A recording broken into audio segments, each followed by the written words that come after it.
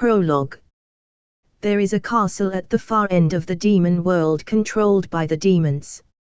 Located at the deepest part of the demon world is the castle of the Demon King.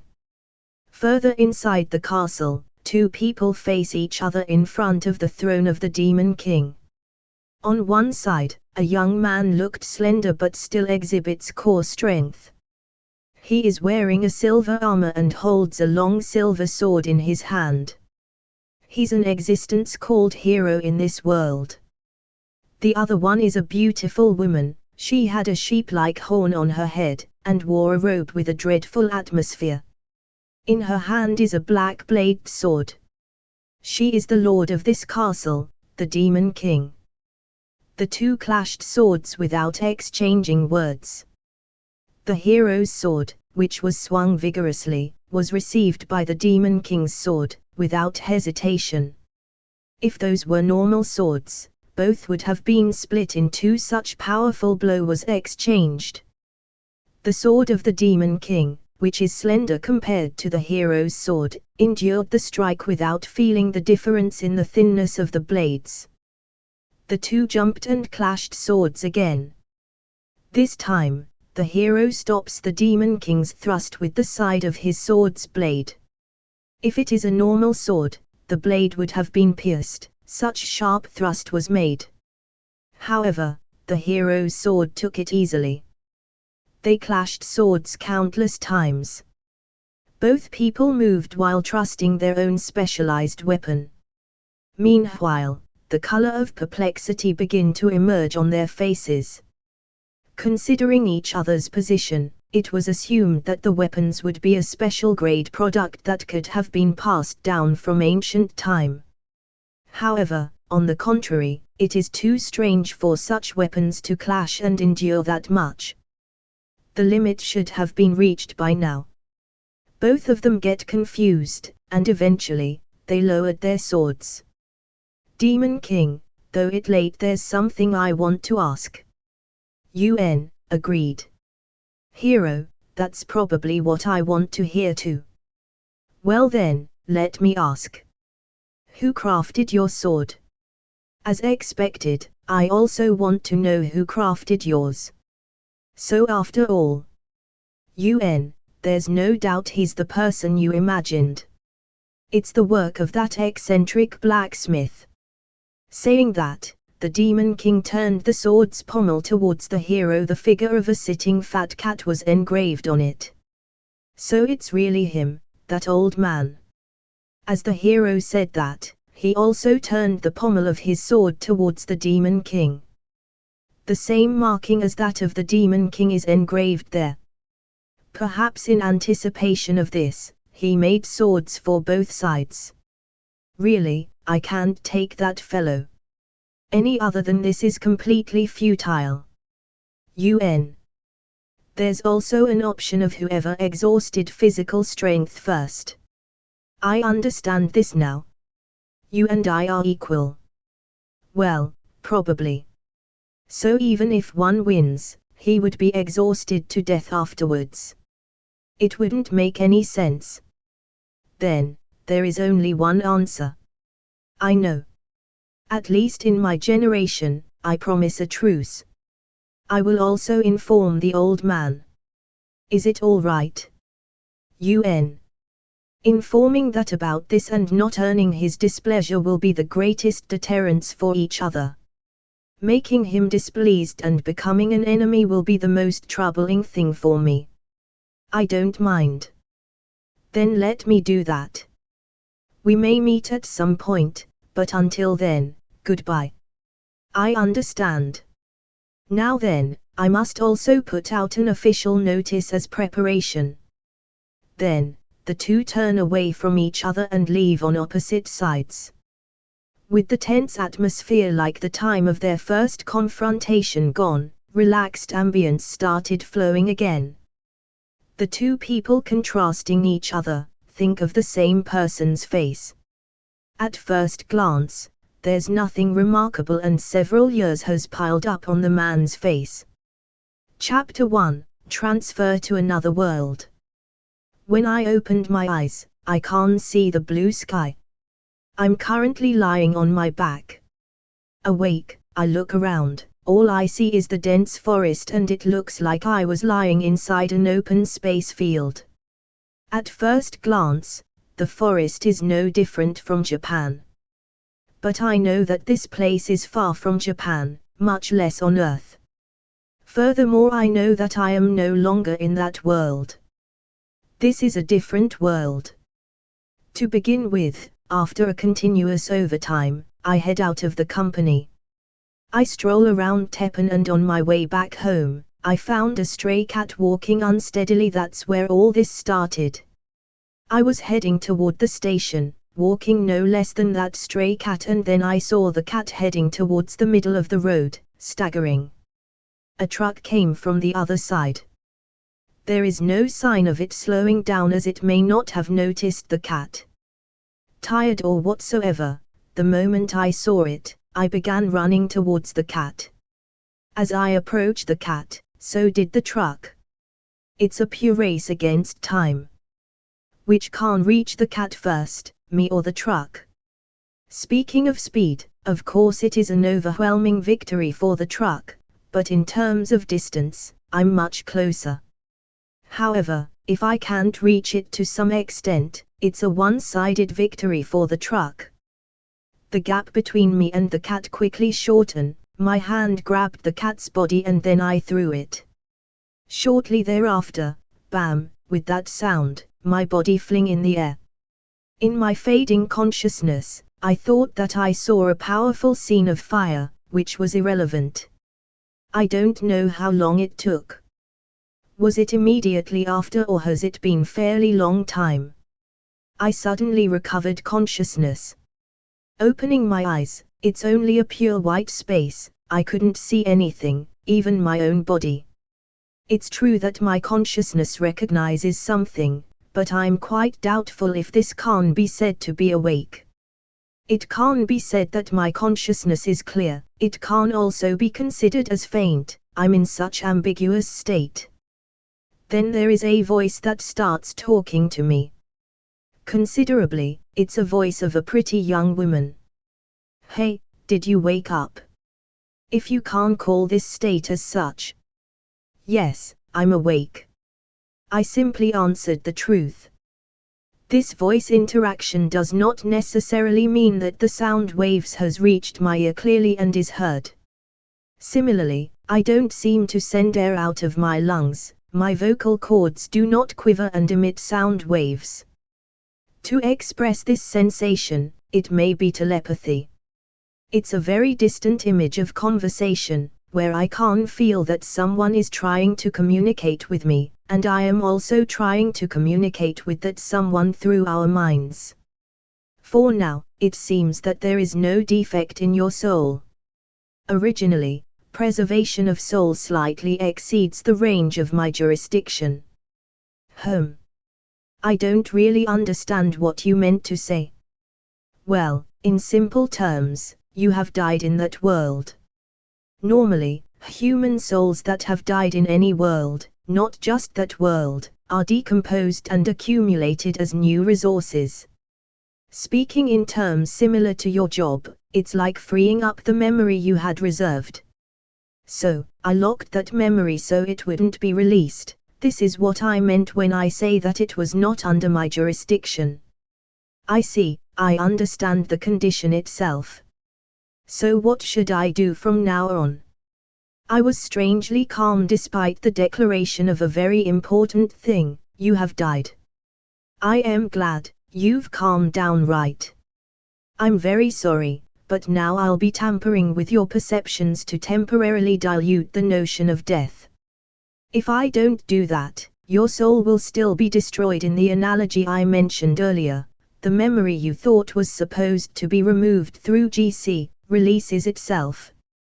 Then, of course, the data in it will be erased. The concept for you will be, both your body and soul would be erased. TLYN note, GC/garbage collector is a programming terminology. That can be understood calmly now. UN. Thank you.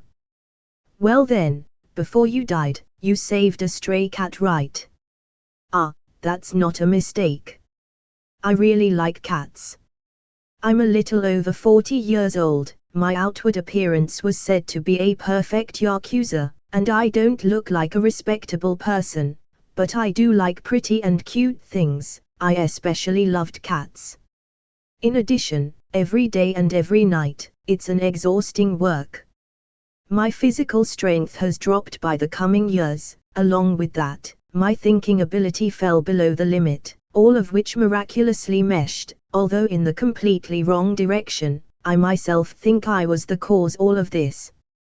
To get to the bottom of it, one of the reasons would be because I like cats.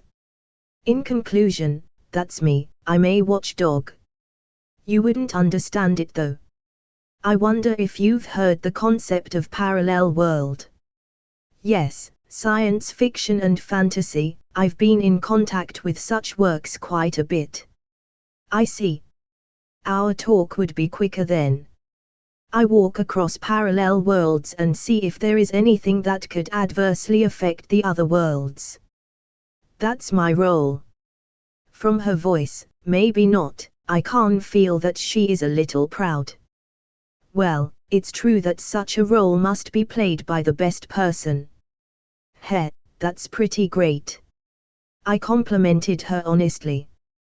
Well, even if I say that, from better to worst, it is faster to count from the later though. Well, I praised and hurt her. But I want you to understand that it is not a role that serves other people. It's hard to overlook the signs of an impact on the parallel world and reach the stage where you can actually take action. It's not my part to actually do it, but anyway, let's return to the explanation where you understand my role. Correcting her sitting position, feels like it, she, most probably, continues to speak. In the world where you were, I continued to act as a watchdog in the form of a cat. So to say, you helped me when I messed up and almost died. By the way, here is the gap between the worlds where people like us are free to use. As the guy who plays the role of watching the world, will you also die if you were hit by the truck? I simply asked what I thought. The fact that such an important role is no different from that of a normal creature seems to be a very susceptible system. About that, death is only for my temporary body in that world, my soul will continue to live. The tentative body takes the form of an ordinary creature in that world, and its physical strength follows that. Otherwise, I could be recorded as a creature with a high physical strength. So, when my temporary body is dead, it doesn't affect the world so much. Originally, I made the body so that it would not affect that world, but in your case, even if your body is dead, it causes a little problem. It is a trade-off with the parallel world I was talking about earlier. Do you think there are many parallel worlds with only subtle differences?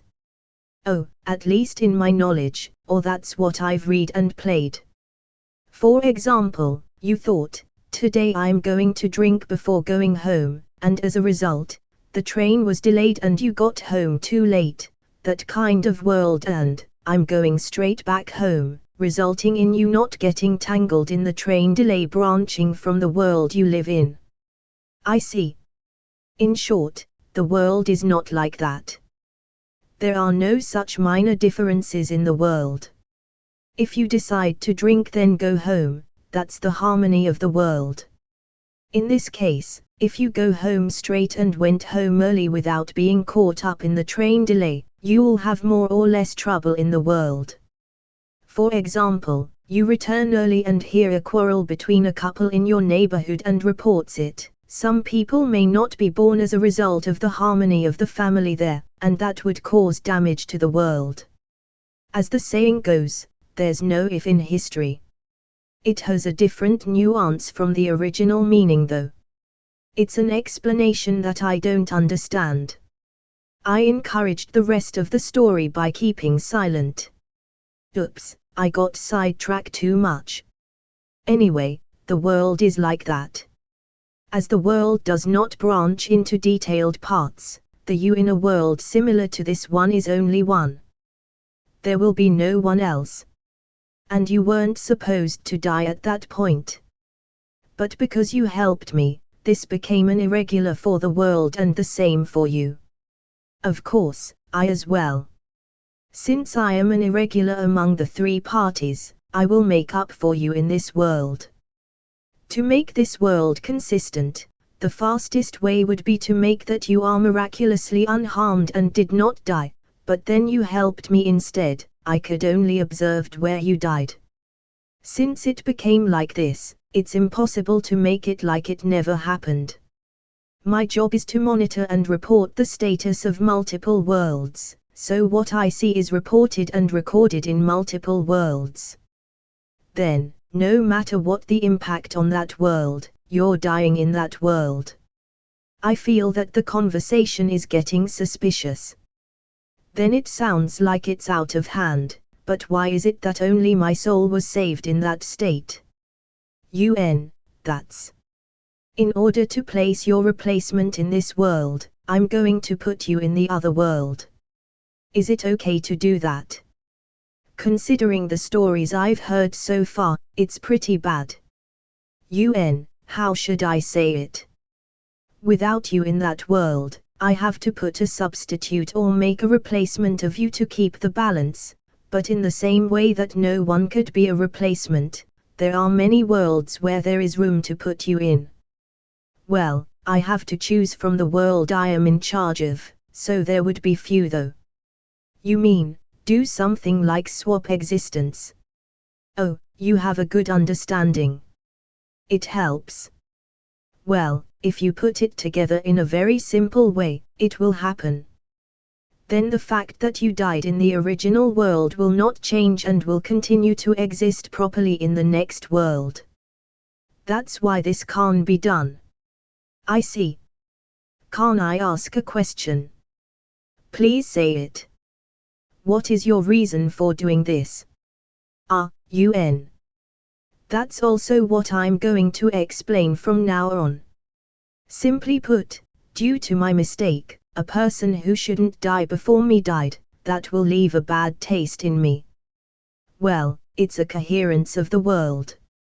For now, just think that there is a reason to do that. If you'll ask me if I'm satisfied, I'm not convinced. But I don't have any choice anyway, right? Yes. I'll apologize for that, so I can't give you the right to choose the world and some preferential treatment in that world. Cheat, to put it plainly. Basically, cheat does not disturb the balance of the destination world or the balance of the other worlds, so please feel free to say your request.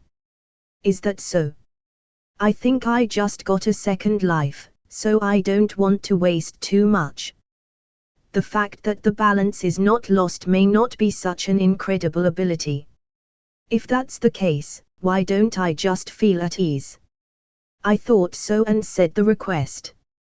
I like making things, so I hope it's a world where I can make things and live through it. So I want you to give me abilities based on that. If you could, I want an ability that could support myself on my own. I talked about it a little a while ago. I really like cats, so I want to have a cat if possible. That's about it. This time the female voice seemed to be lost in thought. Given the world I will send you to, should the destination be a so-called fantasy world of swords and magic? It doesn't matter. Then I'll give you an ability to match your desire. There are various stuff when you say to make things, but what do you look forward to? I am interested in swordsmithing. Then, blacksmith has the highest priority. For the remaining resources, I'll give priority to language and production, battle, and so on. There will be self-defense too. It's not essential in daily life, so should I keep the magic to a minimum? That would be fine. Next is, how about age? It'll be okay no matter how old you want, so please tell me your preferred age. You could choose from the teenager age, there is no problem even at 70 years old though. I don't really like to be too young. However, I would like to live a second life for a long time.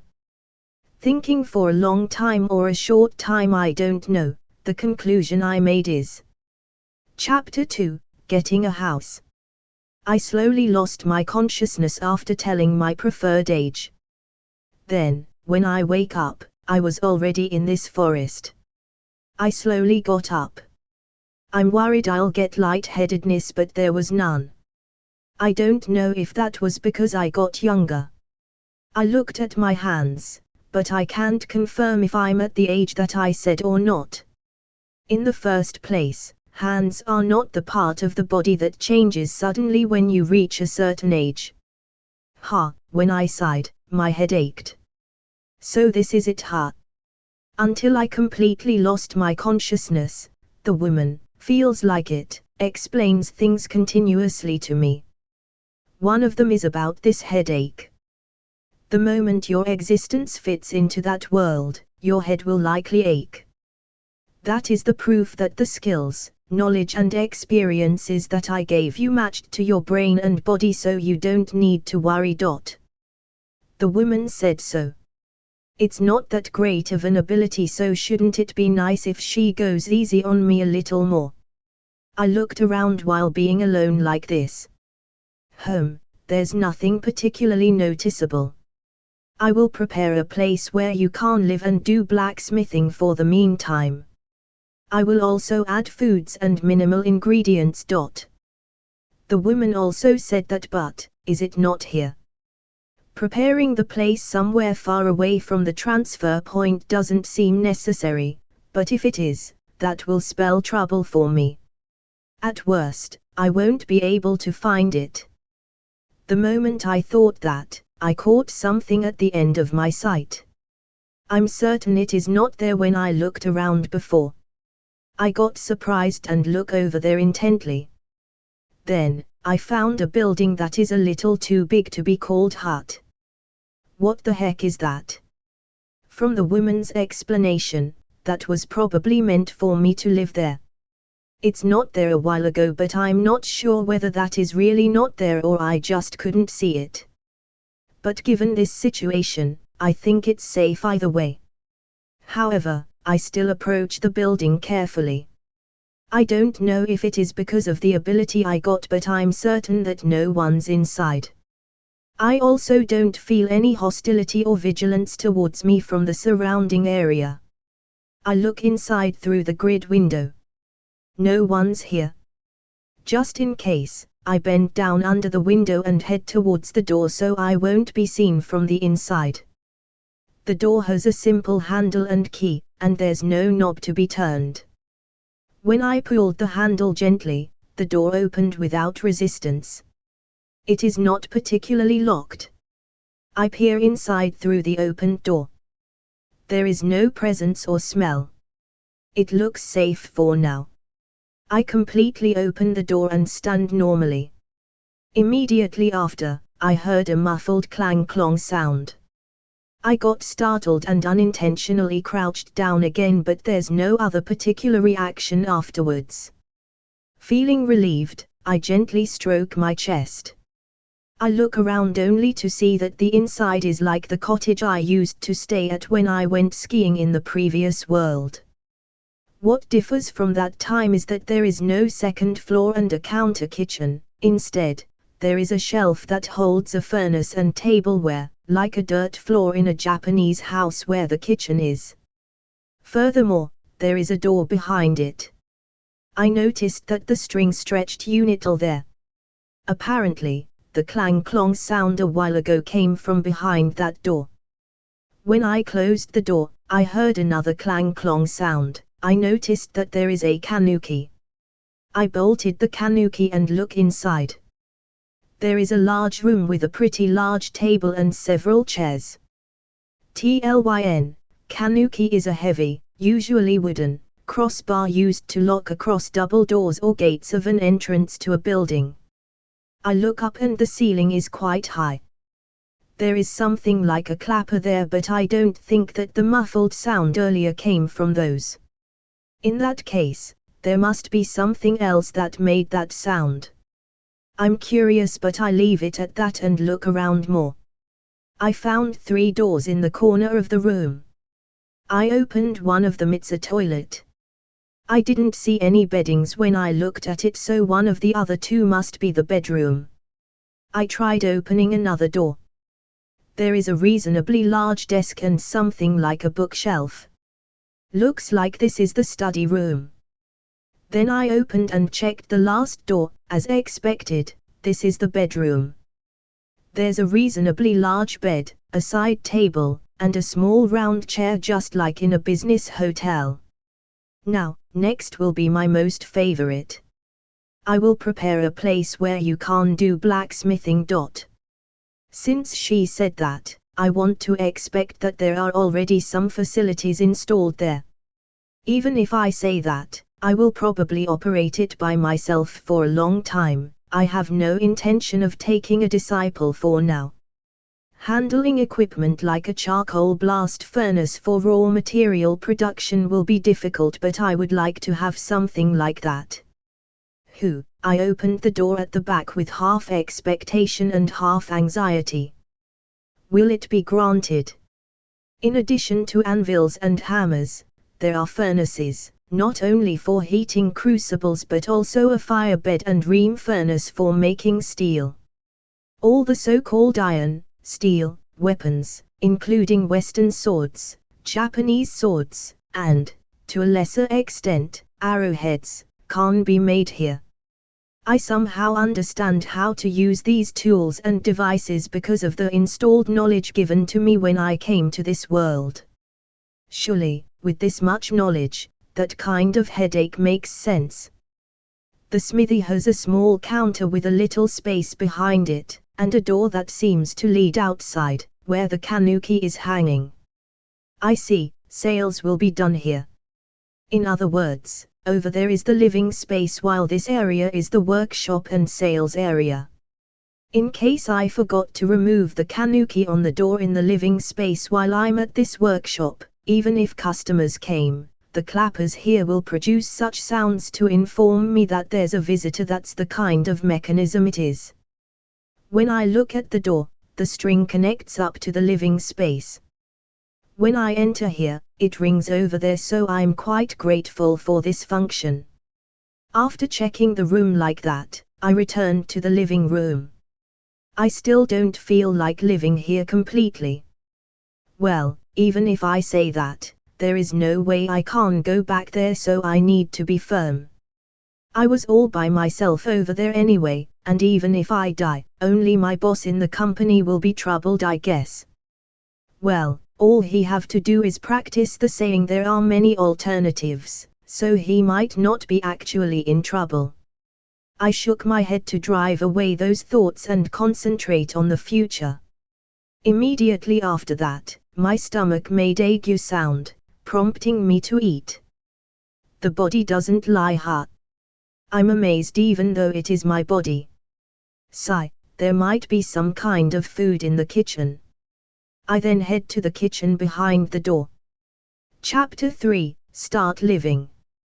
I opened the door and entered the kitchen. I'm so hungry, but I don't think there's something convenient that I can eat in roughly 5 minutes like those in my previous world. Taking a look at the shelves, I check what ingredients are available. There are beans, vegetables, mostly root vegetables, and pork meat possibly smoked, inside. There's also a clay pot. When I look inside, it contained salted pork meat. For the time being, I'll eat these while boiling them. Since there's already a hot pot placed on the furnace, I filled it by transferring the water from the larger jar to the smaller jar and set the furnace on.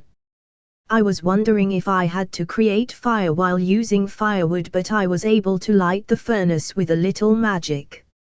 She said that the distribution of magic was minimal, but she seems to have included magic that is convenient for everyday life as part of the minimum. It's a romance to create fire by myself, but it's a hassle when it comes to daily life, and I'm grateful for this. I suddenly noticed that easy fire, if it can't be caused by magic that is said to be in the minimum, it wouldn't be strange to have something like a refrigerator, but I can't find it. Actually, there are only dried vegetables and I just added what looks like freshly picked. Furthermore, there is only dried meat. Seems like refrigeration technology has not been particularly developed, or if it is, it's considerably a luxury item and it is not suitable for such a place that is a little far from the village. Since the water in the hot pot boiled and turned into hot water, I put the salted meat, vegetables and beans into it. There were beans like lentils and soybeans, but this time I will add soybeans. I continued heating it while stirring with a wooden ladle. While watching the hot pot simmer, I think about my future. Even if I start earning money through blacksmithing here, what to do with food, seasonings? For the time being, I think it's only salt that doubles as a preservative, and water. I don't know if the one I made will sell. Given that, I have to figure out how to procure food before it runs out. When I wake up, I'm not sure if it's still morning, or it's already afternoon. For now I'll stay in the house and check what it feels like after dusk. I'll explore the forest tomorrow. After all, I don't know how big this forest is. Maybe geographical information is also installed in my head, but I don't know where this is in the first place. If possible, I would like to find the closest village and find out where this forest is, how wide it is, and what kind of place it is.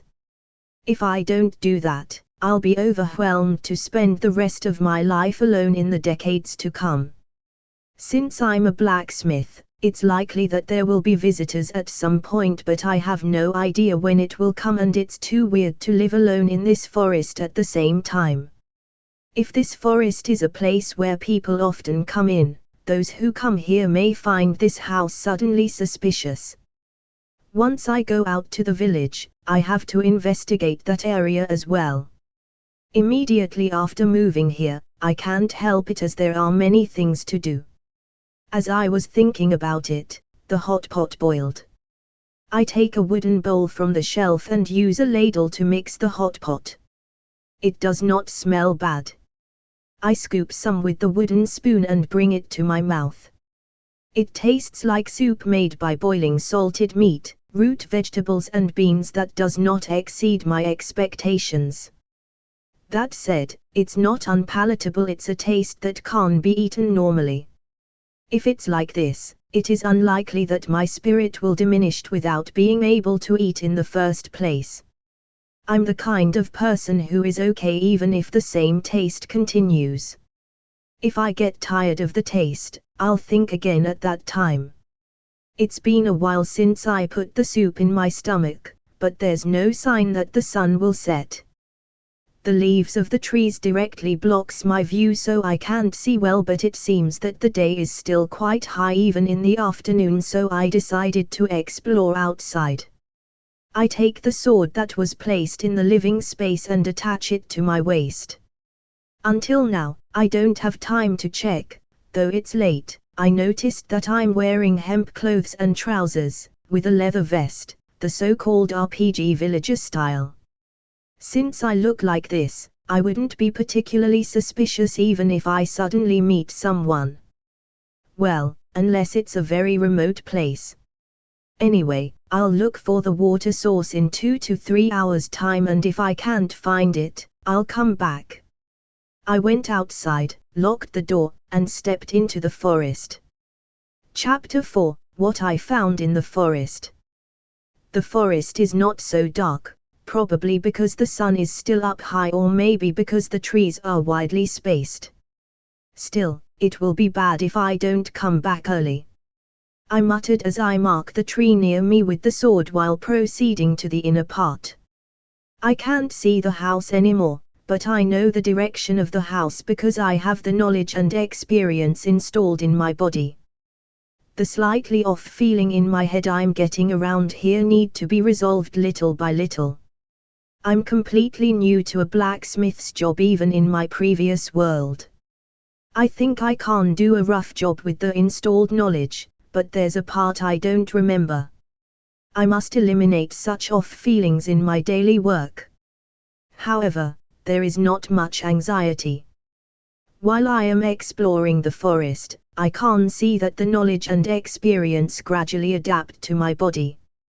Having said that, it is not known at what timing the misalignment will come back and the direction of the house will disappear, so just in case, I will not stop marking trees. Along the way, I also pick up some medicinal herbs that are used to stop fever and wound suppression, which my experience tells me I took as much as it can fit in my pocket. Surely, it didn't exist at home. Please understand that I am running word ads too, so every view counts. Those medicinal herbs that can be surely acquired will become handy in this world without a doubt. This may be a good place. About an hour in my body clock, I heard the sound of water. It seems that I found a valuable water source in this world. When I headed for the sound, there was a lake. In my view, it's going downstream. A little further, I can see the river where the lake flows out. The shore on the other side cannot be seen from here, so is it a fairly large lake? Up to this point, I have been exploring medicinal herbs and other things along the way, so if I come without looking at anything else, I should have arrived in about 15 minutes. This is probably the solution for water. I might have to make a few round trips each day, but given that I only spend most of my day at that house, it would be a good exercise. I want to make a daily routine from tomorrow. I look into the lake. It's hard to figure out because it's only reflected in the water, but it appears that my age seems to be about 30 years old, which I hoped for. Well, I'm a blacksmith with a certain level of skill. I think I did it, and that's what the experience and knowledge installed tells me. Moreover, I recently moved. In that case, I can't explain things if I'm at the age of 20 or so. A blacksmith training from some place far and due to some circumstances run away and come to this place, it would be suspicious without this kind of cover story. Even with this, it's still suspicious. My body clock tells me that it's still early for the sun to set. I decided to explore the banks of the lake a little more. While walking along the lake, I occasionally stop, look into the water and made some discoveries. First of all, there are shrubs with fruit like raspberries and trees with fruit like apples. According to the installed knowledge, these fruits are edible. I don't have those ingredients in stock yet, but I haven't brought some tools to bring back the ingredients I secured, so I decided to give up today. When I look closely into the water, it seems that the water of the lake is springing up here. I can't see it from here right now, but maybe there is a mountain somewhere around here. The water is clean and many fish live in the area. I didn't bring any fish baits or fishing tools, so I can't catch them today. I'm looking forward to it at a later date, but I wonder if I have the time to spare for fishing while doing some blacksmithing. I earn my living through blacksmithing. It's naturally decided that I should be busy and has no time to spare. Well, if that's the case, I should decide a regular holiday and come on that day. From a workaholic to a slow lifestyle. I had a good time while thinking about it. My body clock tells me I should head back soon. As I was about to do so, I find something lying behind the grass. Is it about 150 centimeters? It's quite big for an ordinary animal. I approach the animal carefully. I can't really figure it out under the shade, but the head looks like that of a dog or a cat. The overall silhouette is close to human. Seeing that the shoulder part move uncontrollably, I rushed a little closer. I'm sure it can't hear my footsteps, but the animal keeps still and continuously breathe roughly. When I shortened our distance, barely reaching it by hand, I understood the whole picture. That animal, no, it's rude to say that it's an animal. The person had a tiger-like head, that of a beast race. The person has slim but firmly attached muscles, though wearing leather armor. The person looks to be in pain as scratches are all over the body. Despite lying prone, I can still see that the leather armor on the flank was torn. And the area around it is reddish black. Although the blood is not flowing from there, it's obvious that's a severe wound even without my installed knowledge. If I don't carry this person immediately, this will be dangerous. I hold the person up from the front. Although it is covered with the leather armor, the chest part sticks out more than what I expected. I am startled, but I don't have time for that, so I put my thoughts aside and hang her whole body on my shoulders. It is the fireman's carry in my previous world. I know Princess Carrie might be more romantic for a girl, but it's faster this way. I'm sorry, please be patient with me. Contrary to her appearance, I am surprised that I could carry her lightly. I then rush back to the house. Chapter 5, Helping a Person. With a tiger beast girl on my shoulder, I hurriedly return home. Since I went a little further, I took extra time, but as expected, it's about 15 minutes from the nearest lake to the house. Meanwhile, the girl rapidly loses her power. Still, her warmth isn't lost yet. I want to believe that I will be there in the nick of time. Arriving at the house, I gently lowered the girl for a moment, unlocked, then opened the door. I can hear the muffled clang-clong sound from the workplace. I rushed in and headed to my bedroom. Looking around in the bedroom, there were sheets in the cabinet, so I pulled out 2 of them and placed them on the table in the living room. I head straight to the workshop and start looking for something again. This time it's a needle, a thread and a knife. It took me a while, but I managed to find them all.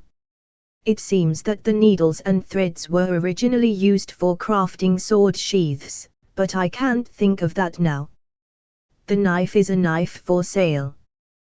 This is not the case to say such things, so I bring them out. Next, I move to the kitchen, pour water into the pot, put the needle in it, and set it on fire. While waiting for the water to boil, I returned to the living room, laid out a sheet on the table, and then I gently place the girl lying outside. I don't think it would happen, but if someone or something comes in during the treatment procedure, it will be troublesome, so I set up the kanuki. Now then, I'd like to take off the leather armor for the meantime, but since the belt is clogged with blood or something that cannot be removed, I cut it with the knife I brought. I thought that I would only take off the leather armor, but the shirt she wore underneath was bloody and stuck to her body. I also cut it with a knife, more carefully than when I cut the belt.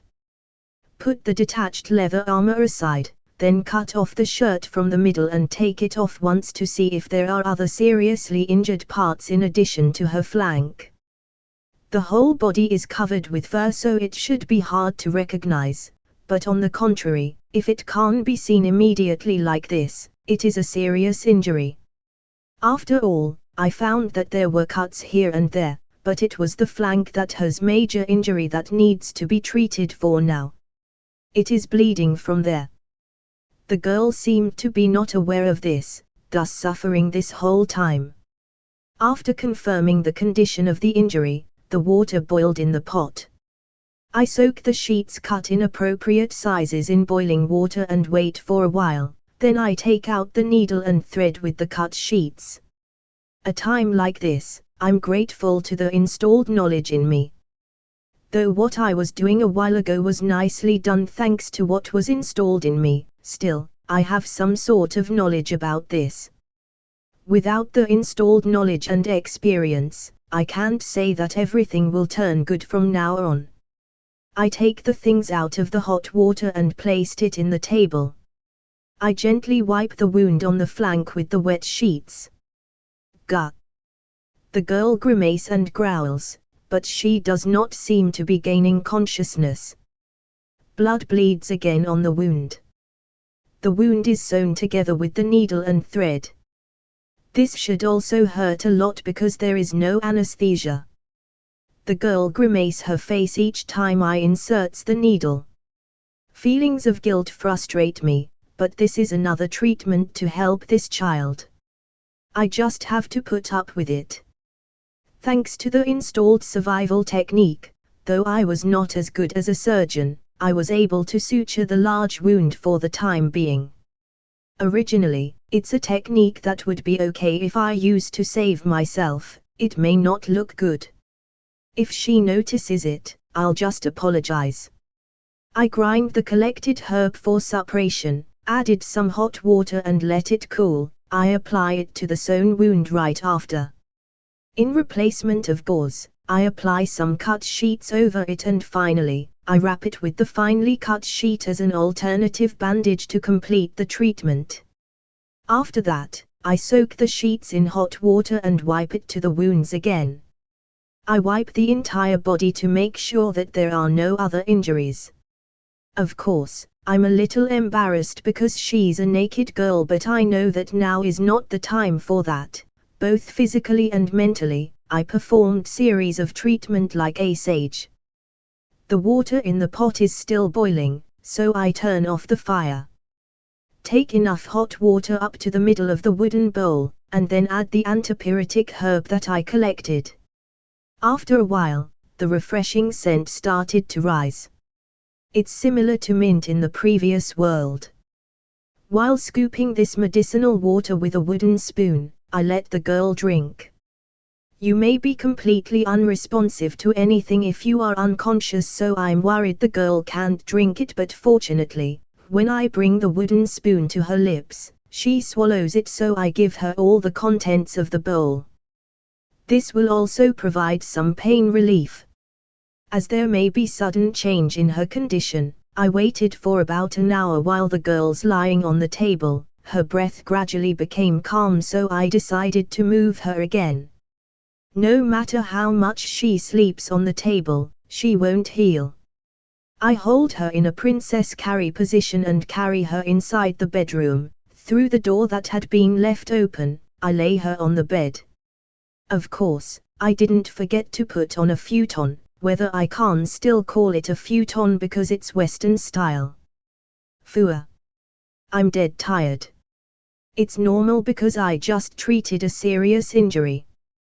But more than that, it was obviously because the tension I felt during the treatment procedure is now completely gone. Today, I went outside and it somehow turned as a great day. Even if I could eat now, I want to take a break. I sit down and rest on the round chair at the side table. For the time being, after I draw water tomorrow, I'll start working at the workshop, but I have to take a look at the child's condition.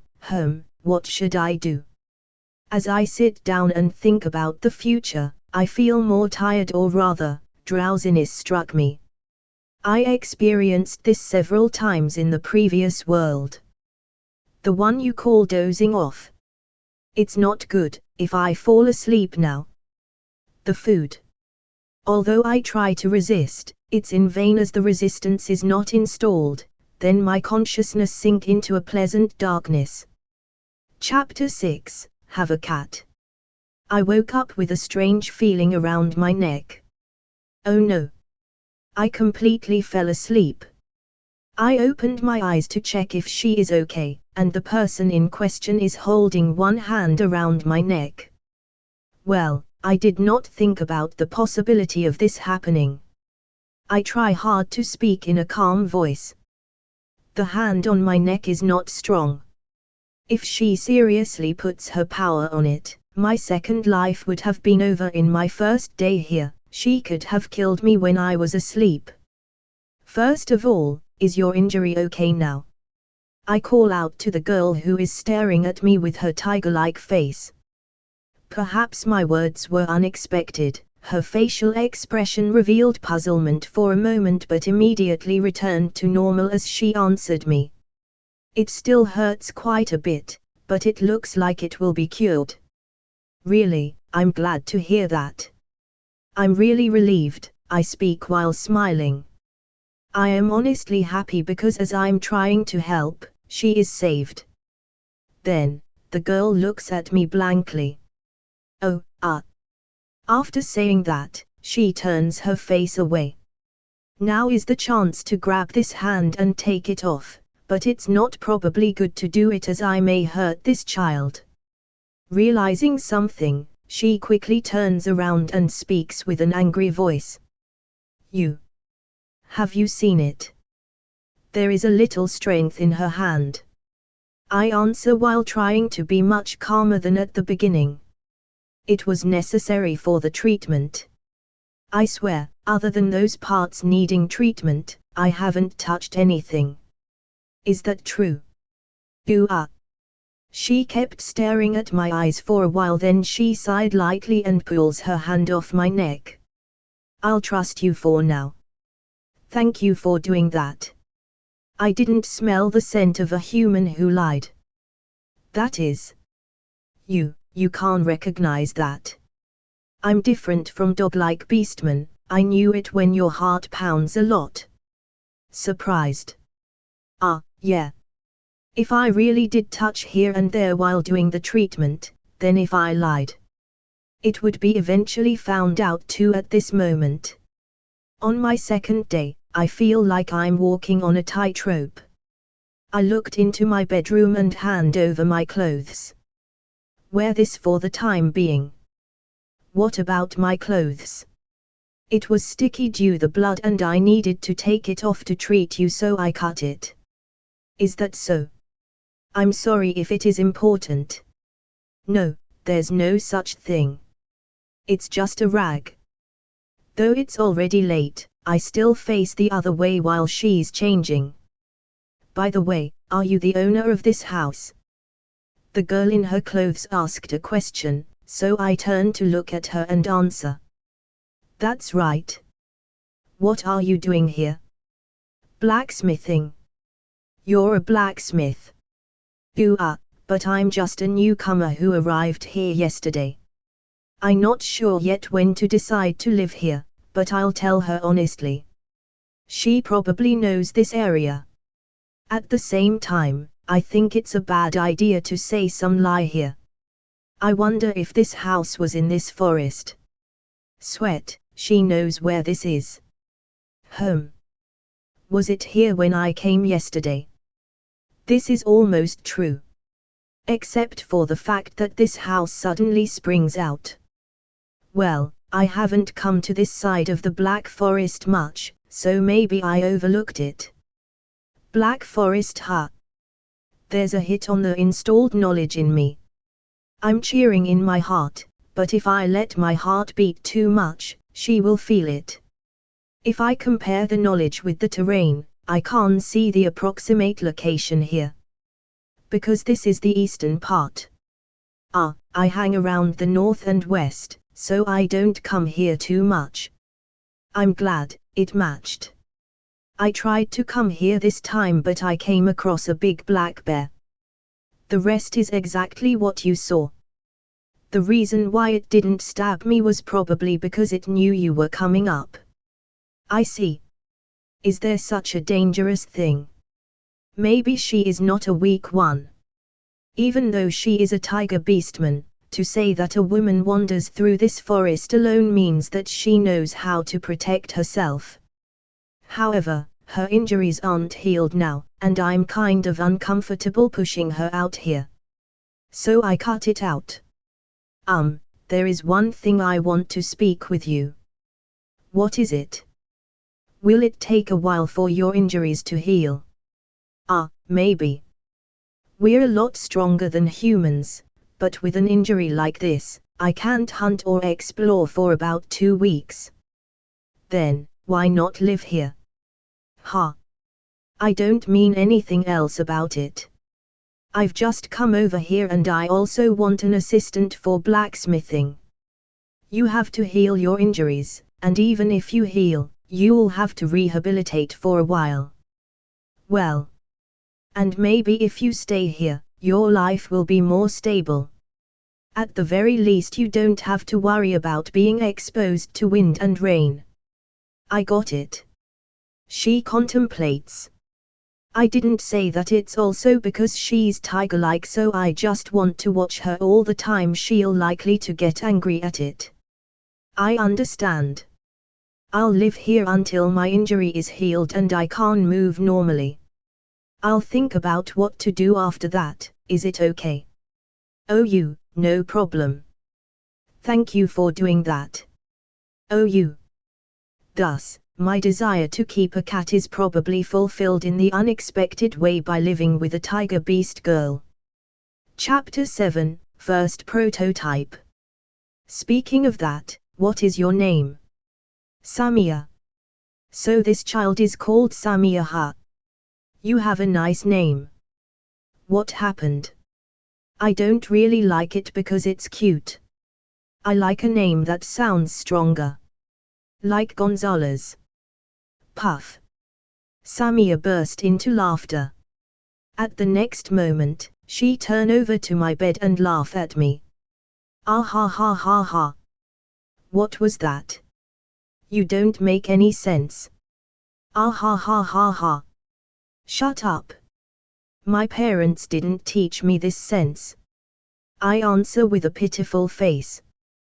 The lack of a naming sense is the only weakness in my previous world that did not improve even after living for 40 years. Along with all the other stuff, I should have asked for that cheat here. Well, even if you don't like it, it's a name given by your family. It suits you. Ah, thank you. The crying crow has already laughed.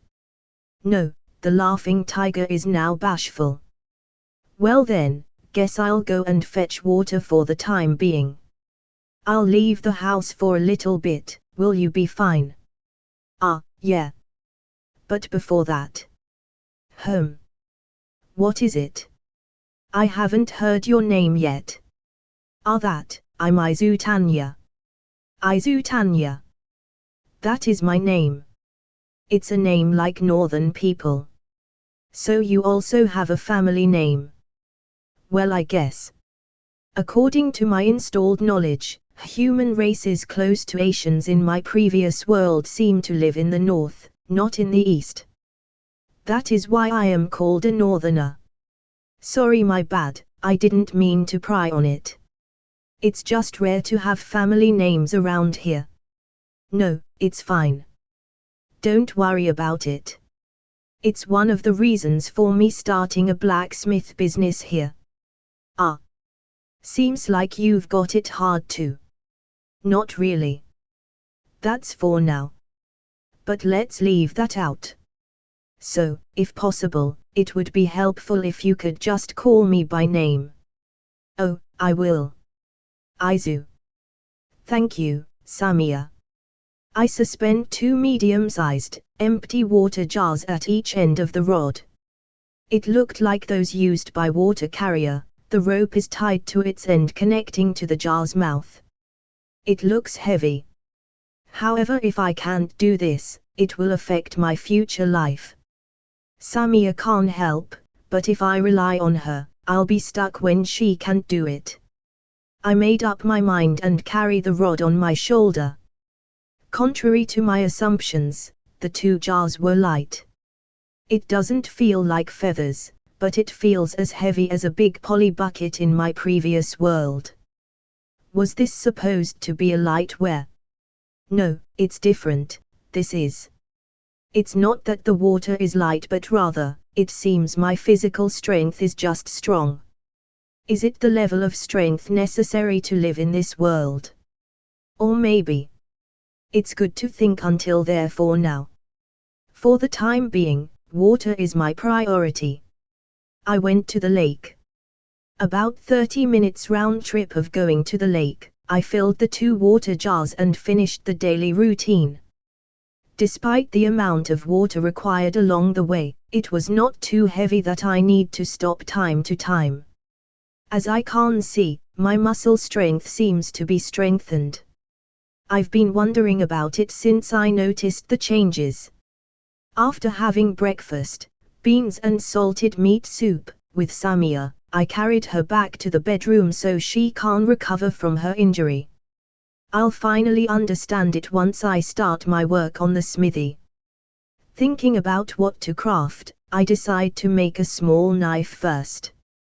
The big ones take time, and above all, I have to adapt the knowledge and technique installed in my body. Then, I think that it would be better to make a lot of small items. After magically setting fire on the fire bed, I wait until the charcoal is lit. When the fire starts, I operate the bellows to raise the temperature to the level at which iron can be forged.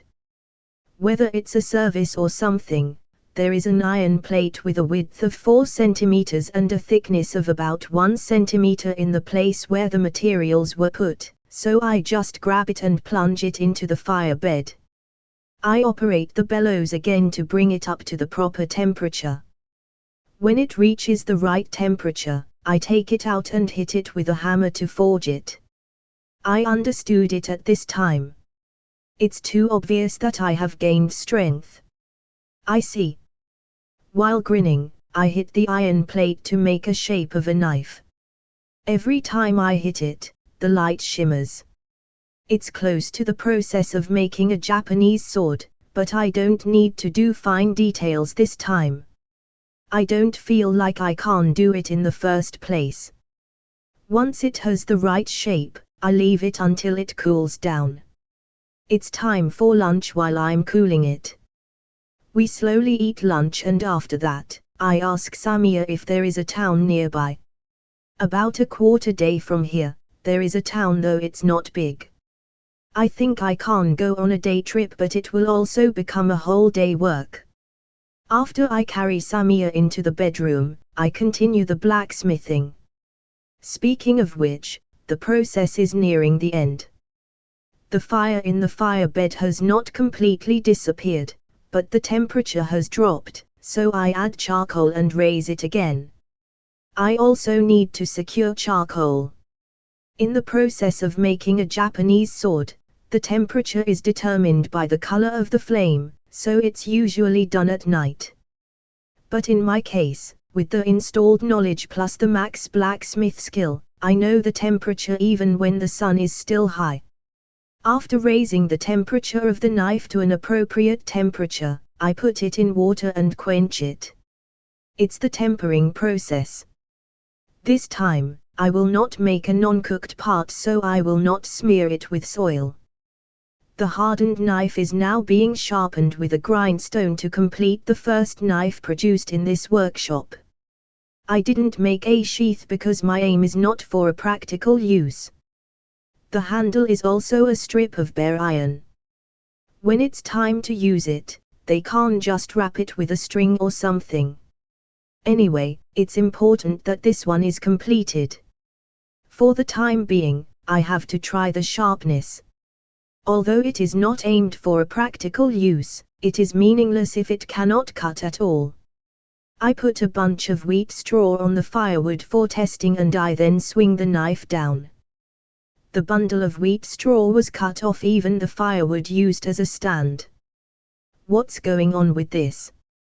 Chapter 8, let's confirm it. As trial, I cut a bunch of wheat straw with the knife I just made, but I ended up cutting even the whole firewood I used as stand. It would be the case if I simply state the facts, but still, it is a little unacceptable because it's only a prototype. Since it is the first prototype, with the benefit of the installed knowledge, I made it quite seriously, but I do not want a sharpness that seems to be affected by magic. It's too dangerous to be cut by it. What if? I suddenly think that maybe I was given some sort of cheat like sword skill, so I try the same thing with the knife I used to cut Samia's clothes yesterday. Although the wheat straw bundle was cut cleanly, contrary to what I expected, the table wasn't sliced. In other words, this result may be partly related to the skill of the knife. Basically it's the performance of the knife itself. Even in my previous world, there is a saying, do not use ox sword to cut chicken, but this knife is exactly that. There aren't many people who want to use a kitchen knife that cuts even the chopping board while cutting the meat. On the other hand, this knife may be effective as a weapon. Normally, knives are good for non-armored opponents, but if they wear leather armor, the power will be greatly reduced. However, with this knife, aside from metal, the cut can't penetrate even with a leather armor. Anyway, this is not for sale. Fortunately, since it's just a prototype, I made it small. I'll use it for my self-defense. Using the wood that has just been cut off, I divide it into the same thickness as the knife, then form it into knife shape. After applying glue and sticking the board on both sides, I adjust the shape and finally attach the loose leather band to the mouth of the board. With this, I have a simple sheath. For the time being, I can't carry it around with this. However, I'll be troubled if all the products are completed with this quality. I hurriedly prepare 3 more sheets of metal that are about the size of the knife I made this time and set up the fire bed. I am going to forge these 3 this time, but I will make it into 3 different ones, one with more power than before, one with a little cut, and one with no cut. Its sizes would be almost the same. It's a bit bigger than my self-defense knife, about the size of a survival knife in the previous world. When I finished hitting the 3 knives, the sun had set. I'll do the rest tomorrow morning. I now have to wake up the Samia who was sleeping to heal her injuries. Oi, it's about time for dinner. Wake up. Guan. Samia rolls over. She sounds charmingly erotic. It's important to sleep, but you won't heal if you don't eat. Hey, get up. I peeled off the futon and she finally wake up. I only noticed it after removing the futon. Samia doesn't wear anything when she goes to bed. It was pretty dangerous.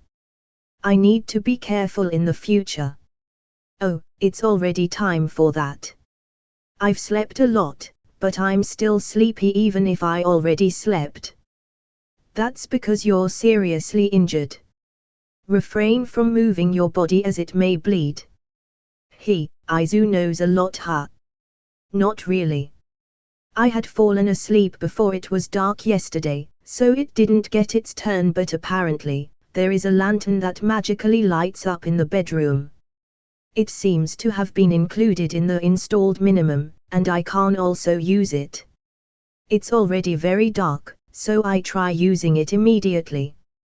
Izu can also use magic. It's just for simple things. As expected, those who have a family name are amazing. Samia was impressed. There are a lot of people who can't use it at the very least. We moved to the living room to have dinner. I add root vegetables to the soup that we had in the morning and lunch and turn on the fire again. The consumption of food increased because it was for 2 people, but it seems to be still quite enough. However, it won't last for 2 or 3 months. In that period, I need to find a way to make money here. Basically, I will be going to the town and sell things there or perhaps accept some for repair. But for the time being, I don't want to move much from this house until Samia can move without difficulty. If something is to happen to the child when I'm not here, it will leave a bad feeling in me. During supper, we have a discreet storytelling. We avoid each other's stories about birth. Samia talks about her everyday life, and I talk about the nature of the world I started from. It wouldn't be a problem to say that there was a very high mountain and I was impressed to see that the snow did not melt at the top. After eating the rice, both of us sleep. I decided to sleep at the desk in my study. I'm used to this in the previous world. Samia said that she should be the one to sleep here, but I convinced her as I couldn't do that. We agreed with this setup at least until her injuries are healed. 2 days passed like this. The next morning, same way as yesterday, after I wake up I make breakfast, then wake Samia up and we eat the food. I boil water separately from the rice and tell Samia to wipe her body with it. Then I go out to fetch water. While I draw water, I also take a bath. The water is quite cold, probably because it is a lake. Still, I felt refreshed and returned with the water. Now then, it's time to continue the 3 prototypes from yesterday. The 3 knives harden with different strengths. I did the same tempering for each one. At the very least, I try to sharpen them as a knife. When I'm done, I wrap a leather strap around the handle to prevent it from slipping. While doing that, it's about noon in no time, so I'll have to prepare lunch. During that time, I'll ask for Samia's help. Samia, I'm sorry, but I would like you to help me with something after we finish eating this. Oh, that's fine. But I don't know anything about blacksmithing. It's fine. You just need to come with me. Yesterday I only lay down all day long, so today I'm feeling pretty good. All right, I'll count on you then. I asked for her help because I didn't want my sword skill, or something like that, to be involved in the result of the trial cutting. But if she can't cut it along with the stand, it would surely be the knife's performance. After finishing our lunch, we move to the workshop. I want you to try the sharpness of the 3 knives here, in order from the right. Put a wheat straw bundle on this stand and cut it. Okay. It's easy. Samia sits on a work chair, just cut logs, puts a bunch of wheat straw on the firewood instead of a stand, and picks up the rightmost of the 3 knives left nearby and shakes it up. She slashes with force. There was a snapping sound and the straw bundle broke. But the knife's blade barely cut into the wood. It's only cutting the wheat straw bundles. Wow. This knife is good. Aizu, you have fine skill. Thank you. Then next please. Okay. Perhaps Samia is really onto it. She excitedly picks up the next knife and slices it in the same way as before. There was a snapping sound again and the wheat straw bundle broke. The blade of the knife cut into the wood, but there is no such thing as the firewood being halved. It's only this sharp ha. No, what are you talking about, Aizu?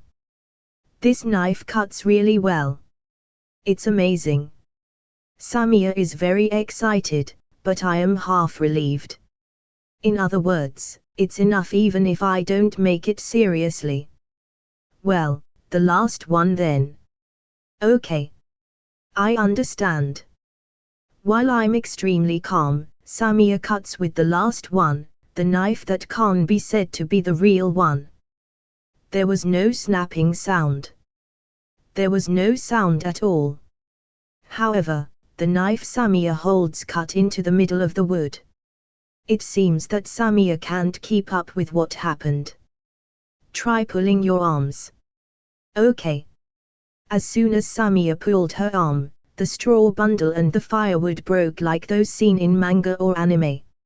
Hey, what the heck is this? Samia was flustered. Calm down, if you panic in that state, it's very dangerous. When I called out to Samia, she looked at me. Oh, that's right. I'm sorry. Seems like she calmed down a little. No, it's okay. I didn't explain it properly, it's my bad. If this happens suddenly in front of you, you'll really be scared. Even I got scared. I expected it, but it's over the top. With this, I confirmed it. With the cheat, blacksmith skill, given to me, I can't create things with ridiculous performance. Chapter 9, Preparing for the Town. But I can't sell the third one normally. Is that so? Samia blurted out as she was surprised. It's fine for those who knows how to handle knives well, if not, it is too dangerous to use with such sharpness. Ah, that's right. Samia looks disappointed. Well, if it's someone who knows how to handle knives well, I can't sell it though. Yes, I did it. What? Do you want it? Yes. It would be easy if I had such sharpness when hunting and dismantling. Then, I'll give it to you. I already have one from earlier and I feel sorry for it waiting for an owner, and above all, I know Samia. Is it all right? Yes, I don't mind. I'll make the sheath together with the ones I'm planning to sell normally, so give me some time, okay? I don't mind either. I'll receive this much so there's no use whining on it. Well then, just wait for a while. Okay. Somehow, it feels like I'm feeding her a little. No, I'm letting her live with me so it's more like I'm really feeding her. With this, it's decided what I will be crafting for now. I will refrain from making absurd things and continue to make decent tools. Then about after 2 days, I'll also accept repairs as finishing touches. Let's do this. If so, it seems better for me to concentrate on mass producing for a while. I can't do it with no big deal, and compared to normal ones, they are much sharper, so there's no reason for it to be unpopular. About 5 days later, I made some hoes, sickles, and axes in addition to swords and knives. The newly made ones and those with extraordinary sharpness are for me to use. Samia has been quiet for this last 5 days. Since if she doesn't move for too long, her body will turn dull, so I let her participate in trial cutting. Even at those times, she's not using her full strength. When I asked her about it, it's not that, I just want my injury to heal quickly so I can use Izu's knife. That's what she told me. Ah, I see. I'll make a new one next time. Praising me even in a roundabout manner, it's my kryptonite. Then on the 6th day, about a week after I came here, I decided to remove the stitches on Samia's wounds. I'll pull it out now, but it will hurt. Okay, I'm ready. I slowly remove the sewn thread. Samia looked in pain, but she endured it without even a sound. All right, it's done. Ouch, thank you, said Samia while she traced the mark of the stitches on top of the new bandage. By the way, Samia, I want to ask one thing. What is it? Is there a problem if a beastman goes to town? There should be none. I just don't go there because I don't need to in particular, and the guards won't stop you unless you committed a crime. I see. Why did you ask? It's just, I'm thinking of going to town once tomorrow. I'm new to this town, so as an escort and as a good warm-up for your body, it would be helpful if you could come along with me. All right. You accept that easily. Well, Izu has taken care of me. If I can't help you even a little, then just this much is nothing. Thank you, you'll be a great help. Okay. Well then, I'm going to my original place today. Ah, right. Be careful. This feels like she has decided to live here. I thought so, but if I say it out loud, she might get angry. It will be a hassle if I get too emotional, so I kept silent. Samia returned in the evening bringing some of her personal items. Is that all? Ah, we sometimes move from place to place, so I don't have that much things in the first place. I see. Are they similar to a race of hunters? Speaking of which, most of her stories during our dinner was about hunting. However, since she plans to live, most likely, here, it does not mean that they cannot settle down in one place. Let's listen to her story again when she tells me she'll live here. Then the next day, after fetching water in the morning, we prepare to head to town. Since it's a day trip, we don't need that much travel clothes to bring. I want to take the knives, sickles, axes and hoes today, but since axes and hoes are bulky, I'll only bring one of each.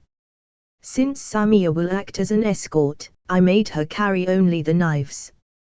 I put the knife which is not for sale on my waist right now, and I wear my own clothes. My outfit is my usual clothes with an axe, a hoe and multiple sickles. I look suspicious, but on the contrary, it can't be said that I look like someone who brought things to sell. After that, I rudely take some silver coins from the hidden shelf on the side table in the bedroom. Though, that's probably mine too. Are you ready? Yup. With mix of anticipation and anxiety for going to a town in this world for the first time, we depart. Chapter 10, On the Way. My installed knowledge taught me that going to the town will take 2 hours through the forest to a highway, then another hour from there. In other words, it will take 6 hours for a round trip. During that time, we will carry things that can fetch some money while passing through the forest and highway, which were never a safe place. So it's given to be extremely careful. I am not alone as I have Samia as my companion. Being with a beastman who has higher physical ability than ordinary humans, here I made an analogy based from the time of meal, will give an intimidating effect for those who are thinking of doing bad things. As Samia herself said before, it's probably best not to move intensely for another week or so. For now, I want her to move her body slowly and gradually regain her original reflexes. While thinking about such a thing, we proceed into the forest. There are a lot of trees here, so if we don't enter while it's still early morning, it will be a bit dark. This forest gets too dark on a rainy day, so it's probably impossible to go to the town if I'm planning on a day trip. While I'm thinking that, Samia suddenly stopped. Is there something out there?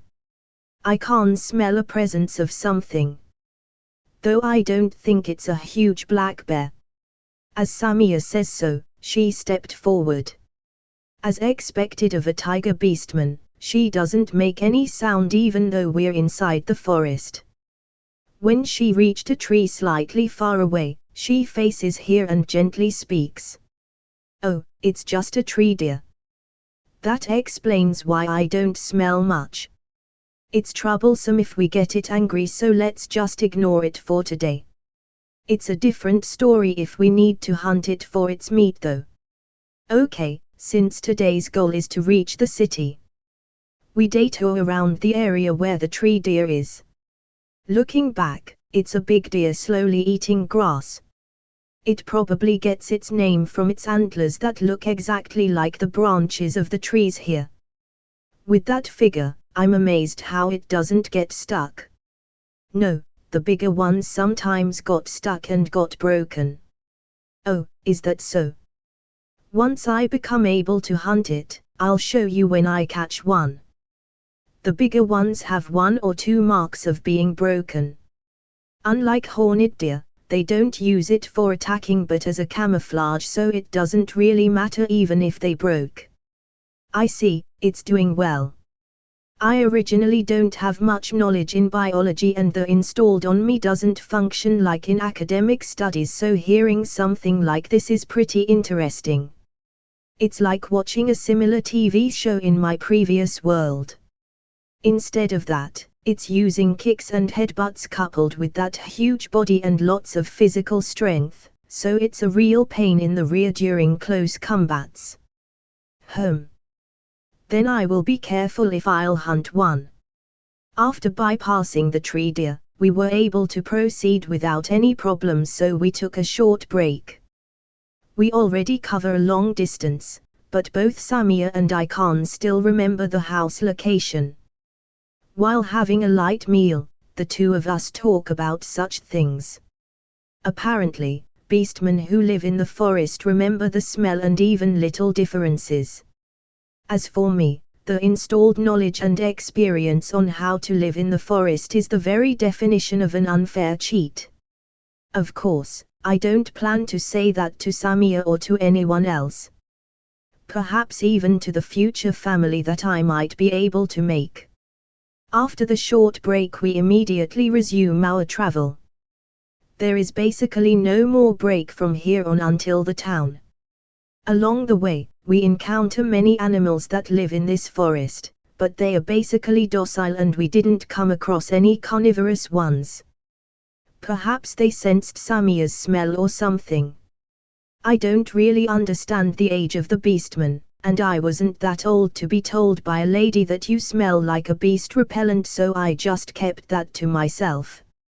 Eventually, the trees become sparse and the highway passing by the forest come into our view. If we follow it, we should be in the town soon. However, because there's only a large forest here with no fields or the like, there's not that many people passing by. That's what Samia said. At any rate, looks like people can't pass here. Maybe there's only bandit here. Since it's still a highway, sometimes guards are patrolling this area. Why do you know that? I sometimes go to buy things in the town. Oh, that's right. No matter how beastmen live in the forest, there are many things that they can't help but buy. For example, salt. Or if they need clothes, although they are covered with fur, they buy fabrics and tailor them. At that time, they will pay with the animals that they hunted. Because the guards aren't stupid, they don't patrol at regular intervals and they also adjust their rounds range. That's why attacking people passing through here should be quite a gamble. Apparently, most people passing here think like we don't know what might come out from the forest. It seems that the guards here are enthusiastic about their duties. It's pretty impressive. If a wolf came out of the forest while a bandit was attacking his prey, his position would suddenly change. Even if such a thing occurs rarely, it would become a gamble of whether to take the risk or not. While I was thinking of such things, the outer wall of the city in the distance finally comes into our view. Now, just a little bit more. I and Samia fire ourselves up, then walked toward the city with a slightly elevated tension. Chapter 11, First Sale. Once I see the outer walls of the town, I know we're not that far away. Even though I say it's an outer wall, it is just the outer wall when the town was first built, now there are only fences around it. This time, that is the place I aim to do my first sale. Although it is called a town, there is a marketplace outside the wall which merchants come regularly. Those who can't do it, live and set up their store inside. Since this new town happened to focus on stores, we can't go in and out without worrying about tolls. If you don't live or have a shop inside, the cost is minimal. On the contrary, those who do not pay the tax cannot receive all of the Lord's asylum. However, the security is bad and the same goes even for those who pay taxes. If there is a crime, the guards will enforce everyone. But they will persist to protect those who paid taxes. If there is a problem in interacting with people in the city, it is quite possible that the one who haven't paid tax will be unilaterally banned. As we approach the entrance of the new town, I saw a guard watching the highway near the entrance. Normally, anyone can get in, but apparently, they are still watching for people who have a problem in this city or any other city. Can I get a moment? The guard calls out to us as we try to enter the city. He's a young man. He wore leather armor, but I can see the traces that it was already used. Although it looks dull, one still needs to be careful of the short spear he holds. Regardless of his age, he looks quite manly. Yes, what is it? I replied cheerfully as much as possible. At the edge of my sight I can see Samia holding her laughter. You better not forget this. You look unfamiliar. I haven't seen your face here recently. Tell me your purpose of coming to this town. I will sell my sickles, axe and knives in the flea market. And hoe too. Aside from that. That's all for today. Do you want to check? Okay, this will make it quick. You saved me time. I know it will be troublesome if I try to bring in banned items. Even in my previous world, at a time like this, I behave only in a cooperative manner. Well, maybe because of how I look, they didn't find me suspicious even once or twice. All right, you're cleared. The guard, who was checking our luggage, says so. He was a little keen when he looked at the knife me and Samia had, but I didn't say anything. Maybe he thought it was the same as the one for sale. I'll say it again, don't cause any problems. Of course. Now we can enter the public town. I'm a little excited. My aim is to head to the flea market where many people visit or walk by. This flea market is a place where you can sell your things once you pay a fixed amount of money, and conversely, you cannot sell things other than here. In this world, I want to live leisurely by making things, so I would like to proactively follow the rules. Shortly after entering the city, me and Samia arrived at the flea market. After I paid a silver coin at the entrance, I received the sales stand and a wooden plaque noting my sales permission. We then proceed to look for an empty space. The best places are taken by the merchants who arrive earlier than us and the people in the local workshop, so I could only search for something that seems to be a bit better and get by. After we take up a place, I lined up the knives and sickles for sale on the stand, while I leaned the hoe and axe at the side. Now, I am ready to sell. Well then, I'm counting on you today. I call out to Samia, my main bodyguard for today. Okay, I think I'll only stand here and watch anyway. Samia shrugs and says so. Well, we don't know what may happen. About 2 hours passed without any incident. It's good that there's nothing bad happening, but my items don't sell too. Even if I call out to the people passing by, no one stopped to buy.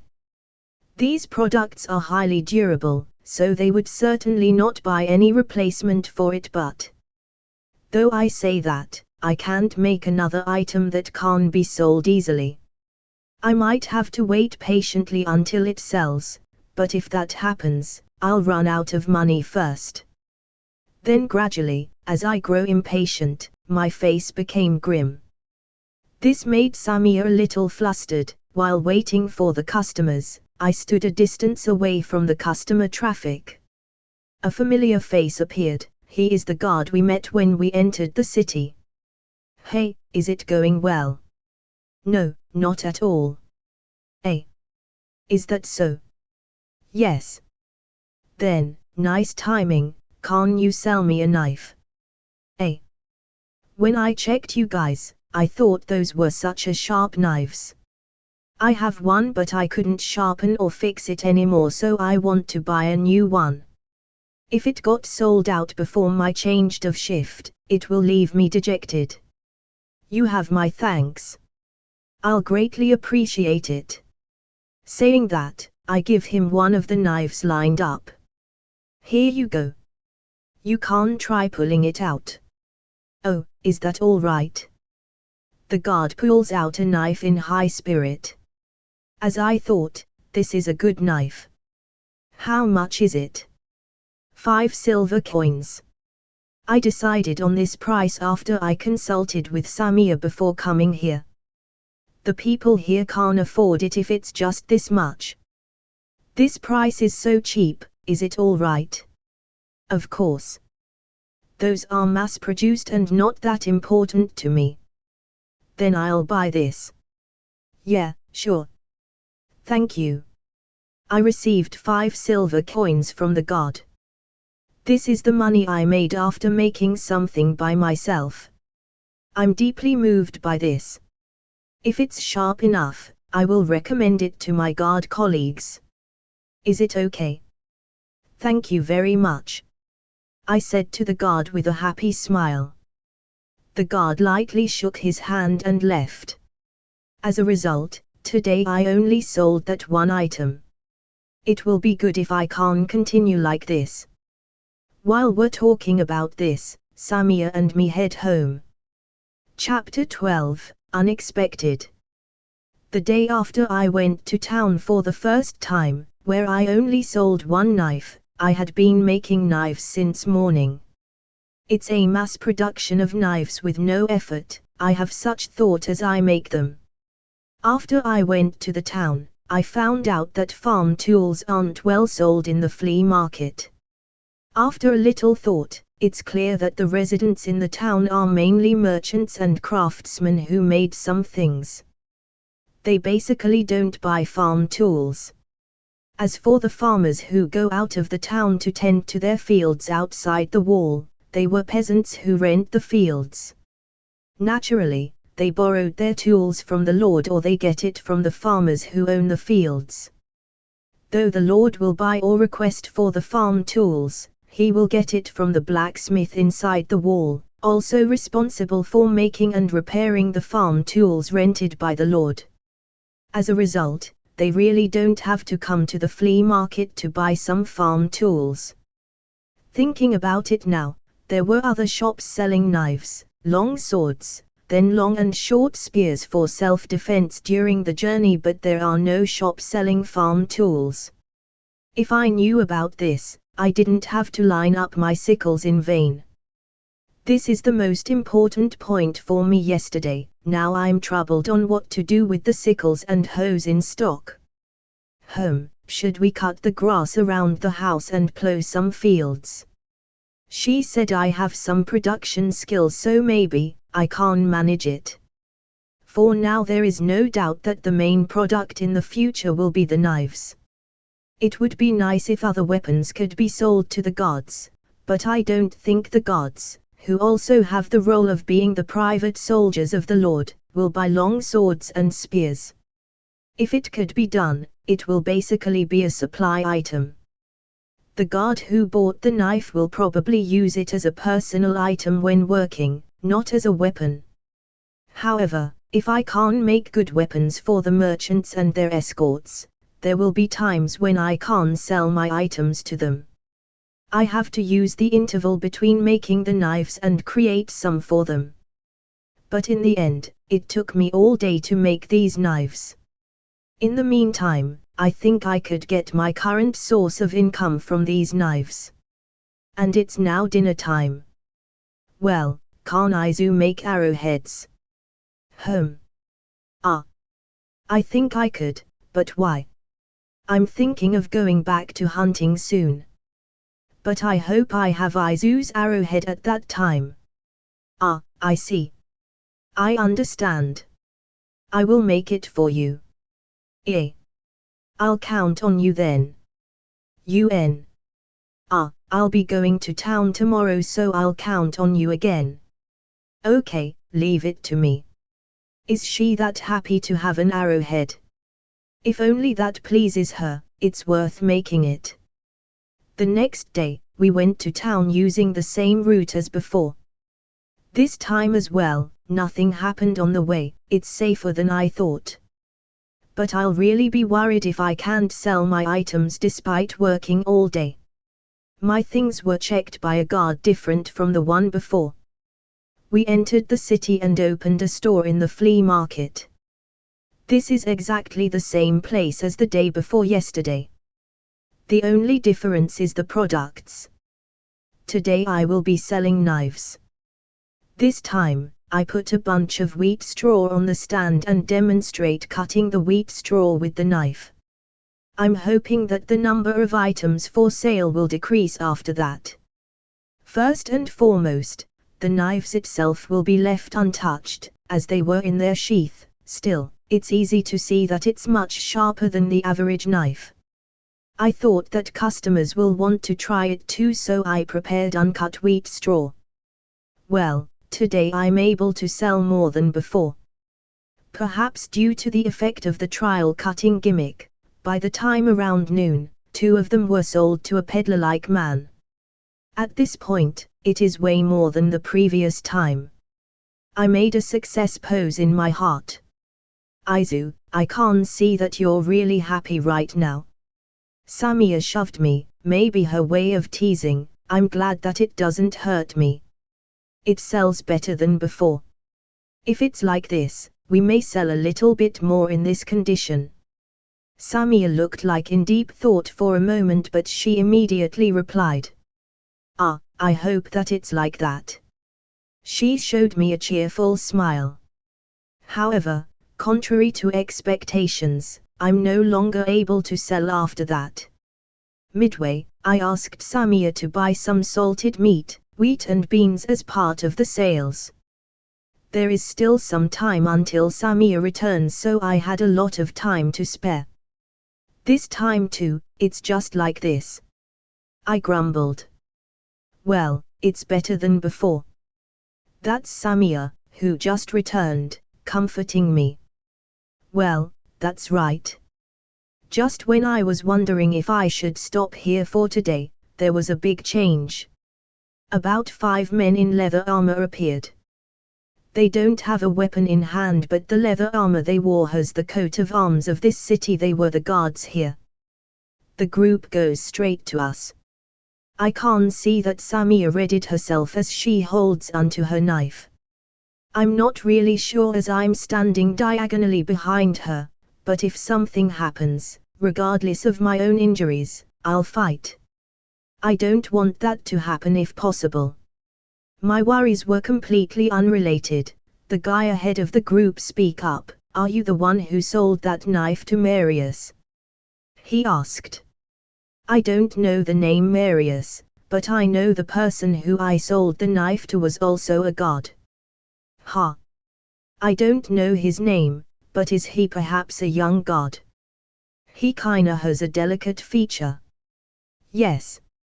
He's that guy. So it was here. Do you still have knife for sale? Yeah, there is. I made a few again, but it doesn't sell so well today. Oh. All right, give me all that you have in stock right now. All of them. I can't fully comprehend the words the man has said. Seeing my confusion, the man reiterated. Yes, I'll buy all of them. Yesterday and the day before, for 2 days, he has been showing off his new knife. When I look at it, the sharpness is even of a first-grade item. Moreover, it's not expensive. We also want that kind of thing. Please sell them all to me. No, I don't mind selling it, but... Is there something wrong? No, none. Please give me a minute. What I was worried about was that if I sold enough personal items to the gods, I might be attacked by the blacksmiths inside this town, the Lord even. But for the time being, I'd sell them. I'll reconsider it next time. Now there are 8 left, 40 silver coins in total. Here you go, that's 40 silvers. Please count it. Yes, 1, 2, 3, 39, 40. Yes, the amount is correct. You may now take this. Oh, can I look at it? Yes, please do. The man pulls the knife out of its sheath. He looks more used to pulling the knife out than Marius. Perhaps he may be a person of a great position among the gods. You 2 guys, here you go. I handed the knives to the other guards who were there.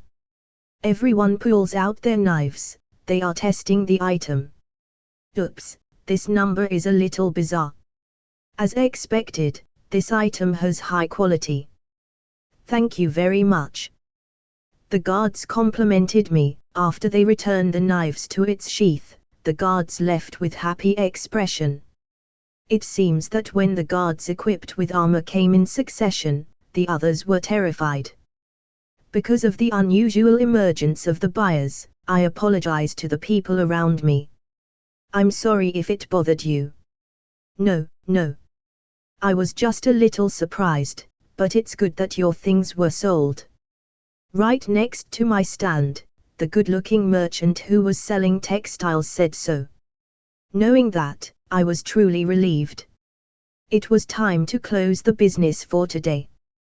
Chapter 13, Expansion. All 10 knives I made were sold out.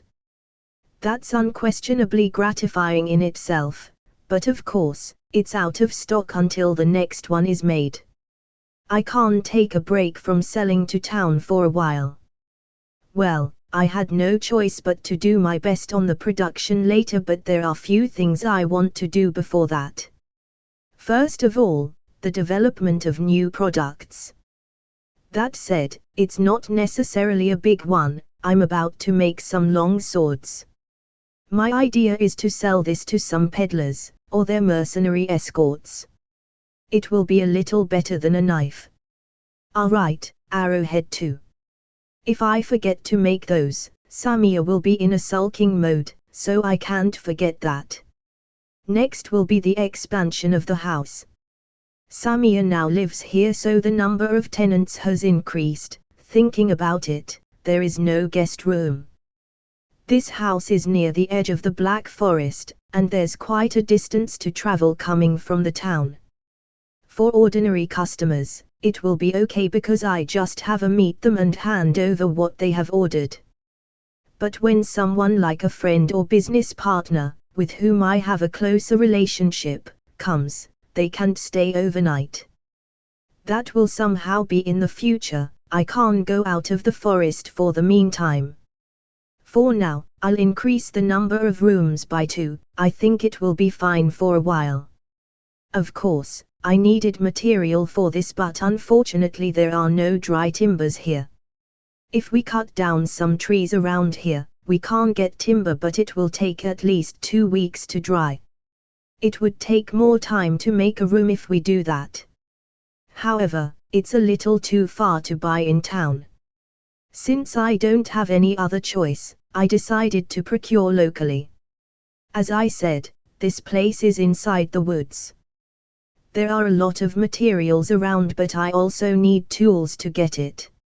I need axe and saw. There are axes that I made before, but those are commercial products, and I'm not supposed to use them. With that, I'll make a special one that is for my use. I feel that there are more and more things to be made, but I like making things, so yeah, I don't feel worried about it. First would be the axe and the saw. I made the axe by stacking a metal sheet and heating it in the fire bed. I forged it till it was made into a thick metal sheet, then comes the shaping and hardening. I made it to cut a tree, so I didn't make the blade sharp. The large saw was done by hitting the metal sheet till it turned into a thin one. After making the saw blade with chisel, it was completed by sharpening it with a file. It's easy to say, but I'm not yet used to it, so I worked for a whole day just with the large saw alone. And of course I didn't forget to make arrowheads during the intervals. The arrowhead is made by pasting clay on a wooden model to form the mold, then by burying it in the sand. I can create a template where the molten iron in the furnace is poured and take it out once it has cooled down. The arrowhead itself is completed by heating the place where the molten iron is poured to make a hole into which the shaft will be inserted. Then finally, sharpening the blade. The work left is to fix it on the shaft that Samia has. I finished it a day before Samia goes hunting, so there is no problem. At last, I could now start logging. The area around the house has a little open space, but it's still surrounded by a dense forest. A little bit more and it will be like a little garden. Even if I expanded my fields, I probably won't receive divine punishment for it. While I was making the axe and other things, I asked Samia to fetch water, but only about half of the jar, and other chores other than preparing the meals. Today, I ask her help with the saw. If you're asking why I'm in charge of the food all the time, according to Samia, isn't it obvious? Aizu is better than me in cooking. She can't tell me anything, but if I get praised I'll get soft. I carry the axe I made and stand in front of a tree. After positioning myself like that of a batter in baseball, I strike the tree with the axe blade. KO on. A nice sound that seems to have escaped to the sky echoed out at a considerable volume, but there is no change in the tree. I thought so, but the tree I struck slipped on the opposite side and fell down. Zuzan, heavy vibrations echoed out. The cross-section was clean like it was passed through a lumber machine in my previous world. I can't really feel proud of this finished product, but experiencing its cutting effect is shocking. If I didn't cut carefully, I might be done for already and my second life will end right here. Considering future things, I cut another one. I didn't forget to cut down in a downward direction. There was a loud noise and vibration again and the second tree was safely cut down. I brush the branches of the cut down trees with the axe. Normally, a thin branch is better cut with a sword, but this is an axe I'm proud of. I was able to cut the branches off without any difficulty. I then strike the axe vertically considering an appropriate length. KO on. I heard that sound once more but it looks like nothing happened. However, this is cut off properly. As evidence of this, when I pushed it down, the part I cut rolled down. I repeat this process several times and when it's ready to make a board. Samia. I called out to the house in a loud voice. After a while, Samia came out of the house with a large saw. I already told her that once I called her, she will then help me out. It's finally my turn, huh? Yeah, but don't be rash. In addition, you don't need to exert much power. I know. Aizu, you really give your best making this, huh? 'Cause it's my own tool. Alright, don't worry. I'll cut it quickly. Okay.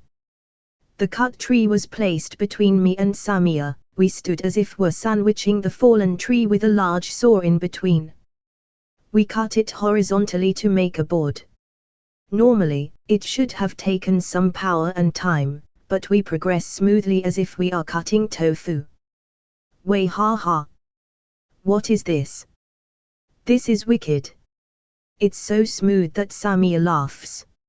If you laugh too much, you will tremble, you know. I know that. I'll make sure to be careful.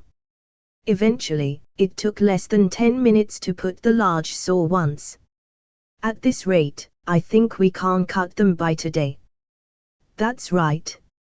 Normally it would take more time, but it's Aizu's tools. We had to spend a whole day, with lunch and breaks in between, but we were able to complete cutting out the boards and stacking them for drying. At last, from tomorrow, I will start working on the production of the long swords. Chapter 14, One's Dearest Wish. I got a long sword, yeah. Even if you kill him, seize the sword. What are you doing? You bastards. Without further ado, I finally made the first long sword. When Samia saw me doing this farce alone. What are you doing, Aizu? Cough. Other than being astonished, she received no harm. The long sword was created by a method similar to the arrowhead production. I made a wooden mold, male type, cover the wooden mold with clay and dry it. Then I divide it in half to make another mold, female type.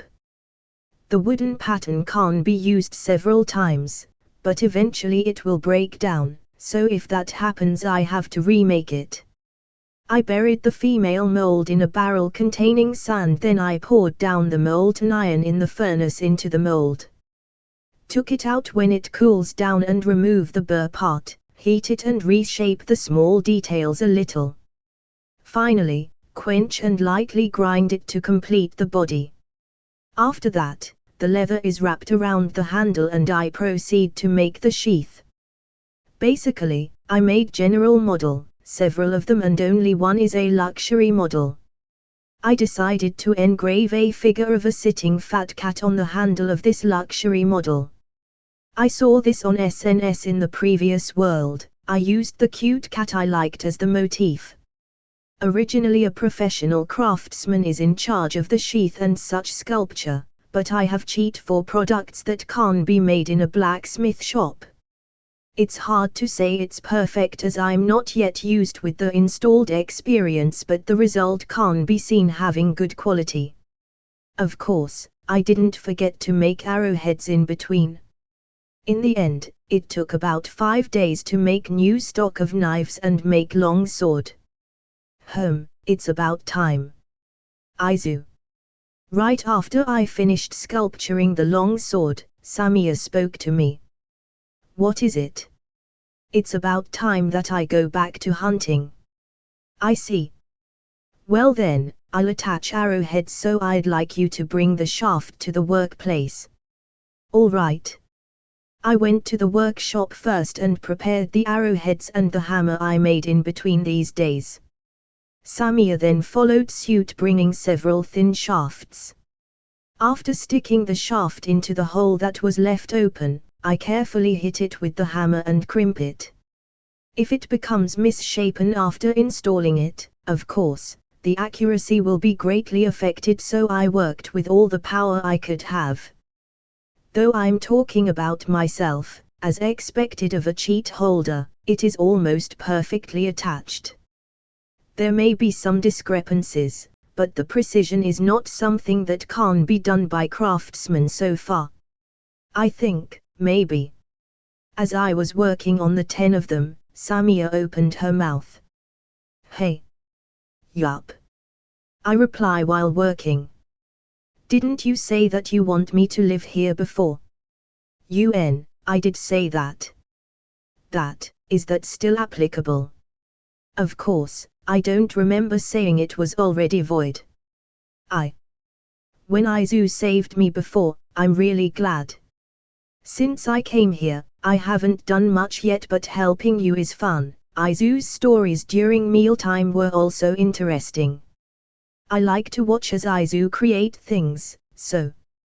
Samia's words stop until there.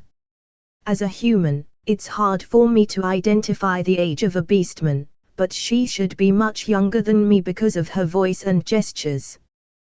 The fact that a child of age is willing to live with an old man like me, even if I'm certain that I don't have the same intent, for example, means she has guts. As I do my work, I wait for Samia to continue. So, is it okay to live here with you? Well, I'm the one who told you to.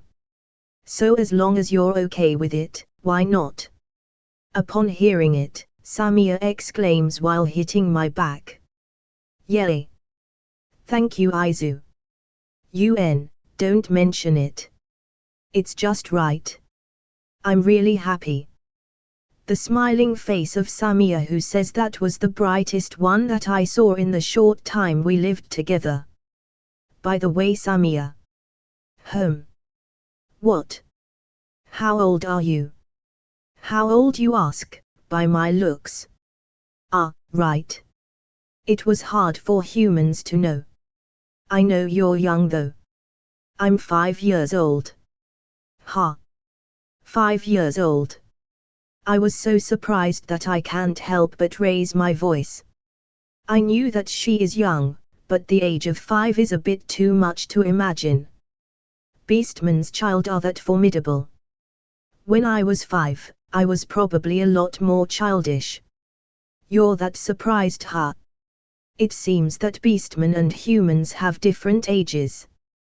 Oh, right. Even in the previous world, and maybe this one, dogs, cats, and humans have very different ages. I think it's similar to that. Then how old are you in human age? Well, I guess I'm 25 years old. But from this point on, my appearance doesn't change much. If humans live till 80 years old, I've heard that we could live about 50 years. I see. Is there a difference in lifespan? Still, it is considerably longer than ordinary dogs and cats. It's double. What about Izu? How old are you, Izu? Oh, me. I'm 30 years old. I'm 40 years old inside. I was probably about 30 years old when I saw it on the lake before, so 30 years old should be fine. 30 years old, huh? Is there something? None. I'm 5 years old, but considering the age of the people I met, I'm wondering if you're older. She has sharp thinking, probably because she's a beastman. Don't worry, humans aren't as good as beastmen. When we're 30 years old, we're already stuck in one leg. I decided to dodge the question by saying that. Well, I finished it while we were talking. Oh. This is excellent. Nice one, Izu. Samia is so excited seeing the attached arrowhead.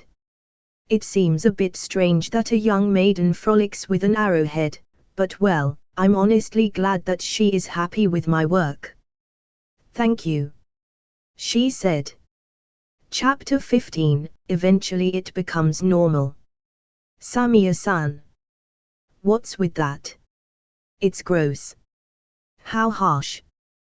Well, anyway, I made knives and long swords as new products. I'm thinking of going to the town again to sell it. It's been almost a week since we last went there, right? We painstakingly made people remember us. If we don't go there for a long time, they may just forget about us. That will be such a waste. That's also true. Okay, I'll go there with you. Sorry, I know you'll resume hunting soon. It's fine. I'm not in a hurry for that. Then me and Samia prepare to go to the city and leave. Samia has a bow and a knife. It is better to have a means to attack from a long distance, especially in an emergency.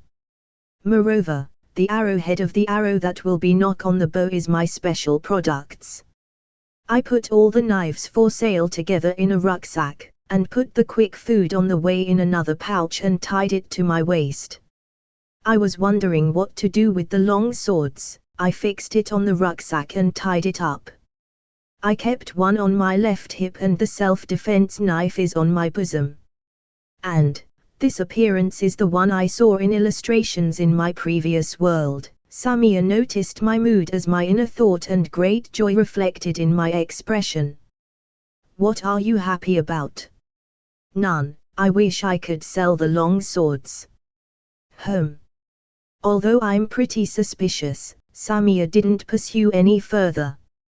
Does she think that I sometimes get used to being happy in strange places, or does she think that craftsmen are all weird? We went through the forest. With the long swords, it's much heavier than usual, but since my muscles were strengthened, I didn't slow her down. If we have to rest often, I'd consider introducing a cart, but for now it's not necessary. However, if for example I have 20 short spears and 20 long swords, it will be physically difficult to carry it in the first place. Eventually, time will come where I need to introduce it. In line with that, it may be better to cut down the trees from now. We took short break in between. In another 30 minutes, we should be on the main road, but Samia suddenly came to a halt. There must be something. What is it? The smell of blood is so confusing that it's hard to understand. There's a carnivore out there. This is Forest Wolf, huh? It's probably aware of us being here. What should we do? Let's observe for a while. The smell of blood means that it probably caught some prey and is now eating it. If it's happy with it, it won't come to us. I see. If it comes after us. If it comes after us. At that time, it's time to put that thing hanging on Izu's hip to good use. It's smarter to listen to Samia's opinion as she's a senior resident in this forest. A little while later, Samia speak in a soft voice. As I thought, we need to get away from there. Is that so? I was relieved. The benefits of the weapon hanging on my waist will be useful in the event of an emergency, but even so, it's for sale, so I want to avoid things that will stop it from being sold. Fortunately, we don't need to do that. As we walked down the road again, I asked Samia. What do forest wolves hunt? What you ask, there are a lot of things. Most of the time, tree deer. The rest should be grass rabbits or rats. We also hunt tree deer. We don't eat internal organs other than the heart, so we entrust them to people who come and join us during the hunt. When I asked about grass rabbits and rats, grass rabbits have thin ears and are usually green in color, they look like grass. While rats are earth-colored and live by digging holes in the soil. Basically, it seems that the creatures in this forest have survived by mimicry. They camouflage themselves to deceive the eyes of their enemy. In other words, living in this forest, they made themselves hard to be identified, especially from the sky. I think that there are good creatures above the pyramid of the food chain. For example, dragon. Hey, is there a dragon here? Dragon. I haven't seen one, but I've heard that there is. There are dragons, huh? I want to see it. But I don't have the confidence that I'll be able to survive. Let's save that for the last fun on this second life. We were able to get to the city without any particular problems on the highway. It was Marius's turn guarding the entrance. Ah, thank you, I said. Oh, it's you guys. I was worried because you didn't show up. My bad, I got out of stock so I just made new ones. Thanks to Marius' son. That time, huh? I was a little surprised at that time too. I'm sorry if it caused you trouble.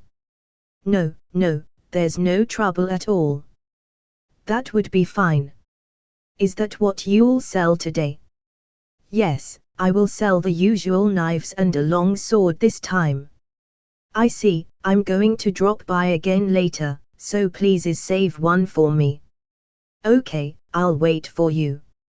After exchanging greetings with Marius, we head to the flea market. As before, I paid the entrance money, set up the sales stand and lined up several knives and a long sword there. The textile seller last time is close next to us, so I raised one hand to say hello. Well, today's business starts. Since we'll be free for the meantime, I ask Samia to run errand for me. In almost 1 week, our food has decreased considerably, so we have to replenish it. The cost can't be covered by the previous sales. This time, 4 pieces were sold from the time Samia went to do the errand and returned. Apparently, the guards like it and there are plenty of opportunities for them to show it off. Besides the knives, 2 long swords are also sold. The same person bought both of them. He is a peddler who travels to far places and he planned to resell one somewhere far, the other is for his own use. He laughed and said, even if it didn't sell, it won't cause him a problem as he'll just carry it. As a peddler, he wants to carry as many items as possible that can't be sold for sure. I think he probably has someone to sell it to. But a trip, huh? I also yearn to travel. If I can't afford it, maybe I should organize a company trip with Samia. I just don't know when. And on their way back home, Marius she bring along one of his colleagues and I sold 2 more long swords. Is it all right? I'm thankful that I can sell my items, but isn't those armor set loaned by the Lord? That's what I use for my duties as a god, but that's not the case if I use it for training myself, and it's inevitable that I'll accidentally bring what I used for training.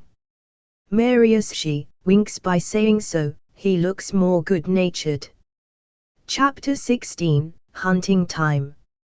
The knives were sold quite well and the long swords were finally sold out except for the luxury model. This time I was able to get a good result.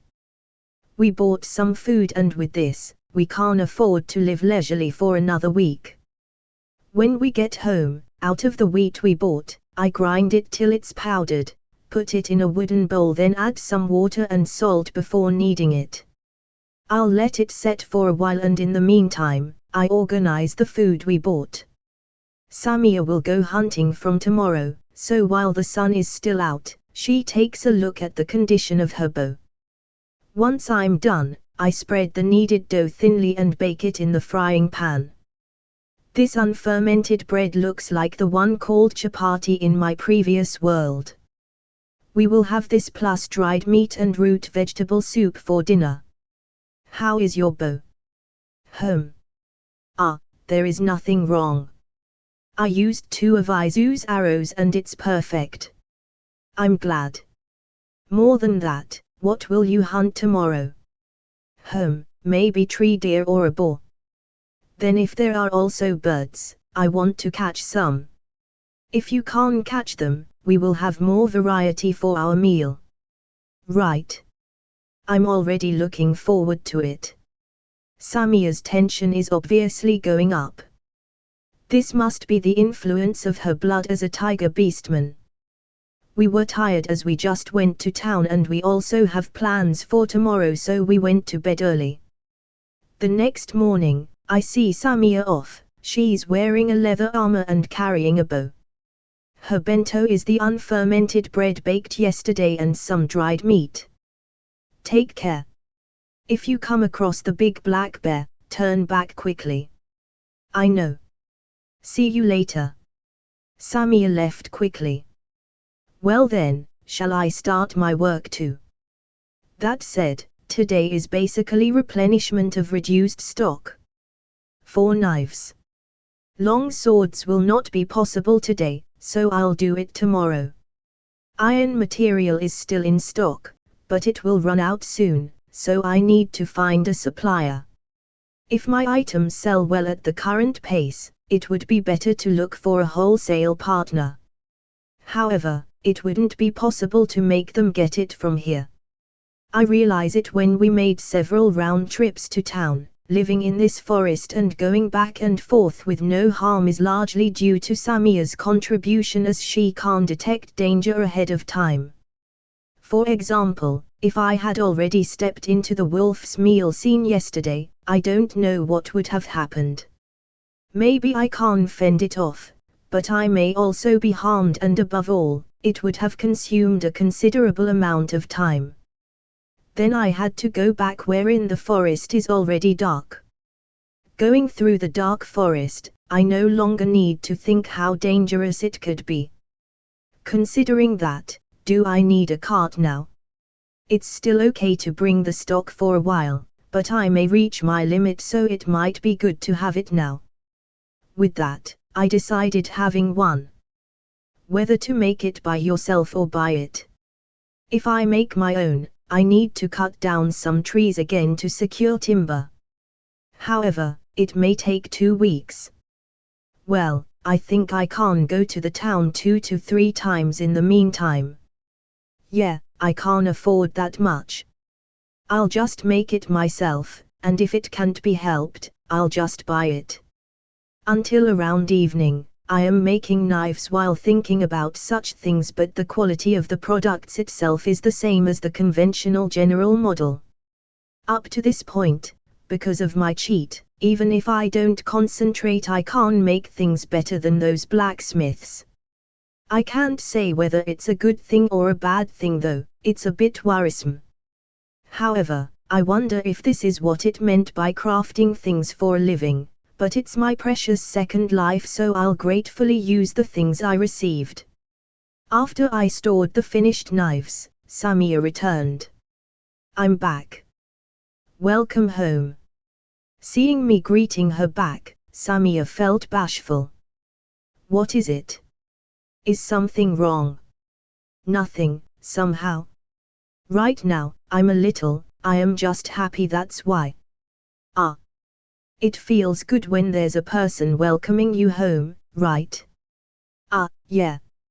In my previous world, it was the kind of happiness I never had. I wonder if that's what Samia felt.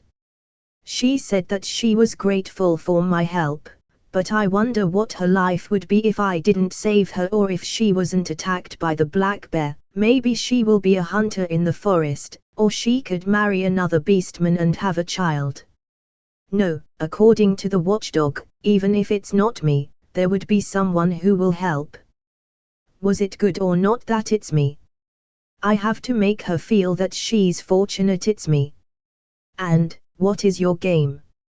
I killed a forest deer. I was able to pull it off and I put it in the lake for now. I'll go pick it up tomorrow morning. Let me help you carry it tomorrow. You can't wash your hands then. Yup. And it is the usual scenery of the dining table. How is it, the arrow and knife? It's incredibly good. The arrow pierced deeply, and when I used the knife, I was able to handle it smoothly. It saved me a lot of time. I see. I'm glad it was useful. After that, she explained how she struggled to stop the tree deer. She explained it while gesturing. I smile as I listen to her story. The next morning, me and Samia came to the lake. I also brought a rope and an axe from the workshop. I'm trying to find where Samia sank it. Ah, it's that one. There's an arrow stuck on it. Oh, there sure is. It's pretty deep from there too. Let's get going. When we approached it, I found the big deer's body sinking in the water. Let's first pull it up to the shore. Aizu, lend me a hand. Okay. The two of us hold the tree deer's foot and drag it up. It's easier than I thought, more or less it's because of the buoyancy. After carrying it to the shore, we cut down 2 trees of an appropriate size with the axe, cut them into appropriate lengths and put them together with rope to make something like a roof rack. Then we tied another rope to the end to make it pullable. After we placed the deer on it, we are ready to go. Me and Samia pulled it together. Whether our strength is strong or the tree deer is lighter than I thought, we were able to move smoothly. We got home in about 40 minutes. Now, it's time for dismantling. Chapter 17, Hunting Result and Help. We brought the tree deer close to the house. I then hung it upside down on a tree nearby and peel it off. Perhaps because the knife is extremely sharp, I finished peeling it in no time. Before I cut off the head, Samia pointed out some part in the horn and said, "Here, these are broken marks." Oh, it's true. When I was told to look, I saw traces of broken branches here and there. Because of its big size, when it runs away from a forest wolf, some of the corners of the horn will collide somewhere. Hey, looking at it like this, it's easy to tell. Right.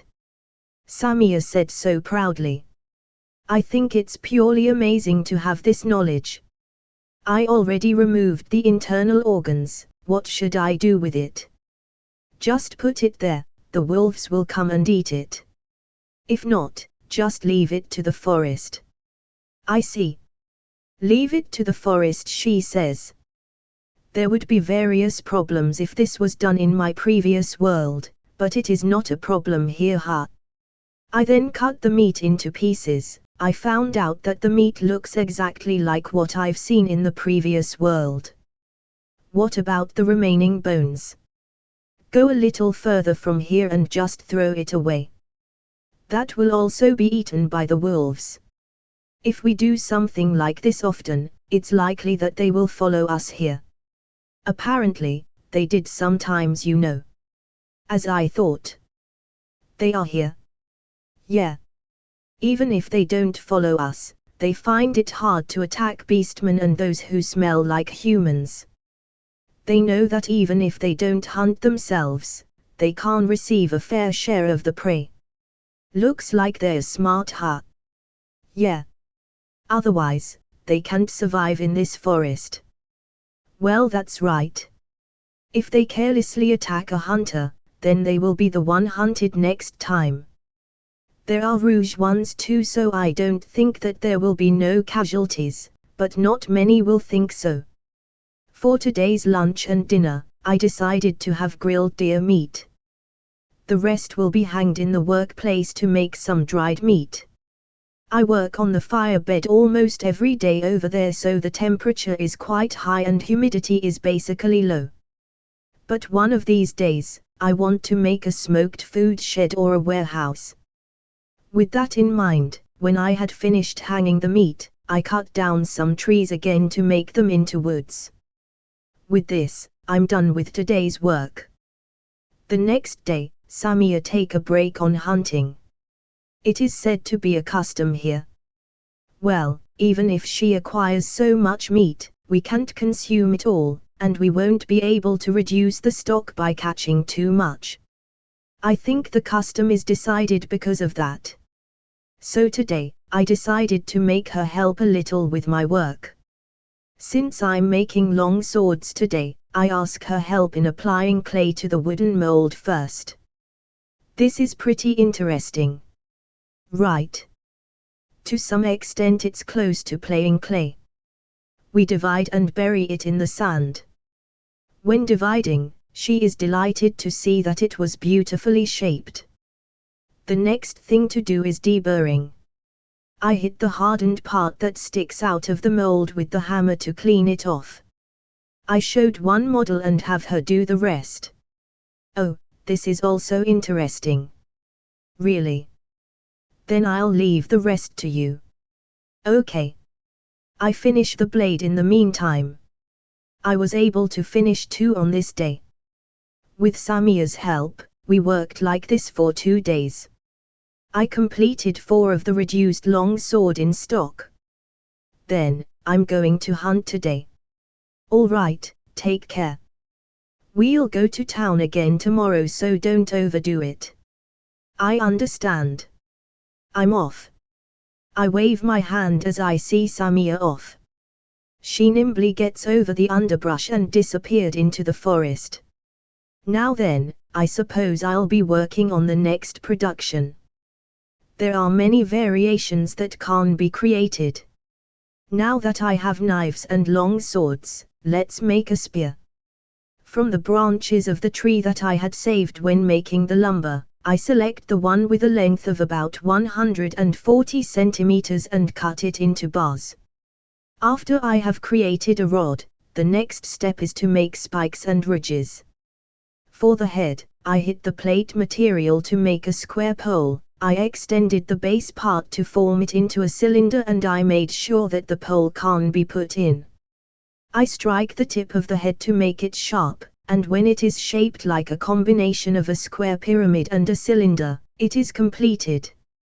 There are some with more blades, but it is my first time creating one. This will be used particularly for thrusting. The butt end is made of iron with the same weight as the head made into a cylindrical shape. After processing the part where the rod is to be inserted, I slightly sharpened the opposite side and it's done. After quenching the tips, together with the butt end, I insert them into the rod. The short spear was completed. This is my first creation, so I made it a highest grade model. Therefore, it cannot be sold.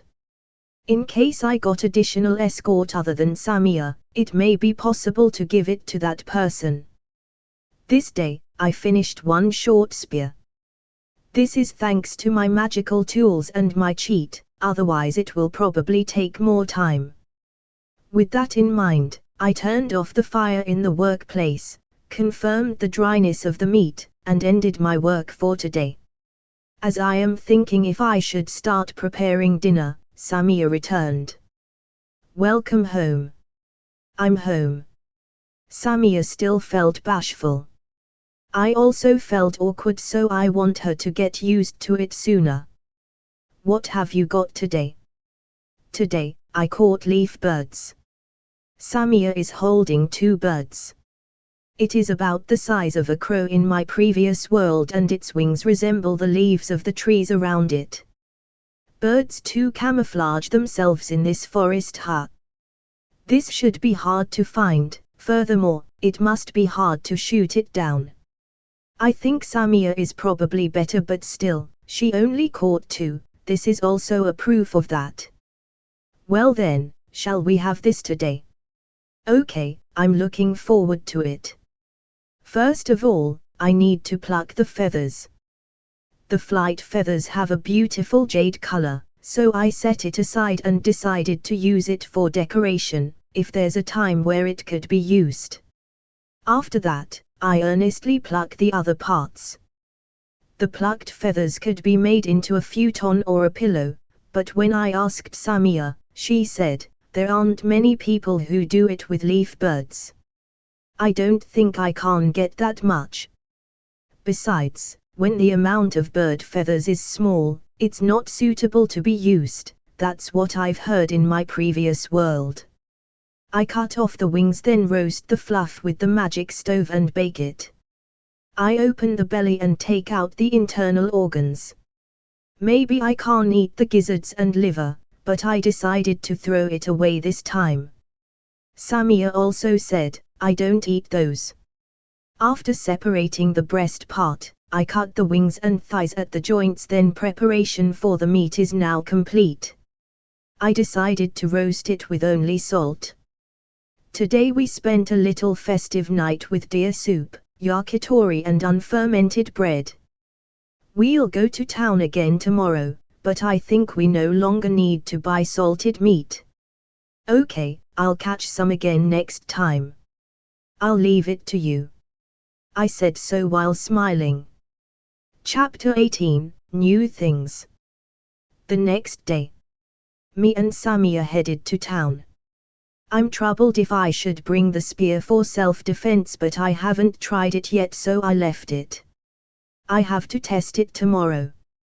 We arrived at the town without any incident. The guard at the entrance is still Marius Shi.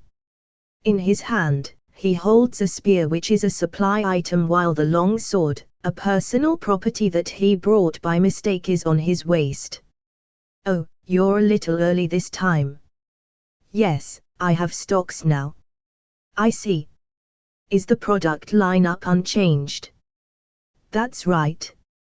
Today's products are the same as before. I see. There are long swords, right? I'll inform the others. There is. Thank you very much. Also. What is it? No, nothing. You'll know it once you go to the flea market. I understand. Well then, bye. Yeah. Marius Shi's evasive manner of speaking caught my attention, but today's goal is to sell things, then buy salt and the likes. We headed for the flea market. Today as well, I'm the one who carried the goods, so I headed straight to get a stall area by myself. In the meantime, I asked Samia to do the shopping. I paid as I normally did, then pick up the stand and look for an empty space. It seems that the middle-aged receptionist remembers me a little, he's unusually very friendly today. Since the same place from before was taken, I put my sales stand at a slightly off place and start preparations for opening the stall. I can't find the textile dealer today. We came early this time, so maybe the day we came to sell didn't match, or maybe he didn't come for a while. I feel a bit lonely since I don't have acquaintance here. Today's products are the same as the last time, so I briskly prepared it and I'm now ready to sell. Of course, in this flea market there is no opening time, so the actual opening is right after the preparations were completed. And then I waited until noon. The peddler who bought the long swords last time came. "Oh, how is it doing?" he asked freely, so I answered back as well. "Well, today's no good. Even one." "Ah, not even one. Well then, I'll buy all of the long swords." "Eh? Is it okay?" "Yes. The one I brought before was well received by the one I resold it to." He also asked me if I still have some more stock. Oh, if only I knew, I would have brought the 10 long swords I made all night. "You are already afflicted of the craftsman's habit, huh? I've been hitting iron throughout the week, and sometimes I want to worship silver, you know." "I see. I know that feeling." Then we laughed together. The peddler guy really bought all 4 long swords. Today's purpose is almost complete. Today I brought the luxury model too, but I can't find a customer to sell it to. However, if I do it like that, it won't be sold forever. I need to find a way or another to sell it. The next time the peddler guy comes, I think I can leave it to him. While I'm thinking about that, Samia came back from shopping. What she bought today was salt to make salted venison and some street food for lunch. For the food that she bought from a food stall, it is a toasted bread with sliced pan-fried wild boar and sweet and spicy sauce added on top. This dish is as appetizing as I described. It's not like pizza or hamburger, but it's so delicious that it became my regular meal when I come here. There are a lot of complicated rules inside the wall. It seems that one needs to buy each separately, but since this is the flea market outside the wall, there is no such rule applied, so it's possible to have this dish. After my belly was full, I sold some knives to Uchijin-san, then that came. At first glance she looks like a child, but she's a woman with a firm build and is looking around restlessly for something. Upon seeing her, Samia mumbled something and she whispers to me, "That's a dwarf. It's unusual. Are they few in number? I don't see much around here. I once guided a guy who came to the forest up to the highway, but that's the only time I saw one." "Is that so? I'm able to see a rare individual, huh? This is a little nice. In addition, she's a dwarf. It is a familiar race. There are dwarfs, huh? Elves are likely to be in similar condition. Let's ask if Samia haven't seen one this time." The dwarf woman hurriedly headed for the knife left on the stand. Looking at her face, her nose is slightly round. Other than that, she is almost similar to human beings. However, her arms and legs are firm. It's only lesser than those bodybuilder in the previous world. Looking at her, I got an impression that she's training in the gym. Yes. What is it?" I'm a little surprised as the woman started talking enthusiastically.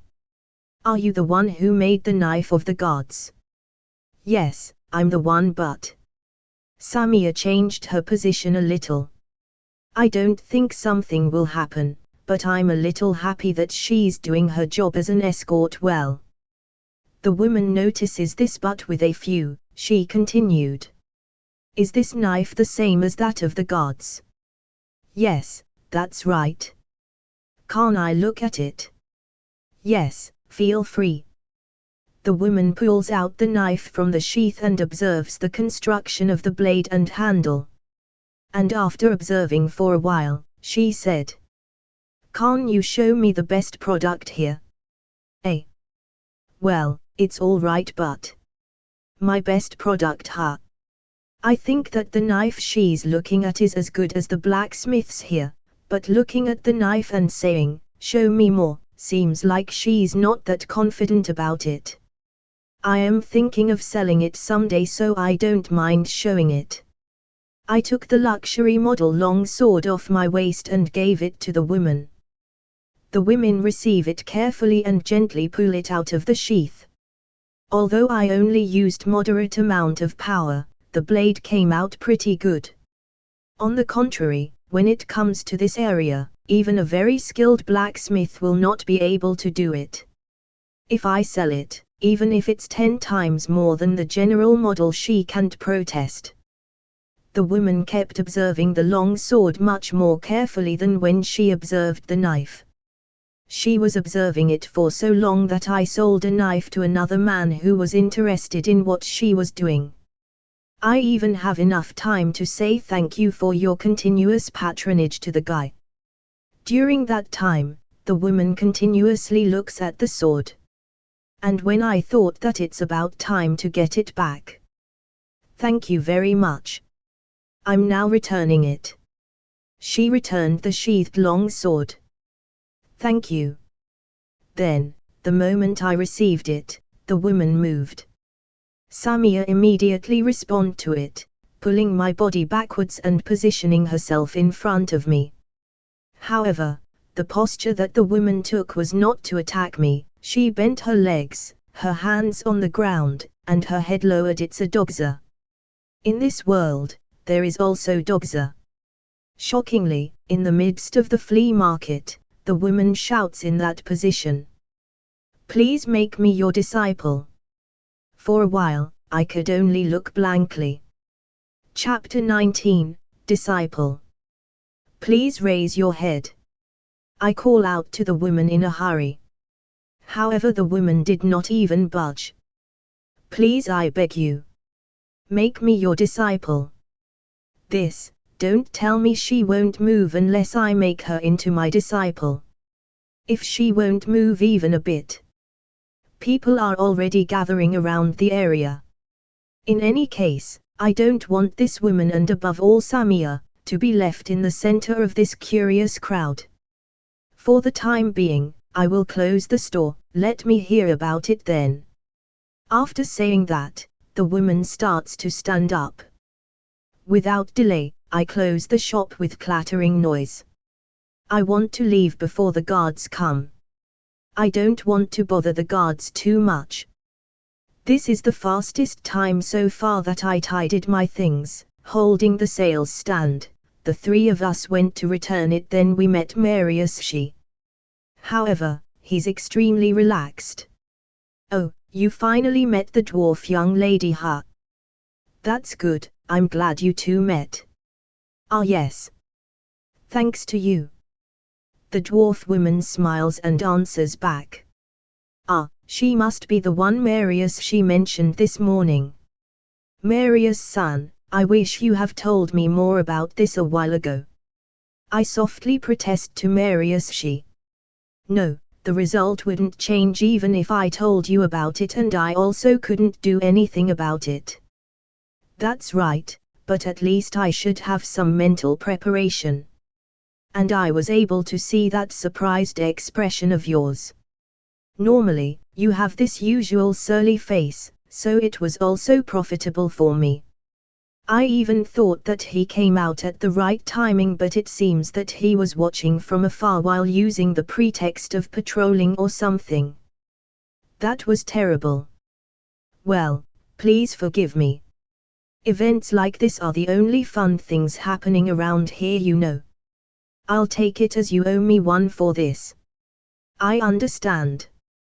And lastly, Marius, she jokingly salutes. I don't think he's a bad person, but there are some things I'm not good at. In any case, I made it as his debt. I said goodbye to Marius, and after I returned the sales stand, we went to an inn in the flea market. As expected, there is a bar on the first floor and accommodations on the second floor. This dwarfen woman has been here for 3 days. I'm Reich Moritz, said the woman. I'm holding a big mug, not a glass but a small barrel with a handle, though it was not the ale. Isn't this a brandy? Family name? Samia mumbled that question. Then, Ah no, not that. Moritz is not a family name but a workshop name. Workshop name. This time it was my turn to question. Samia is drinking ale next to me. Yeah. Dwarfs basically come together in a few families to have a workshop. People born and living there give themselves the name of the workshop. My name means I'm Reich from Moritz workshop. Like that of a clan, it's like introducing oneself with the name of the village. My name is Izu. This is Samia. Samia glanced at me. Probably because I didn't say Tanya. I can't introduce like that to Reich-san, but I don't know who's listening at the bar, so I refrained from doing so. It's a bit troublesome if you have a family name in this world, and I don't want to take the risk for it. Nice to meet you. Samia curtly greets. Likewise, please take good care of me. Izu-san. Are you a northerner? Ah, that's my country of origin. Due to various things, I settled down in the Black Forest and work there as a blacksmith. I see. As she listened to my story, Reich-san pondered about it. Is there anything wrong? Ah, none. I was wondering about it as I didn't see any blacksmith that could make such items before I came here. Ah. I drink the contents of the mug. It's a wine diluted with water, not so good.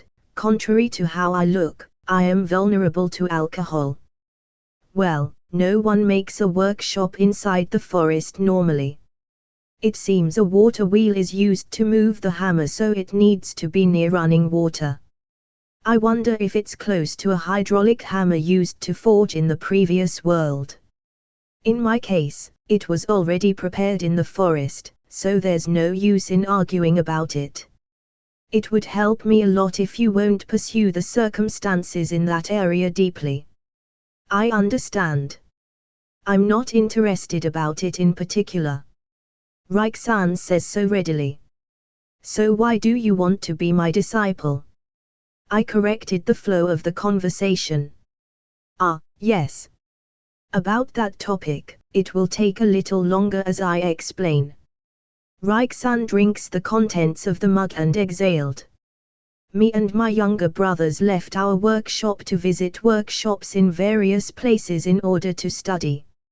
And if we are to find a good workshop, we would enter as a disciple, then eventually go back to our original workshop to craft new things using the techniques we learned. Afterwards we will return to the workshop where we are accepted as disciple. That's how dwarfs live. Oh, those information are not installed in me. Since it doesn't contain the detailed ecology of animals, I wonder if it's because of that. Well, it's more fun that way, but that kind of thing. If it's done poorly, the technique might leak, so doesn't everyone usually refuse? Yes. Having a dwarf wanting to be a disciple is normally an honor for the workshop. If everything works well, that workshop will also gain merits. But I don't know ordinary people who aren't blacksmiths, so at that time I was more curious than the surprise of the apprentice thing. If I was seen by blacksmiths in this town, then there is a possibility that I will incur their envy, right? Leaving immediately is the right choice. No, wait, who does Marius she really looking out for? Guess it's all right, I'll just have him return this debt in a different way. Reich-san then continues. So, when I arrived in this town about 3 days ago, I saw that guard I met earlier use a knife, then I inadvertently inquire him about it. I want to be the disciple of the person who made it, so I asked him to tell me where you live. I thought you are a blacksmith in this town at that time. Then you thought I made it, huh? Yes, but I don't know your name or where you live, so I come to the flea market once a week. I was told that you might be coming now since it's about a week when you last came here. Surely that's how it is now. So this morning, I watched my younger brothers set off and then come to take a look at the long swords. Then I thought that I want to be your disciple after all and learn this technique. I see. She just said something I'm worried about. Your brothers are no longer here. Yes. They have a workshop they should go to. Raik-san smiled sweetly. Then, if I refuse here, it'll be a woman traveling alone, and then search for the next workshop. No, I think it would be dangerous. Or rather, she anticipates and purposely says it. I think I'll accept here. I still think I'm too naive for my own good. Okay. I approve you as my disciple. Samiya next to me took a deep sigh. I'm sorry. But didn't you expect it? Is that okay? Yes. However, there are 4 conditions. Why yes, what are those? First, like Raik-san did this time, resolving yourself to be a sacrifice is something I don't like. Please don't do it from now on. Yes. Raik-san sits up straight and nods. Second, we don't have enough rooms. We will start with your room construction. Yes, I'm used to it. Even at Morit's workshop, if the family had children, everyone will help in building a new room. Third, it's related to the second one, but I will ask you to help in various tasks other than blacksmithing. Yes. That's what it meant to be a disciple. Fourth. Yes. Let's drop the honorifics. I'll call you Raik, so Raik should just call me Aizu. No, I can't call you that, boss. Samiya, who heard it, looked in amazement. Boss. Yeah, I'm a disciple, that's why calling you boss to show my respect is logical. Samiya, who finally couldn't hold it in, laughed. I'll remember this. With this, I made a disciple, which I thought would still be a long way off. Chapter 20, New Resident. Today, Raik is coming back with us. I told her that we can't come back tomorrow to pick her up, but she is eager to go with us today, so I consent to it. If we take our time here it will eventually get dark and become dangerous, so I ask Raik to pack her luggage quickly so we can't go home early. Fortunately, since she was not sure when she would leave, it seems that she always keeps her luggage at the ready.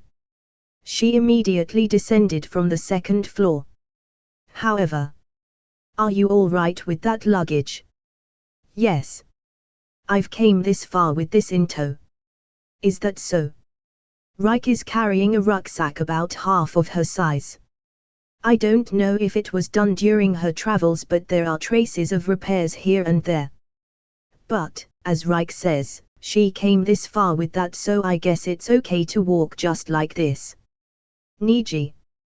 Then, let's go right away. Even though we have Samiya with us, it will be difficult when the sun sets. Okay, boss. Raik answers cheerfully.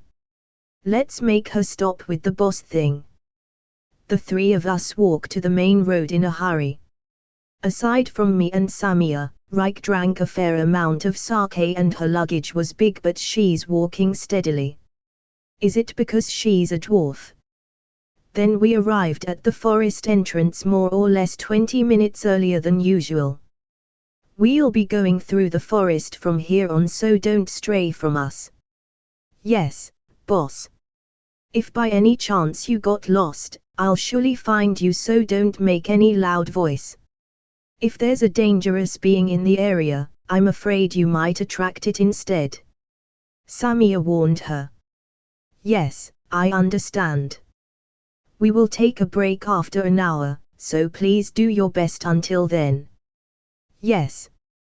Then we start moving into the forest. Raik wasn't too worried, but it seems like she's not used to walk in the forest. She occasionally trips over tree roots and grass. Even so, we still didn't get late. She was able to keep with us until the first break. Reich, are your legs still fine? If you feel any pain, just say so. All right. No, I'm fine. This is nothing. In cases like this, it is more dangerous if you overdo it. If you feel any discomfort, please tell me immediately. Yes. I understand, boss. Then, after about 1 hour after moving again, we arrived at my house. We barely made it before the sun set. My house stood in the dim light. On the way, Reich didn't collapse nor complain that her legs hurt. This is our house and it's also our workshop. Wow, it's pretty big. Well, yeah. At least she's more surprised at the sudden appearance of such a house. Are your legs all right? Yes. I'm fine. It's easier to walk than what I expected. Is that so? Then let's get inside for the time being. I used the key to remove the bolt and opened the door. Yes. Pitter-patter, Reich goes in. Samia follows right after. Samia. I called out to her. Home. What is it? Thank you. I knew that Samia chose a route that was easy to walk on and less likely to meet other creatures. Okay. Samia enters the house looking flustered and bashful. I remember that she laughed after Reich called me boss, but this girl, in times like this, looks really cute. I let Reich and Samia put their luggage in the bedroom while I head to the study to put mine. Then I prepare our meals quickly and the three of us surround the dining table. Well then, it's nice to have you here, but there are not enough rooms to sleep in. So, Samia and Reich will sleep in the bedroom for the meantime.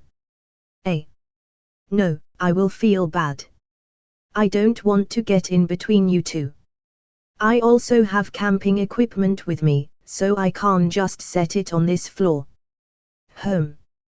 Even now, me and Samia are sleeping separately, so nothing will change in particular. In fact, Samia still slept in my bedroom and I was sleeping in the study. Samia said she can now give up the bedroom for several times, but each time, I refused. By the way, I am sleeping with a blanket now, and surprisingly, I can sleep more comfortably than I expected. Is that so? Even though you're a couple? Pooh. Samia spouted the deer soup she was eating before I can even react. Idiot. What are you saying? Me and Izu aren't like that. Samia fiercely protests with most likely a bright red face. I'm not really sure about Beastman's complexion. Really? When I first met you, Samia-san is always protecting boss. And after that, you can't communicate with just glancing at each other, and from the way boss speaks, I can see that he also cares for Samia-san. So I'm certain that's the case. Reich thought it's strange. It's only been about a month since I met Samia, but since we've been together almost all the time, we were able to naturally convey our thoughts without speaking, like telepathy to a certain extent. Samia generally understands what I want to say. However, being noticed like this, it's a little embarrassing. Well, that's how it is. There's nothing going on between me and Samia for now. We're like a family though. Since you're both living in the same workshop, right? So in a dwarf's sense, living in the same workshop is equal to a family, huh? Yeah, something like that. When I glanced at Samia, I'm not sure if she has already recovered considerably, but she's curled up while drinking soup. Not good, so this is what she means. Well then, for that reason, 2 girls will stay in the bedroom and the man will use the study room. That will be our room allocation. As the owner of this house and as the boss of the workshop, this is my decision and it cannot be changed. Yes. Yes. Reich and Samia responded. Probably they are not convinced with this, but I have no choice but to push through with it. Well, please bear with it until each room is created. Speaking of which, do we already have lumbers? Yeah. We already secured enough. I think.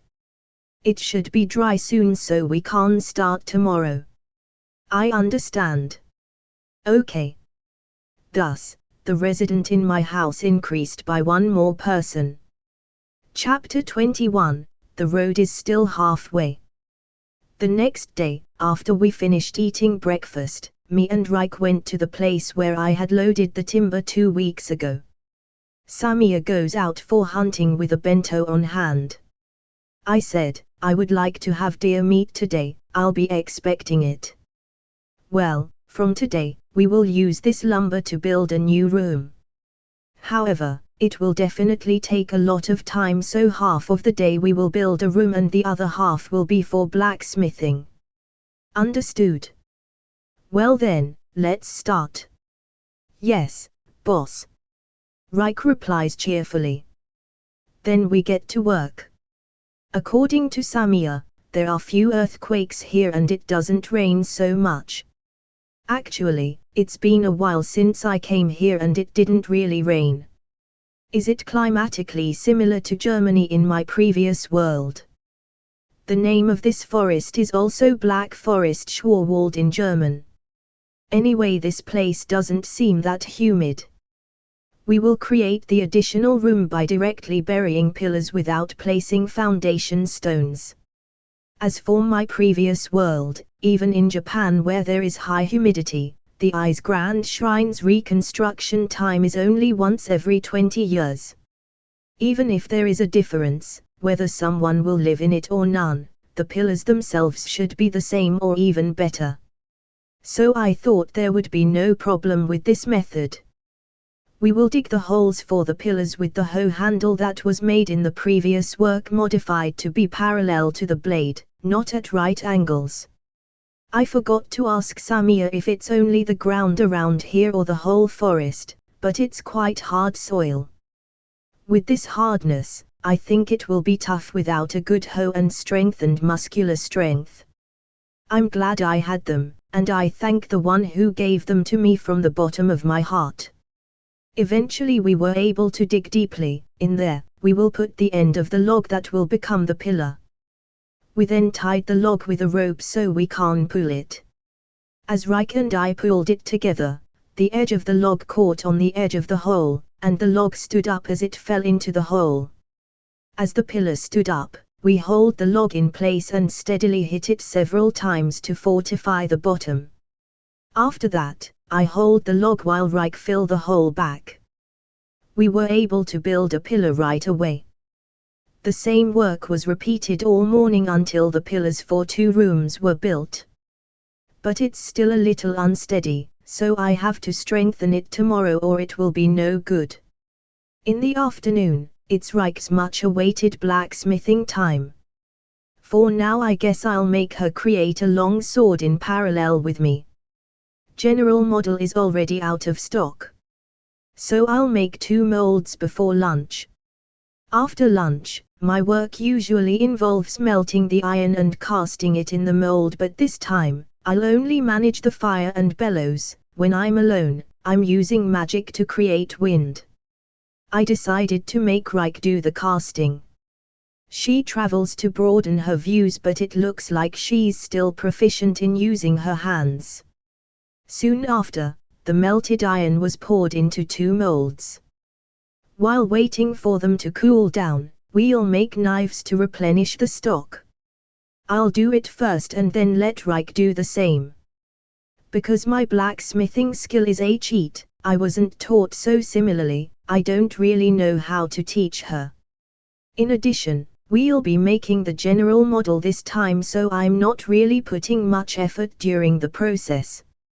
I feel bad that I could only come up with the look and steel method. For today, she'll learn like this. I take out a sheet metal and heat it on the firebed. I hit it with a hammer to shape it, but while shaping it, I did not spend too much effort. During the process, Reich is trying not to miss any moment. How is it? Did you learn how it works? Yes. Boss is amazing after all.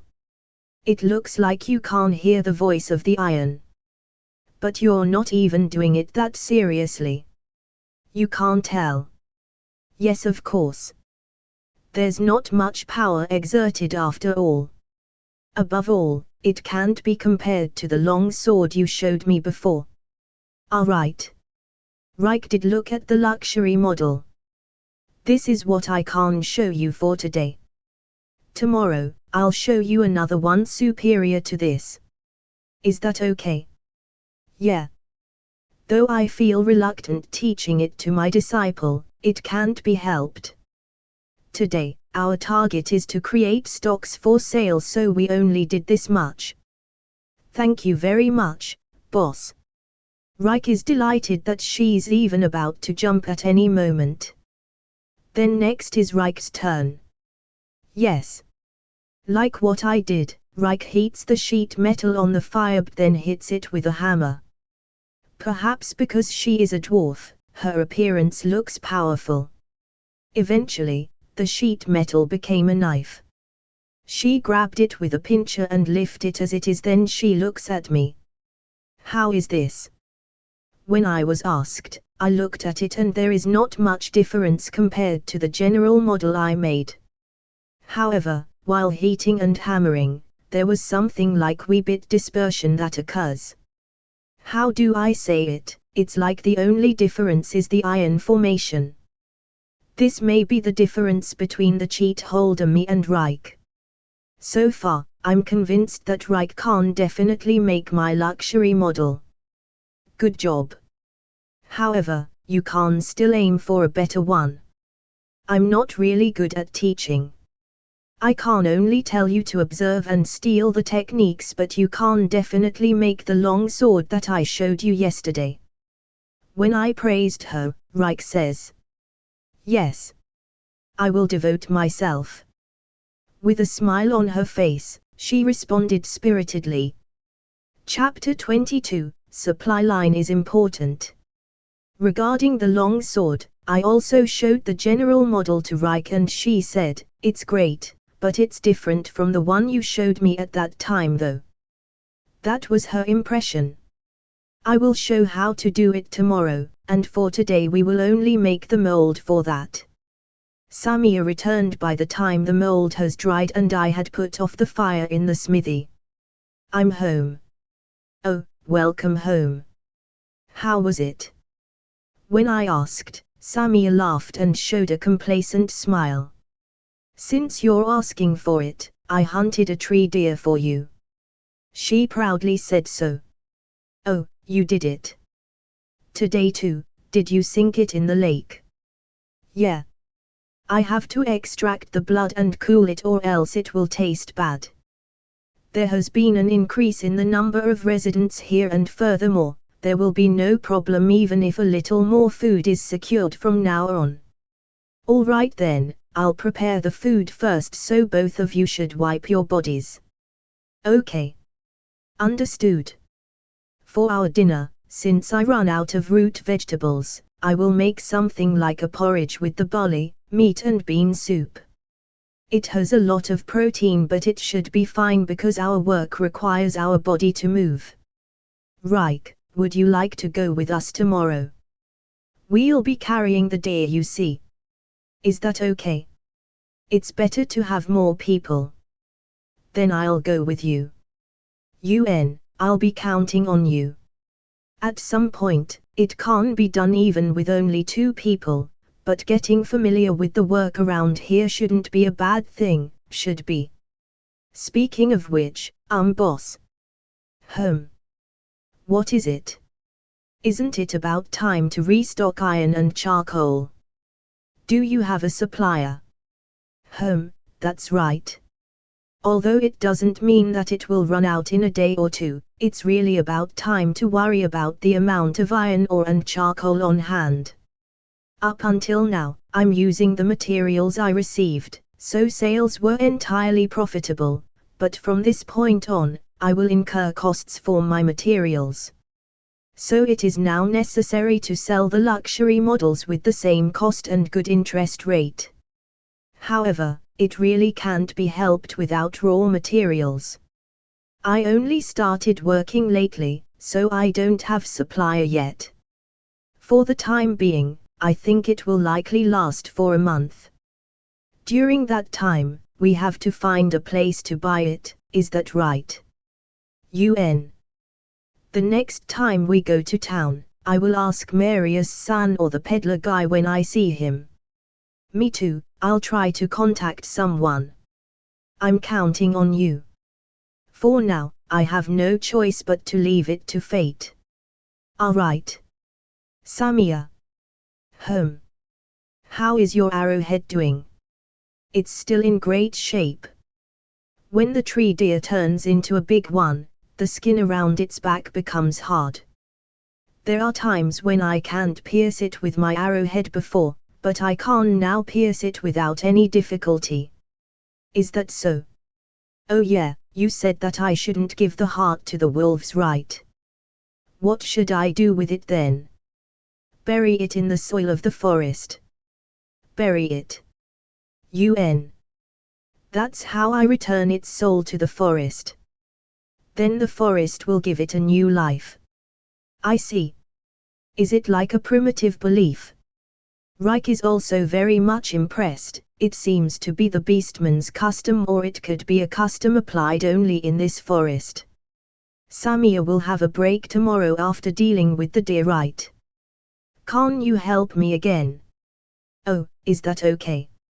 I don't really mind. In this way, I think it would be nice if Samia would be able to do the work of Reich and Reich would be able to help Samia's work, but, will it happen? The next day, the three of us head to the lake. I brought the water vat and an axe. First, I will make a log carrier, like a roof rack, but when I tried to cut trees with the axe. Oh, boss. What is this? This axe. Axe, this is really great. Reich was very excited. I should have shown it to her yesterday. Do you want to try it? Is that all right? Yeah. Be careful, don't be reckless or you'll cut yourself. Yes. Reich holds the axe I passed to her. Somehow, she looks like an amazing dwarf. Okay, I'm doing it. Reich hits the axe against the tree. KO on, a pleasant sound echoed out, but it looks like nothing is happening. Reich looks curious, so I call out. It's dangerous, so don't get near to it.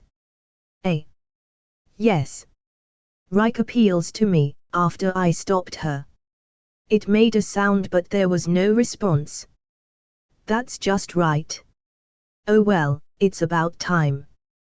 Just then, when Reich looked back, the tree falls down on the opposite side where she hit the axe. Reich exclaimed in a loud voice. Samia says. That's shocking, right? When I first saw it, I was a little uncomfortable. Despite that, Aizu looked calm. Samia expressed her sympathy. Did she really think of such thing in the past? Anyways, it cuts like that, so be careful with it. I understand. Reich feels nervous, but it seems that she had grasped the trick, because just like a while ago, about 4 trees are cut down and processed into logs. Your workmanship is pretty good. I did something similar. That's normal since she has experienced it before, and besides, we are only going to build an extension. We then tie the logs together with a rope. Alright then, let's go pull it up. After I called out, with splashing sound, Samia went into the lake where she sank the tree deer. It is pretty deep. With our heights, me and Samia can't afford going in, but Reich may barely reach it. Please. Reich, wait for a while here. Yes. Then, when I headed to the area where Samia is, the sunken deer is of a considerable size. It may be over 2 meters long. Oh, it's pretty big. Right. I injured it once but it still escaped. It took me a while to hunt it down. By its size, that should be true. With this size, it would have been difficult to sink it here. This would have been a difficult feat. You did great. He please. As I complimented her, Samia feel delighted. First, me and Samia pull the deer to the place where Rike is. From there, with Rike joining us, we pulled it together so we were able to pull it up to the shore very quickly. After that, just like before, we drag the deer to the log carrier and fix the deer into it. After filling the water vat with water, we also fix it into the log carrier. Now that we are ready to move, the 3 of us drag the log carrier. It took us about 30 minutes to get back to the house.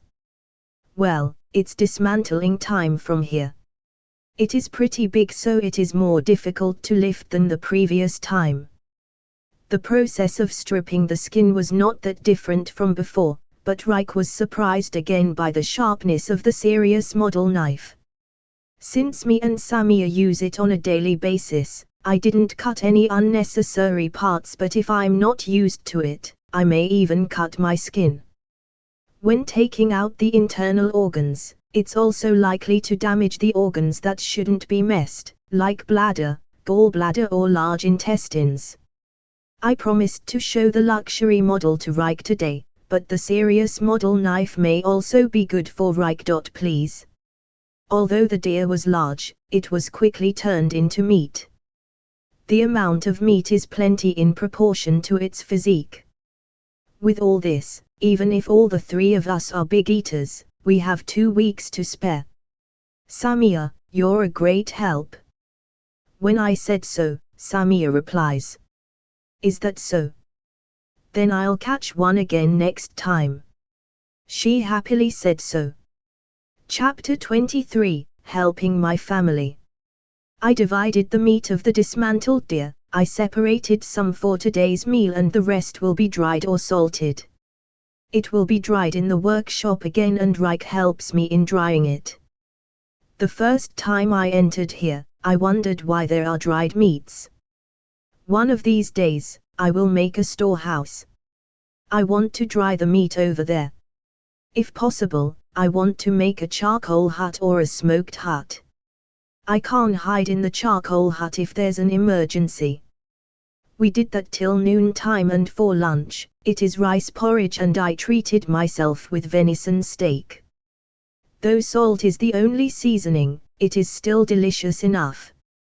Boisterously, we commented on the taste of the venison meat and the taste of a boar's meat. After lunch, it's now blacksmithing time. The mold was already made yesterday so we can't start to shape it by pouring the melted iron. When I magically ignited the furnace, Rike says. Speaking of that, boss can't use magic huh? You used it for lunch a while ago too. Yeah. Just basic magic though. It's also amazing that you can't do blacksmithing, you know. Izu here has a family name, you see. Samia abruptly interrupted and somehow she feels proud. No, is she bragging about it? Is that right? Yeah. I have a reason for that. I don't know if somebody is listening to us in town, I'm worried that it would be circulated, you see. I'm sorry for just giving out my name. So it was like that. No need to apologize. Rather than that, I understand. Next to the Rike, Samia has a self-satisfied look. All right. Boss, what is your family name? It's Tanya. Tanya. I will be Rike Tanya then. How did it become like that? Samia exclaimed the later half. Because boss family name is Tanya, then this is Tanya workshop.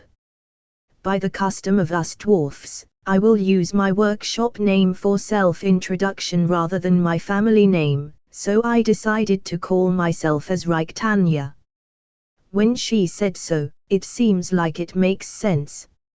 However, that's for special circumstances. If you really need to, the workshop name should be Izu. I understand. So it's Reich Izu then. Even though it's a custom, having a girl to use my name is a pretty embarrassing. While thinking so unfair, Samia suddenly exclaimed. I will introduce myself in the same way then. Yes. What is she talking about? It's okay to introduce myself as Samia Tanya or Samia Izu, right? Reich as a dwarf has this custom that they use the name of the workshop as their family name, so it can't be helped, but I haven't heard from the Samia that beastmen also have that custom. But there's no reason to turn it down. Samia is considered as my family too. In the first place, I was the one who asked if she wants to live here. Well, that's fine. Hooray! When I allowed it, Samia is in high spirits. Meanwhile, the temperature of the furnace has risen. I added iron ore, for melting. Since there is still time until it melts, I also start to set fire on the firebed in the meantime.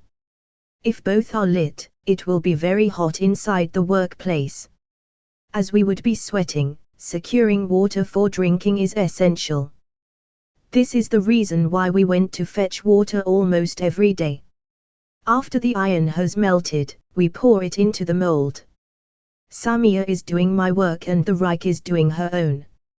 After pouring it down, I put the furnace back to the fire and put a sheet metal on the fire to heat it. I'm not doing it now, but if someone orders them individually, I would like to go back and practice. Today I was planning on making a luxury model knife, but since I'm making this special, I shall do it seriously. The process itself does not change, but my concentration is more than the usual. Carefully hammering it, then quenching it at the very limit of the temperature, and finally sharpen it with oversensitivity to the fingertips. The result was a serious custom model. That's amazing. Magnificent. To think that such thing is made by a human.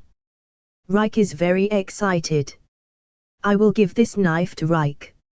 Is that okay? Yeah.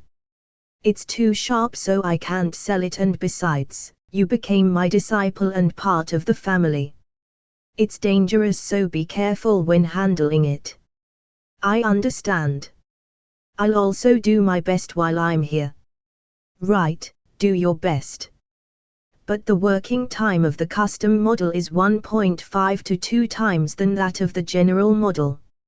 If it is the luxury model, it will fit almost within the error margin level of the general model. Considering that, it will cost more from now on, and I think it might be better to do it with a double feature, Reich's general model and my luxury model. After that, Reich tried to make a knife. Her technique is not inferior to mine. However, it is true that there are some variations. If you use this, the weak part will break first, and as a result, the whole part will be fragile, or the sharpness of the part which is not hard enough will be reduced. With my cheat and installed experience, I know where to hit to make it even and how to make it into a shape that I want while retaining its evenness. Even if I hit it casually, it will still definitely work. Certainly, it's a cheat. After working on it a bit, I noticed something after a closer look. In the case of the custom model, it feels like the iron structure is shining. Normally, with an iron knife, logs cannot be cut off with a swish. I know that something changed, but I don't know what it is exactly because I didn't have any installed knowledge about it. I wish it could have included this area. I then teach Reich what I understood from my cheat. Reich listened seriously, however, I feel a bit strange because Reich actually had much higher and detailed experience. Next will be the long sword. I leave the deburring to Samia. This is really fun after all. Really? Then I'll ask for your help during your free time. Okay. Then I take over. Unlike knives, this is cast iron. I'm hitting it to homogenize and improve the quality of the iron while shaping it in the same way. This is also a luxury model, so I work more carefully than when I'm working with the general model. Oh, this is the same as the one I saw that time. When I showed it to Reich, I immediately got her impression of it. That's right. The quality should be the same. But it looks like you didn't put much effort on it. Ah, you can't see it by looking at the axe and the knife, huh? That's right, it's not my best. When I answered like that, Reich stared at my hand. Silence then permeated in the workshop and only the rustling of the flames in the firebed can be heard. Boss, what on? No. I now understand what I should be aiming for. Reich uttered with a determined face. Chapter 24, Business Negotiation. We finished 4 knives, 1 custom and 3 general, and 2 long swords that day. At this pace, we'll have enough stock before we go to town again. About 4 days later, it's not a hunting day, so I asked Samia to help me and proceed with the construction of the new room in the morning. We braced and reinforced the pillars that have been set up and the beams were also made. As for the flooring part, we put joists and floorboards, and by this time, we also made the corridor. The new exterior wall of the house becomes the outer wall of the room, and a hallway extends inside. With this, even if the number of rooms increases, it is possible to arrange them with proper lighting. If more rooms are available, the hallway will become a cloister with the outer rooms lined up to form a courtyard. If things goes wrong and the number gets too high, it will be necessary to rebuild it or call a craftsman with proper construction skills to convert it into a house with 2 or more stories. Originally, I didn't expect to encounter Samia or Reich, so it's better to be prepared. During the hunt, Samia caught about 4 birds and our dinner was sumptuous that day. She didn't aim for big games as it's likely that she found helping in the house construction and blacksmithing enjoyable. Besides, birds didn't cause her that much trouble. Speaking of the completed items during this time's blacksmithing, there are a total of 14 knives and 6 long swords. That should be enough for selling. On the other hand, we now have to buy vegetables, charcoal, and iron ores. The next day, the 3 of us head to town. It's the first time that Reich's coming with us. After a break halfway, we arrived in town without incident. On this day, Marius, she is the one at the entrance. Oh, it's you guys. Yes. You come here roughly once a week, huh? You are right. Is something wrong? Nothing, it's just that someone wanted to buy the knives and long swords you made and he asked me to tell you about it. Oh, I see. We basically come to the flea market once a week, but there's no exact date. When it comes to my previous world, just because you came on Mondays doesn't mean you can't buy things. So to say, I also don't like to miss a customer. I'll take that into consideration. I won't set up a store directly, but I intend to do wholesale instead. Do it. That way will be profitable for you too. Yes. Thank you. I bowed and thanked him. Marius, she waved his hand back. Up to the luxury model type, I can surely wholesale it somewhere. Currently my items are almost sold out, but I can't say that will still be the case if Reich's work is added into the inventory. And even if we periodically buy iron ores or charcoal, if we don't come here we won't be able to pick it up. I also need a place that supplies them.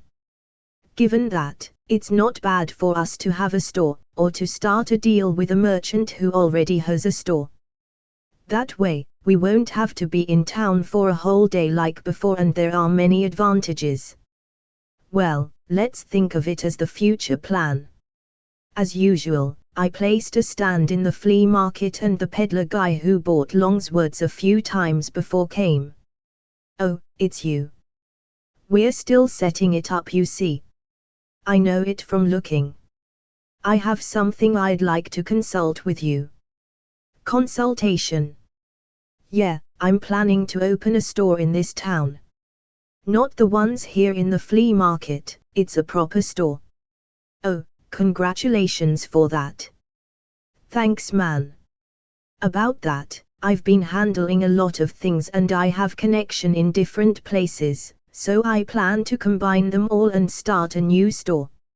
Apart from within the wall, in Newtown, there are no restrictions on what you can sell. Oh, I see. That sounds interesting. Right. So what I would like to consult with you is about the cutlery and weapons you made. Can you let me sell them at that store? Is it all right? The thing that I was just worried about can now be resolved. It's a wish come true, but I couldn't express it too well. Ah no, Marius, she knew about it, and this should be the story he's talking about. Perhaps because he is a god, he knows various stories. I can't just owe him more and more. If something happens, I'll also help him out. I don't mind. I know the quality of your longswords quite well. Since he emphasized the quite part, I wonder if he used it somehow. I don't have the courage to ask him at the moment though. I was also thinking about wholesaling it somewhere. If that is all right with you, I'll leave it to you then. I accepted the offer. Oh, thank you. All right, I'm Camilo. Once again, it's nice meeting you. Camilo held out his hand, and while taking it, I'm Izu. For some reason, I live in the Black Forest. The timing of wholesale is about once a week. I will tell you in advance if it will significantly be longer than that. Is that all right with you? You're living in that place, huh? Looking at your ability. No, you're a northerner, right? Then it can't be helped then. It's not rare for a beastman and dwarf to escort you. The wholesale timing is fine with me. It helps a lot. Ah, while we're at it, I also like to ask something before we close the negotiation. What is it? I'm running out of iron ores and charcoal. I'm looking for someone to accommodate me. Do you happen to know someone? Oh, about that, huh? Well then, I'll procure it for you. Is it all right? I don't mind. Is it all right to deduct the price of that from the goods you wholesale? Yes, that helps. Well, see you again. I exchanged another handshake with Camilo. Chapter 25, 1 Conclusion. As early as today, I'm going to sell my merchandise to Camilo. But for today, I only have 10 knives and 4 longswords, in which each one is a high-end model. Since I already got a space here in the flea market, I decided to keep the remaining 4 knives and 2 long swords already displayed and sell them myself. Eventually, on this day, Marius's colleague bought 2 knives and 1 longsword from the items for sale. Perhaps it has already spread to people who seem to want to buy it.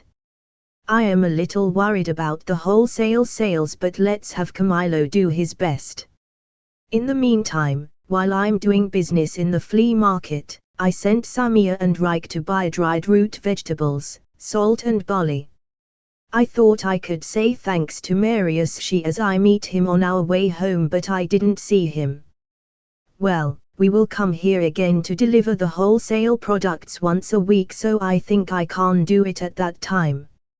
I almost have no baggage on our way home, so we were able to get back home about 30 minutes earlier than before. It's still kind of a whole day work, so I'm tired. After I properly put the things we bought on the shelves, I washed up to get rid of the dirt accumulated during this trip, though it's only a day trip. Then I went to bed early. From the next day, we once again continue on the house construction and blacksmithing. From now on, I will be working on high-end models and Reich will work on the general models. I also made new weapons. That said, the point is that I will make short swords from now on. Knife, short swords and long swords. These 3 length types will each have high-end model and general model. For the time being, I plan to put it in the lineup at Izu's workshop. The length of a short sword is different, but the method of production is similar to the long sword. I chose this product considering its length, use, and its ease upon handling. About 2 days later, the walls of the room and hallway were finished, and just when we managed to stockpile from our blacksmithing work, an incident happened. Samia went hunting, but at this time, she came across the big black bear. When I heard about it, I recalled the scene on the day I met Samia. "Hey, are you okay? Do you have any injuries?" "Yeah, I'm fine." As soon as I noticed it, I fled right away. I think it was quite far from me, so I managed to shake it off, but it has a sharp nose, so maybe it came after me. Is that so? For the time being, I feel relieved that Samia is safe. I should think about what to do from here on. What to do when it really followed up to here? If it wandered aimlessly around the neighborhood, it would surely be troublesome if we unexpectedly come across it. The one who will most likely come across it would be me, as I fetch water every morning, but Samia and Reich sometimes go out of the house too. If at that time one of us happens to come across it. Niji. I shook my head and drove the bad thoughts out of my head. I have to do something about it from my side. It's out of the question to confront it with a knife, and I don't have time to prepare a custom model long sword. However, it's a good opportunity to try the custom model short spear that I hadn't tried yet. I'll go out for a bit. Hey, don't tell me. I'll deal with it if I find it. Until I come back, keep the bolt on the door no matter what. If it's like that, I'll go too. No. If something goes wrong, I don't have the confidence to retreat while keeping you protected. I have some idea. Not that I don't trust Samia's archery skill, but I am also here. Can't you leave it to me? Damn. You should definitely come back.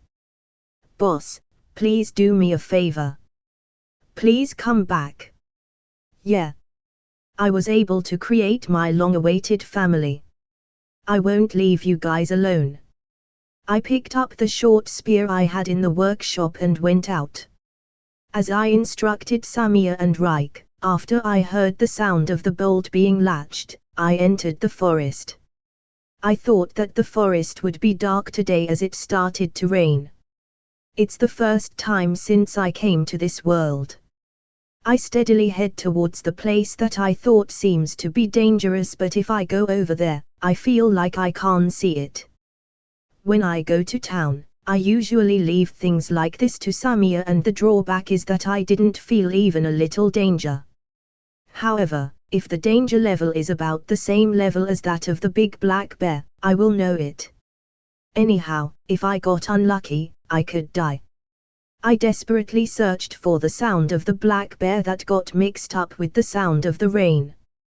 From the story I heard from Samia, it would not be strange if it returns to its place once the rain has passed. By then, with my cheat hunch, I should no longer be sensing danger. But with it not stopping yet, it means it is still wandering around here. Perhaps it remembers the taste of a person. This thought prompted when I recalled the bear attack incident that I saw in my previous world. If that happens, there's a high possibility that it has formed enmity to human beings, including the beastmen who live in this forest. It's raining today and that won't make me smell, so I have a chance. That being the case, I have to do it today. Brace yourself, Izu. I gave up my life to save a cat in my previous world, and in this world, I'm trying to kill a bear. The irony made me smile wryly. Slowly, I head to the seemingly dangerous place. How long has passed? It felt like it has been a long time, but it also felt like it was only a short time. Then, my sense of danger, instinct for survival, wisdom for survival and all other senses are at maximum volume. I start to hear an alarm that this place is dangerous. Then, I found the guy. Chapter 26, Life That Is Lost, Life That Remains. It's called Big Black Bear and it is definitely huge. It's like the big brown bears I saw on TV in the previous world. This guy should be the one who attacked Samia.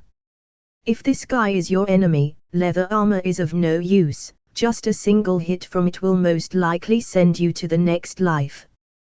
But, it immediately ran away when it sensed that I was approaching, so I think reality might be different. I can't let go of the possibility that it got huge all at once in just few weeks though. Sorry, I don't have any grudge towards you, but hopefully there will be no hungry cubs in its place. I slowly turn the spear tip towards the bear.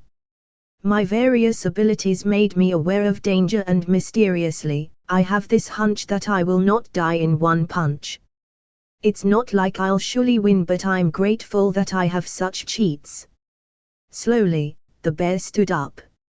It's getting bigger and bigger. It now seems to be nearly twice my height. Even so, I kept my hips low and did not stop from pointing the spearhead towards it. Once again, the bear crawls on all fours, then it runs up to me. As it turned out like this, with my pace, it will be impossible to retreat. This will not end unless either me or this guy dies. It leaps up and I barely dodged the black bear's arms. I actually wanted to strike it with the spear at each passing, but it was impossible. It's faster than I expected.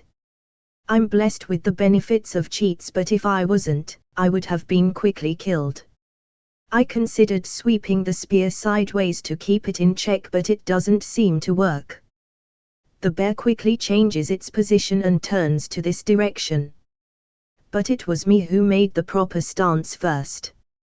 I quickly thrust the spear and the spear pierces to the bear's flank without any difficulty. It was so sharp that I almost didn't feel the spear being stuck. However, the cheat sensation tells me it's shallow. It was because the ground was muddy and I couldn't stand firm. I quickly pulled out my spear and jumped away, but at the last minute, an impact hits my chest as the bear's forefoot was able to catch up. I was able to manage the impact to a minimum because I was jumping back, but I still thought that all the air in my lungs would come out. I was able to withstand it, then I rolled backwards and rearranged my stance. I'm glad I am only 30 years old. At 40, it will not go this way. This time it's the reverse. I jump forward and with a close shave I dodged the bear's forefoot above my head, then I was able to dive into its bosom. At first glance, it looks like I am covered by the bear. It's my win. With that stance, I pierced the bear with a spear. I pierce it smoothly without any reluctance. I don't feel good about it as it injured Samia before, though I'm saying that, I'm still not used to this sensation. As soon as the spear pierced deeply into its flesh, the bear flings me off. With the impact, I rolled over heavily and my hand released the spear. But now, it has some reaction. The bear struggled with the spear impaled to its chest, but it eventually fell down. Probably because it fell sideways, the spear was not damaged.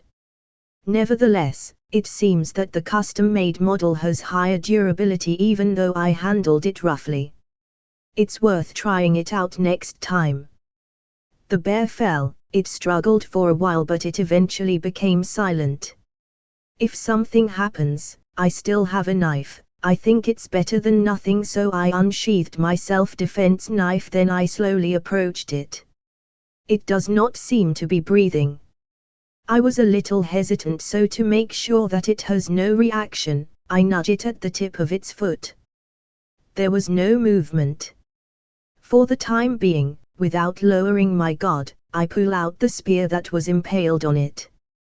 With splattering sound, blood gushes out, moistening its fur and the ground.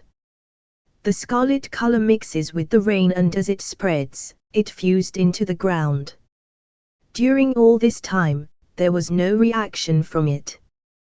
The moment that I was convinced that I killed it, my waist gave out. Of course, such last-minute exchange of life has never occurred in my previous world. In addition, this time, I completely relied on cheats and installed knowledge to finish the battle.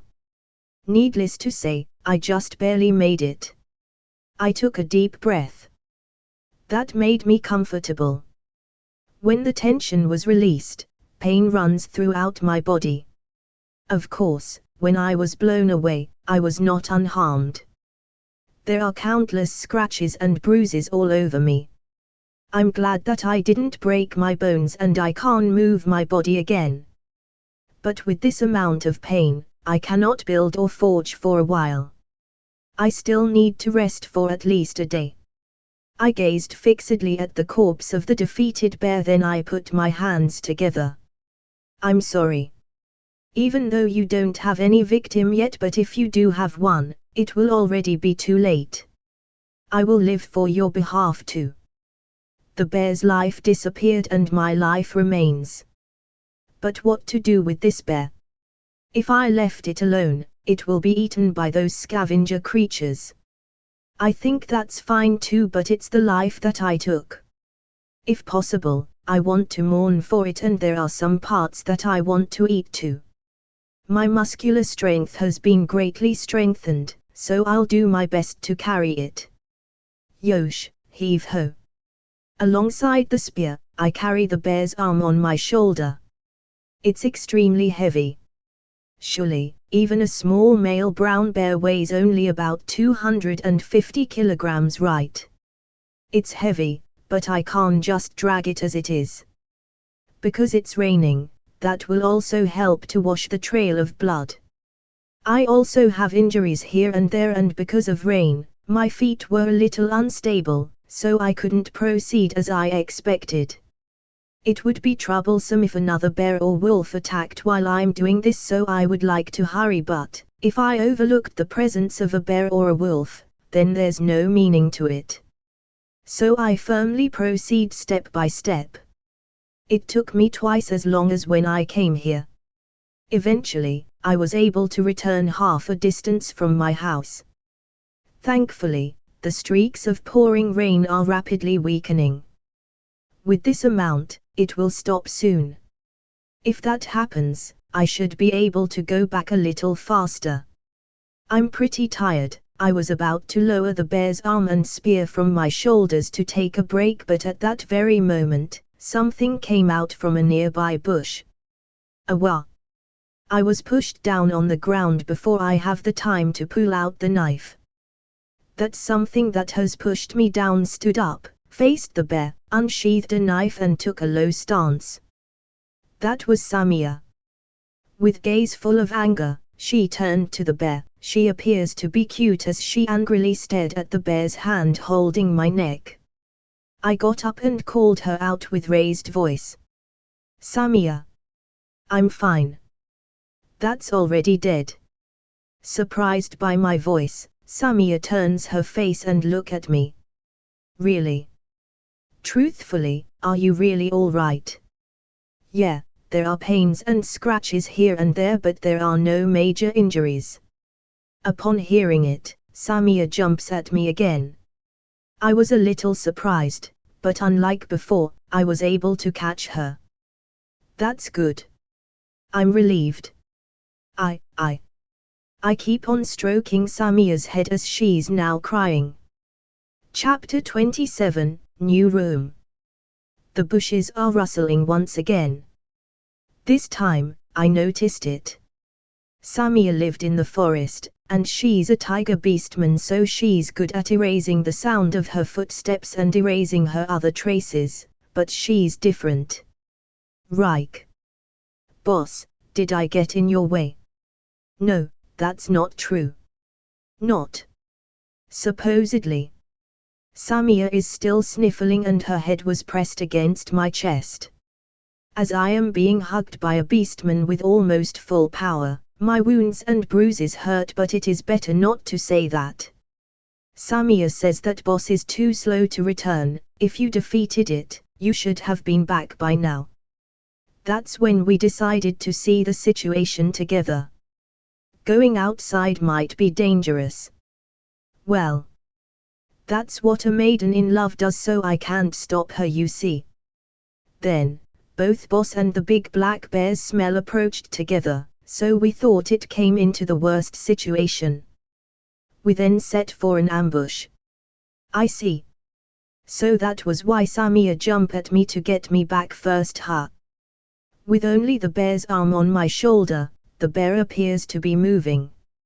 In addition, with the bear holding my shoulder, the bear suddenly looks as if it's carrying me.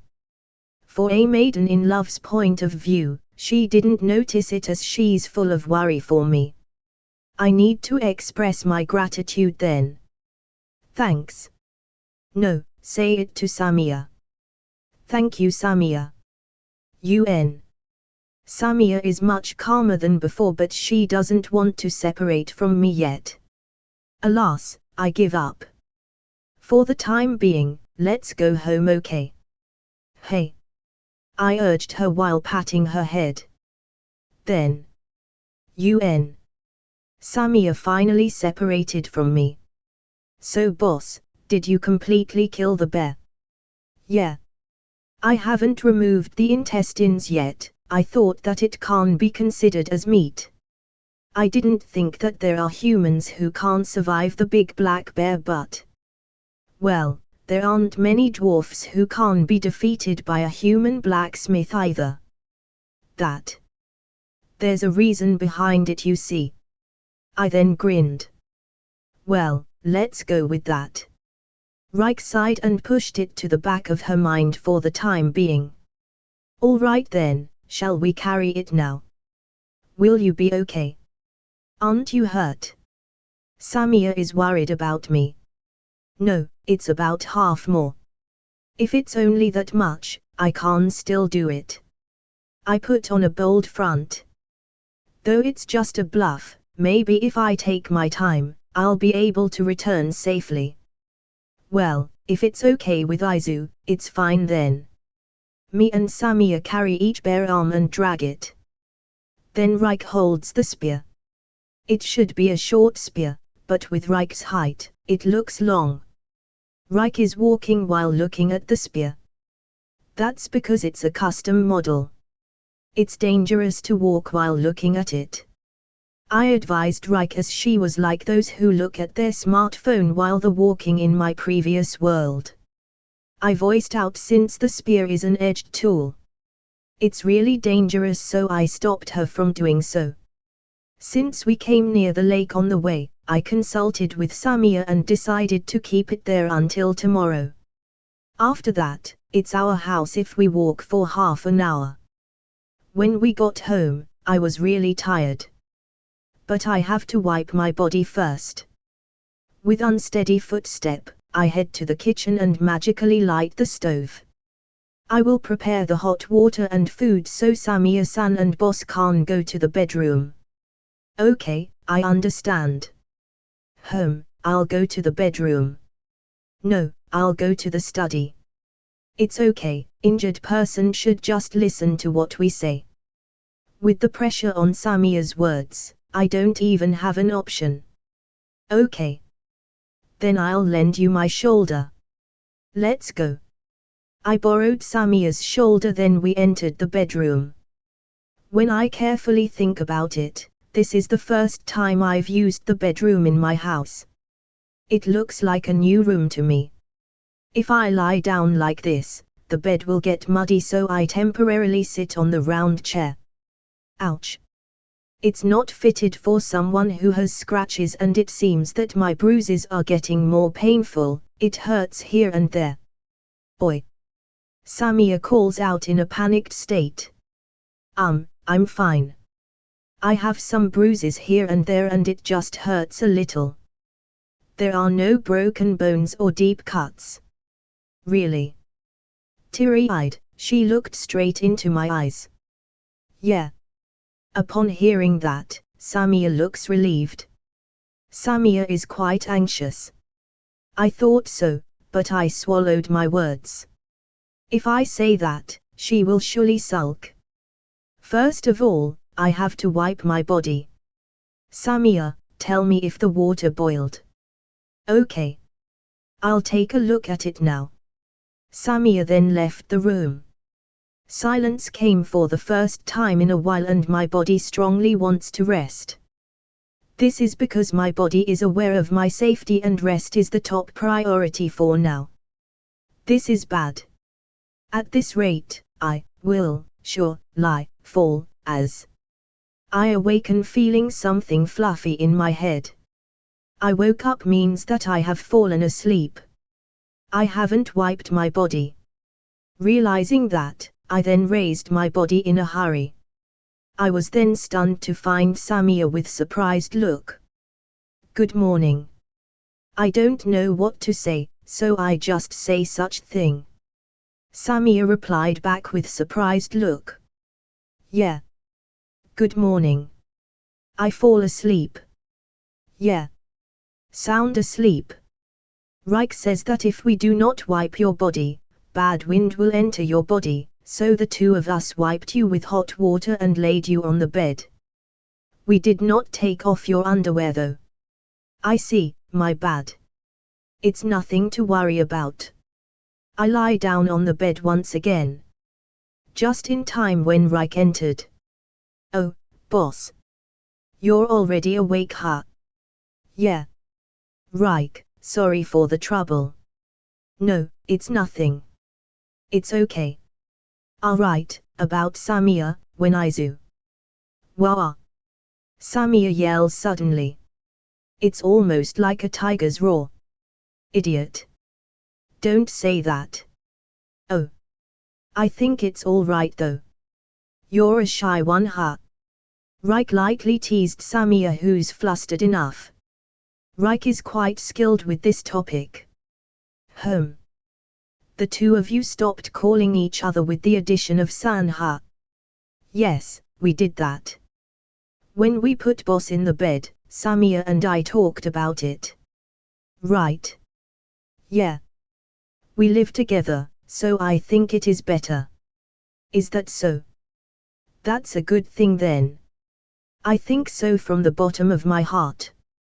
As Samia says, regardless of how long it will be, probably it won't take a month, but it's better if we live together for a longer time, so it's better to have a form that is easy for each other. Reich doesn't have to call me boss too. I also joined in. That's no good, boss. It was refused quickly. Chapter 28, this time it's really a new room. There was a commotion, so on this day and the next day, I'll take a break from blacksmithing work. The next day, I went to get the bear on the lake. I pulled up the heavy bear, removed its intestines, and I only buried the heart in the soil, the rest were discarded in the bush. The bear's gallbladder seems to be made into a medicine, but I didn't know which was it, so I gave up and threw it away. After that, I made a log carrier as usual to transport it to the house. I couldn't make Reich help me when carrying a bear's arm, but if I have a carrier, we could carry it together, so I asked for her help. It took us a little longer than the time we brought the deer to the house. After that, the dismantling process itself is almost the same as a deer. Of course, there are differences in skin hardness, skeleton, and internal organs, but the contents that I have to work on are almost the same. It would have been difficult to work, but it wouldn't be a problem as I have 3 sharp custom model knives. I've heard that bear paws are delicacies, but processing it seems to be troublesome, so I give up eating that meat this time. I don't know if there will be a next time, but I don't intend to fight to death again, so basically it's a food that I won't be able to eat. I got a lot more meat than usual, so we had a lot for lunch. The bear's flesh had a bad taste, probably because it was badly processed, but overall, it tastes better than I expected. The rest will be dried or salted so that it can be preserved easily. There is enough meat so I can prevent Samia from catching deer for a while. It's a waste if it rots. After I'm done eating lunch, I took a rest while Reich did some blacksmithing and Samia does the rest of the wall expansion on the room extension. The day ended with that. The next day. After finishing today's work, we will prepare for tomorrow as it's the day we will go to town and do the wholesale. Since I took a rest yesterday, I decided to ask Reich and Samia to fetch water and add a room while I concentrate on blacksmithing first thing in the morning. My goal for today is to finish 3 high-end models for each knife, short sword, and long sword. I make molds for the short swords and long swords, then pour the melted iron on it, remove the buzz, then I hit it with the hammer to shape it while having a little more concentration compared to when I'm doing the general model. While waiting for the molds to dry and the iron to cool down, I also work on the knives. Finally, they were collectively quenched, tempered and polished, then they're completed. So far all of these took almost a day. Perhaps this was my efficiency because I have a cheat, but normally, one couldn't do that much. You are so focused on your work that I was hesitating if I should call you out for lunch. Those were Samia's words. I finished all the work, so I put the fire out of the workplace and tidy the place, then Samia came. You're already done for today. Yeah, I managed to finish the number I was thinking of. Is that so? Well then, come with me for a moment. Okay. Samia leads the way with high spirits. I followed right after her. We came back to the living room together. There's something off about it. Rather than saying that something that shouldn't be there exists, something that should be there, doesn't exist. Ah. There is an opening in the corner of the living room in front of the bedroom. That's why I felt something's off. You finished the room? Yeah, there are 2 rooms. The hallway is also connected. Oh, that's amazing. Today, I was doing it all the time except when I was preparing the food. When I peeked into the hallway behind Samia, Reich was also there. Oh, Reich, thank you. No, it's all Samia's hard work. Although it is almost near its completion, I didn't think it could be done today. There is a hallway, and there is an entrance to the room. The roof also has proper inclination.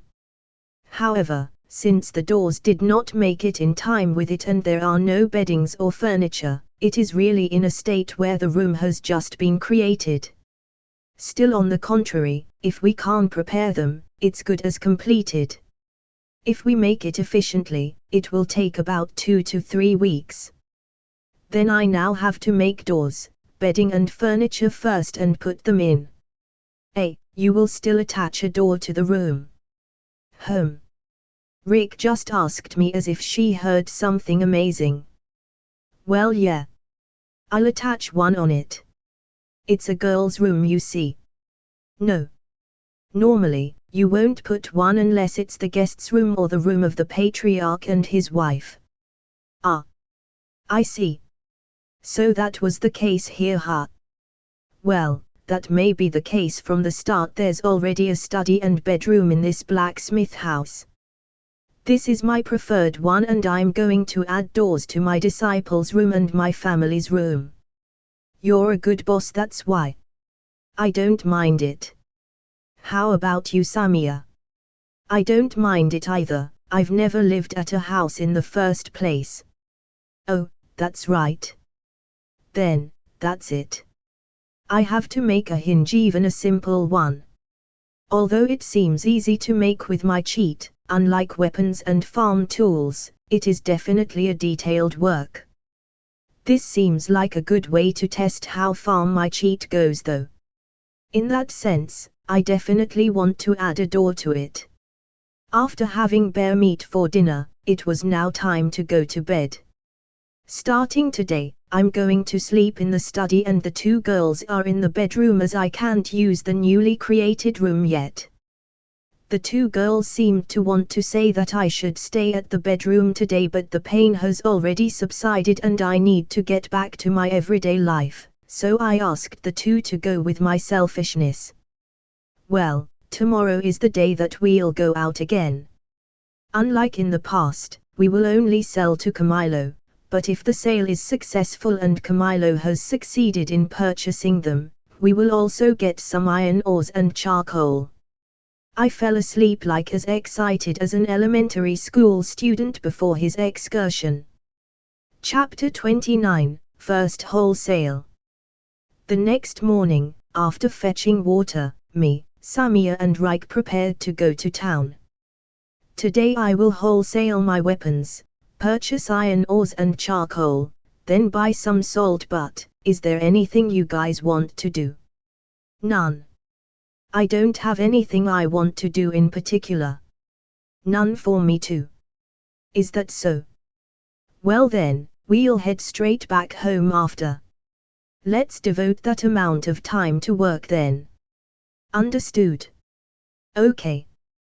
Carrying the merchandise is shared between me and Reich. At first glance, Reich is like a little girl, but with her being a dwarf, her muscular strength is insane. Similarly, Samia is a tiger beastman and she has the strength to do so, but since she is our escort, I don't want her to carry extra luggage. The three of us head inside the Black Forest. I was just wondering if nothing will happen today as well, but Samia felt the presence of forest wolves about 2 times already, so we stopped moving and took a break first. I wonder if it's because I killed the bear. It's not the case. It's about time for their child to be born, you see. Are they feeding the mother? That's right. In a month or so, you might be able to see a wolf child. It's cute. It's not good if you get too close, but they won't do anything to you if you're looking at it from a distance. As I listen to you, seems like the wolves in this forest are quite docile, right? Reich asked the question. I also thought about that. I was wondering if they would attack humans, but it seems that the wolves in this forest won't do anything if you won't take action first. Yeah. Well, there are a lot of prey here like deer or rabbits, so they hunt those first. There are so many trees here that it's easy to limit their escape route, so it's not a difficult hunt for the wolves. In addition, me and Izu are quite strong. How about you, Reich? Well, they still attack ordinary people from the town, you see. To make the story short, they are attacked because they are the weakest prey. As I said before, they hardly attack those who smell like humans, but it's only applied for those who live near this forest. I see. In that case, I don't think I should go out alone. Right. You should bring me or Izu when you leave then. Contrary to her appearance, although Reich has strength and courage, it does not mean that she's skilled at martial arts. Considering the risk of being attacked by a forest wolf, it would be better to go with me or Samia. Nevertheless, these forest wolves are extremely devoted to their family, as they also get prey for the pregnant mother. This time I voice out my thought. They're quite smart. There is even a scholar from the capital who says, amongst the wolf beastmen who lived in this forest, there is a group who reverted back to being wolves and that they were the ancestors of the forest wolves. Is that true? No way. But to some extent they are certainly smart. I've heard from a traveler that those wolves in the plain cannot be compared with them. Heh. Have they developed wisdom so they can't hunt prey easily? No, was it because hunting is an easy feat for them so they had the leisure to develop wisdom? But if there is no room for trial and error to check if it's okay even if the failure rate increases to some extent. Anyways, I don't have the means to try it in the first place. These things are the interesting points in another world. While exchanging such conversations, we proceed through the forest. In the end, after that encounter nothing happened from the road until we reached the town. Even though we travel once a week on this road, we never encountered a bandit. Even with the exception of Samir and Reich, there seems to be no cold treatment for beastmen and demi-humans in this city too.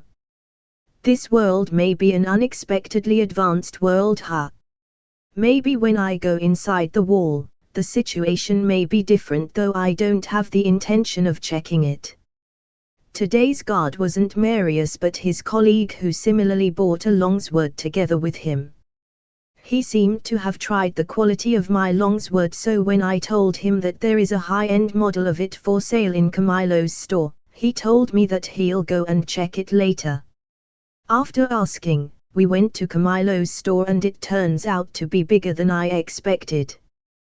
There is a second floor even though it is already large. It's big. Yeah, I'm a little surprised too. I wonder if it's okay to wholesale my product here. When we went inside, as Camilo had said, there are various items on display. As I came to wholesale my weapons, I asked the person who appears to be the clerk if Camilo is around. He said he would call him immediately, so we look around the store in the meantime. There are household goods such as tableware and baskets. As for the seasonings, not only salts are present but there are also sugar, spices, and some other things that seem to be a little expensive. There seems to be sake and the hard one of that, wine and also ale.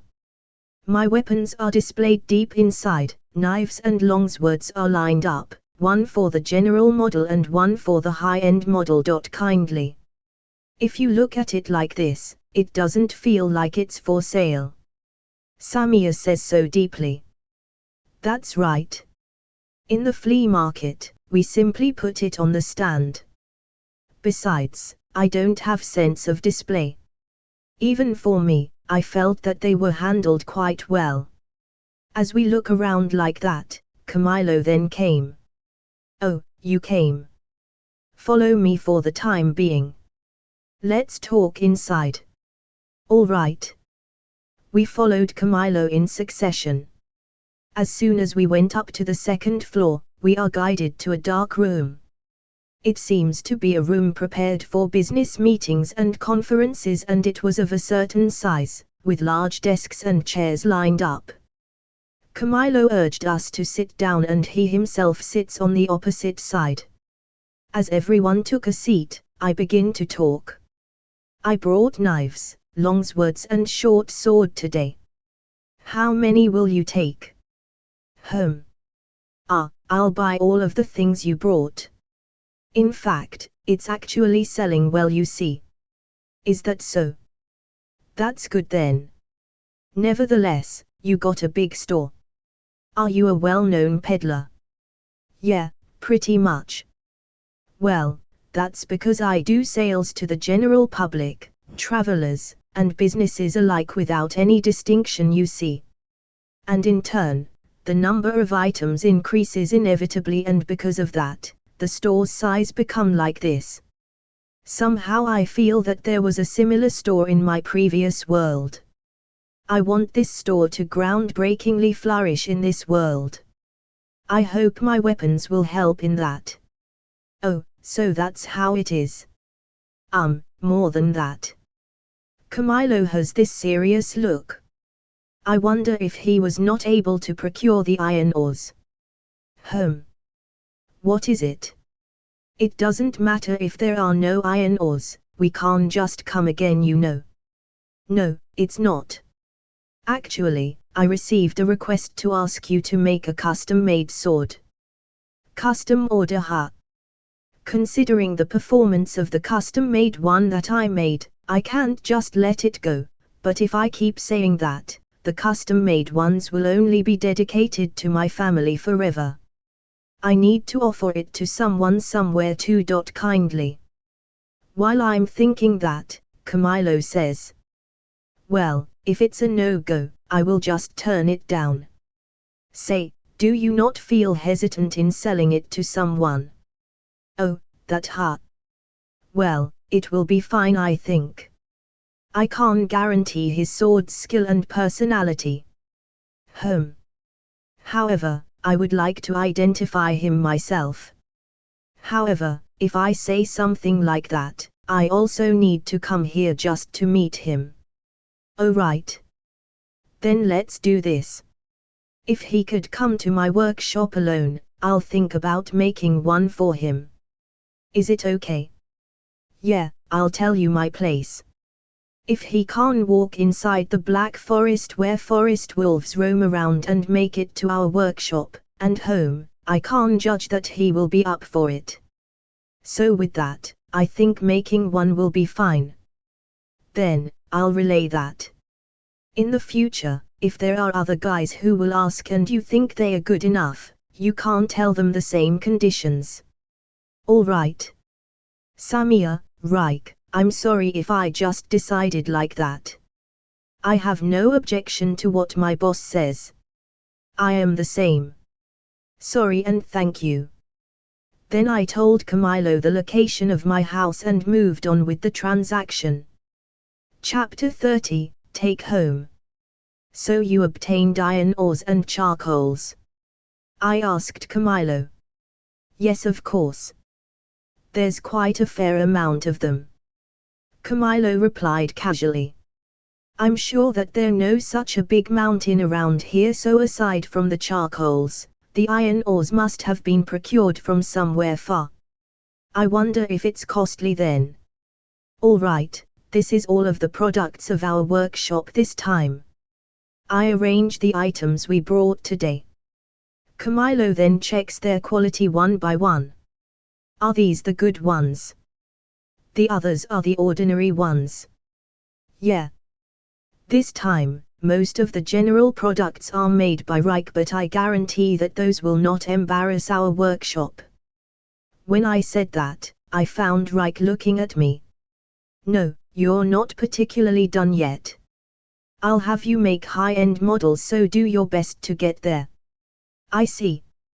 Well, as I said, I'll buy all of them. Then, let's move on to the iron ores and charcoals, but it's faster if you have a look. Follow me. Camilo called out another person, different from the clerk, from below and ordered that only the short swords among the weapons we wholesale are to be displayed on the store. Camilo then guided us to a different stairs than the one we took when we went up. When we got down the stairs, it was a warehouse. It's quite spacious. It seems that some of the size of this store is also due to this warehouse. The warehouse is lined up with products.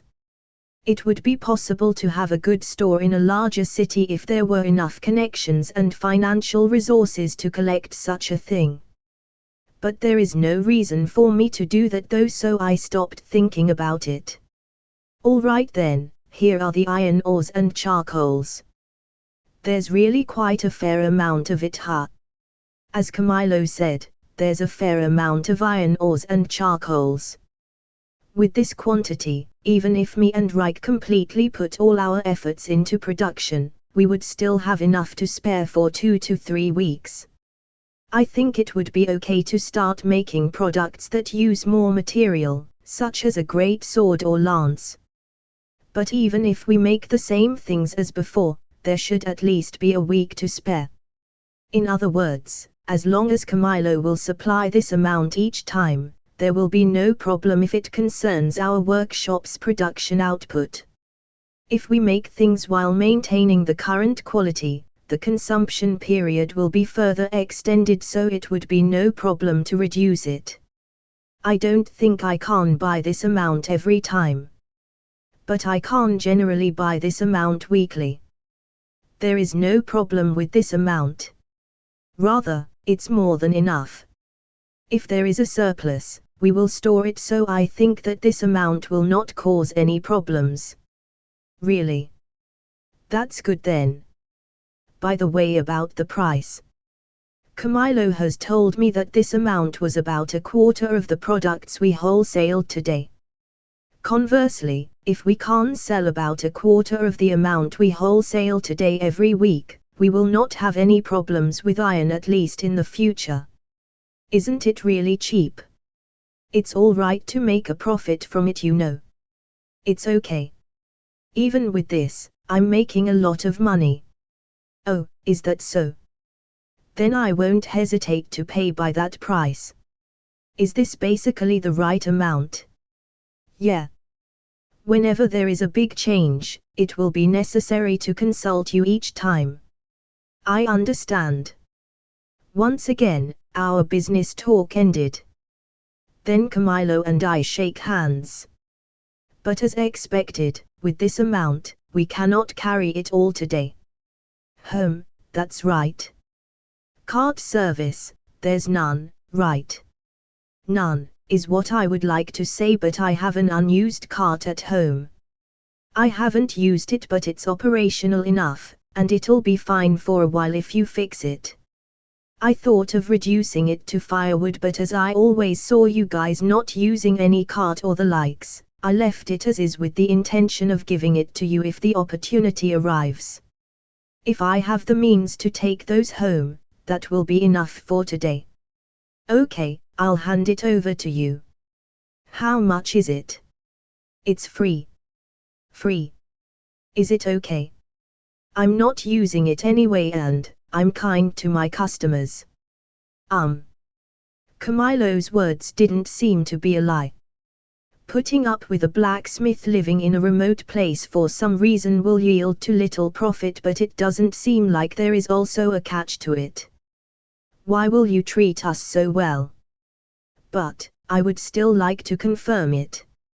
Even if he is lying, I don't think I can expose the reason with these questions, but this is a matter of whether I can be convinced or not. To be honest, it's because you're a promising supplier. It's important to have someone who sells good quality wholesale at a reasonable price, you know. I only sell favors to those kinds.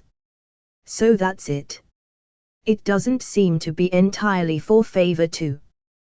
But with those words, I decided to trust Camilo. Though I'll feel bad, I'll gladly accept it then. Okay, take it. Thanks, but can I get salt and wine as well? You can't subtract their price from the cost of the wholesale products. All right. I'll prepare those. Well then, we'll load them and calculate the total costs first. Please kill time and come back for about half an hour. Okay. Then until later. Yeah. Thus, we left from Camilo's place and killed some time.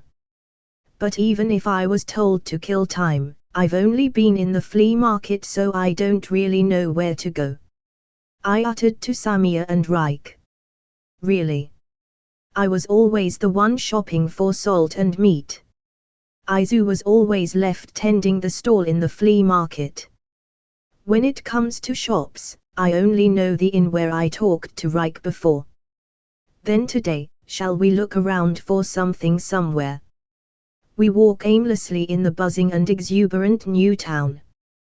There's a section wherein shops are built up. It's not as shabby or messy as the ones in the flea market, but there are a lot of stall-like shops that deals with various products.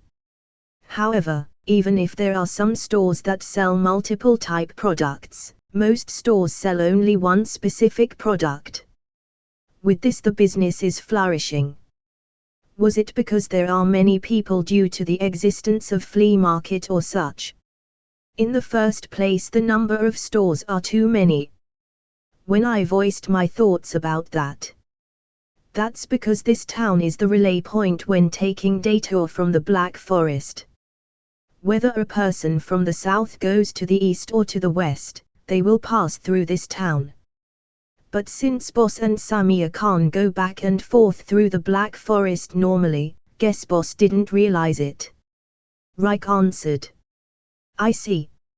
Certainly, if ordinary people can't pass through, they need to go around. The military and cultural importance of relay points remains the same in my previous world. Samia did not seem to completely understand it. Since she lives and travels from the forest, she wouldn't realize it. I too was a similar case. We had a good time taking a look around the build shops, so when we returned to the Camilo's shop, iron ores and charcoals, bag of salt and a barrel of wine were already in the cart. The cart is not a flat one like those of a large two-wheeled wagon, but it has a low fence like that of a mini truck's load carrying tray on its three sides except for the back. Basically, it seems that it is unloaded from the back. I could say that the closest image for it is a dray without a horse. And apparently, it seems like there is still some room in its loading capacity. Oh, you have returned. This time, Camilo welcomed us directly. Then, this is your payment this time. He handed out the money placed in a leather bag. I checked its content and it seems to be right. I received it. Well, see you next week again. Okay, I'll be waiting. In this way, we acquired a means of transportation called a cart. We then head home. Chapter 31, Visitor. I and Reich pull the cart loaded with our luggage. Samia is our escort, so she's not pulling it with us, but she didn't ride on the cart and walk together with us instead. If it's about the weight, it's heavy, but thanks to the wheels, we are likely to go back without having our pace slowed down that much. I'm worried. I hope the wheels won't get stuck in the forest. Though when I dug the soil before, it was not soft, so maybe it will be all right. In the worst case, I may need to ask Samia to push it. With a party of 3 people walking together on the main road and with a cart that one would definitely think that something is being carried, I think that there's a high possibility of being attacked. Until now, Samia didn't have any reaction, so there may be no such danger after all. But there is no doubt that the risk of us being attacked is higher. Even with Samia, a tiger beastman who is armed with a custom model bow, and me, though with poor skill, here, I don't think that there will be no danger at all, so I must not treat it as something trivial. I spoke about that with Samia, so on the way back home, we are more careful than usual. In the end, nothing happened in the main road on this day, but if you are prepared you don't have to worry. From now on, it's better to be careful on the way home. The way to the town is peaceful, and if the way back is peaceful too, it's scary. Even after entering the forest, the wheels did not sink deep enough to get stuck after all. I was even a little worried, is it possible to pass between trees with this cart? Though in the first place, carts are not that wide. However, I cannot say that it was as easy as or better than when we are on the main road that was maintained in its own way. It now turned into a difficult journey somehow. Is it better to improve the road? But boss, if you do that, the condition you made to have them come alone in our house will be easier, you know. There's also that too. I did say that. From now on, we will accept custom orders for those who can't come alone to our house, so it makes no sense if I make a road. It's like saying, you can't reach my house if you follow the road. Then it's just like going to a tofu shop for an errand. I wonder if I made a blunder. For the time being, there were no big problems and we were able to get home safely. I'm thankful for it every time, but sometimes, problems may arise too. At that time, I have to try to minimize it. We then remove the luggage from the cart and bring it inside our house and workplace. Aside from the salt and wine, it took a while for the iron ores and charcoals to be carried in by 3 people. It kinda feels like we work all day long. I want to think of something like tilting the cart for example, then carry it in. On this day, we had a little lavish dinner. I made wheat rice porridge, dried bear meat and root vegetables stewed in wine and water that we had bought. It had a nice aroma and it was well received by Samia and Reich, so I should make it from time to time. The dawn next day, me and Reich will start to make metal sheets, which are the raw material for making weapons. Samia went out saying, I will catch a bird or a rabbit. She's not aiming for a deer, so maybe she's willing to help us again tomorrow. We also have enough meat in stock. Before making a weapon, I compared the quality of the iron ores I just purchased from the original stock. Using my installed knowledge and cheat, it appears to be a little better, but it does not look that different from before. Reich, how about it? For me, it's not that different. I handed the 2 iron ores that I was observing to Reich. Yes, as boss said, I also think that it's almost of the same quality. I don't know who chose them, but he has quite good eye for this. Then, shall we use the ones we have in stock first? Yes. I understand, boss. I magically set fire in the steel-making furnace operated by magic. I then put charcoal and finely crushed iron ores.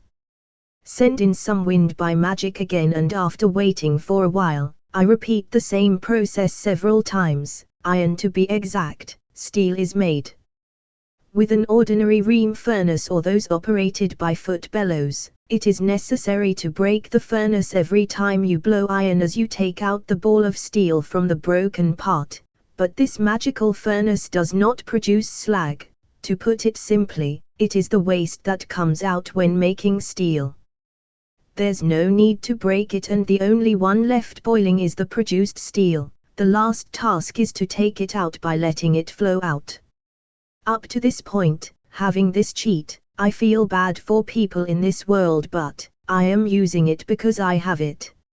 Since this furnace is of moderate size, there are quite a lot of steel that can be produced by fully filling it in with raw materials. Okay, shall we start? Yes, boss. As we take it out, the steel solidified to a certain size. I heat it again in the fire bed, then take it out. Placing it on the anvil, me and Reich start to hammer it and shape it into a board. It's a decent work. After the first one was made, me and Reich assessed the item. It's not bad. Right. It looks better than what's in stock. Is that so? If Reich says so, then I have no qualm. Let's continue. Yes. In the end, metal sheet making continued in the evening until Samia returned. I'm home. Oh, welcome home. Reich, it's sufficient enough, so let's end here for today. Understood, boss. We quickly cleared the workplace and I then went to Samia. What did you get today? Today it's a rabbit. The rabbit has ears like grass. We have secured 3 birds previously, but their size is not so big, so it took less time to finish them. The amount of this rabbit's meat is for about 3 people. That's why, continuing from yesterday, today's dinner is also lavish. Unfermented bread, root vegetables and salted deer soup, the leftover from my and Reich's lunch, and rabbit steak with wine sauce. Oh, rabbits are delicious. I thought you'd say that. It's difficult to catch, but I was lucky today. This rabbit indeed tastes good. The day ended while I'm savoring the rabbit that tasted better than I expected. The next day, after finishing the morning routine, fetching water, and having breakfast, we start working on the production of short swords and long swords. Samia, who had been helping us, suddenly stopped. "What's the matter?" I asked Samia. Samia seems to be a little nervous. Someone came. The moment I look at the door leading outside the workshop, continuous knocking sounds were made at the door. "I've been told by Camilo. I want you to craft me a sword." That voice followed out. I then stand up and head over to open the door. Chapter 32, Made to Order. "Yes, I'll open it now." I spoke and head to the door. The knocking sounds at the door stopped. With a big sigh, I pulled out the kanuki. Samia is behind me, completely on guard while holding the short sword that we made yesterday. I slowly opened the door, then I saw a woman in her traveling clothes standing there. She has short red hair and her body is covered in leather armor full of cuts, but the key point is that it's reinforced with metal, probably steel. A haversack and 2 short swords are hanging down on her waist. Her back is covered with a cloak and there is also a rucksack that may contain various tools inside. She is quite tall, maybe about 180 centimeters. She also large bright eyes and there's a sword scar on her face. "Welcome." I spoke, though I'm a little taken aback. The woman smiled broadly and introduced herself. "Are you the one who makes weapons for Camilo?" "I'm Helen." "That's right. I'm Izu, I'm a blacksmith in this place and I do make weapons. For the meantime, please come in." "Oh, thank you." I guided her to a space inside the workplace, then we sit down facing each other with a table in between. Samia stood behind me without letting her guard down. "I'm sure it'll be fine, but I left her as is. First of all, there's no doubt that you came here alone, right?" "Yes." Helen agreed. I glanced at Samia. Samia then nodded. "I also can't feel any other presence in the surrounding. You're not attacked by a wolf and the likes on your way here?" "Huh. No. I saw something like a rabbit though. It's cute." It's indeed cute, but we ate it yesterday." Perhaps the wolves judged that Helen is strong. Helen then continues. "Alright, it was hard finding this place, but I was able to come here because I saw the smoke." "Oh, did she follow the smoke when I was blowing the iron?" "Nevertheless, it's not easy to get here. Thus it's safe to say that she has fulfilled the arrangement." "Then I will craft you a sword as promised, but what should be good?" When I said that, Helen untied both swords on her waist and places them on the table. "I'm a mercenary. These swords are what I use there, but I want a sturdier one. In the battlefield, there are many things that I can't repair that well, but even in such state, whether it can be used or not will determine my life." "I see. A female mercenary, huh? I think she had many hardships." The sword scar on her face stand out the most and cuts with various sizes are here and there. "Can I take a look at this sword?" "Yes, I don't mind." I unsheathed both swords and looked at them. They are still in a state where they can be put to a practical use, they're well made. However, one of them seems to be slightly damaged. "These are good swords. The one who made them has good skill. Can I show it to my disciple?" "I don't mind." I looked at Reich. Reich then moved towards us and looks at one of the 2 swords. "Good craftsmanship indeed. If you want something better than this, you may need to ask Boss for sure. At the very least, I can only think of Boss who can do it. If a dwarf says that, then you really have the skill as I expected after all." Helen writes on Reich's impression and said so. But her voice is so loud. It doesn't matter how loud she speaks since there's nobody else around us, but it's loud enough that I can't even hear buzzing sounds in my ears. Though it may be fatal if your voice can't be heard in the battlefield, I would like you to refrain from doing it here. So, how do you use them? How? Ah no, I want to know how you perform in an actual battle. I will use it as a reference when making the sword, you see.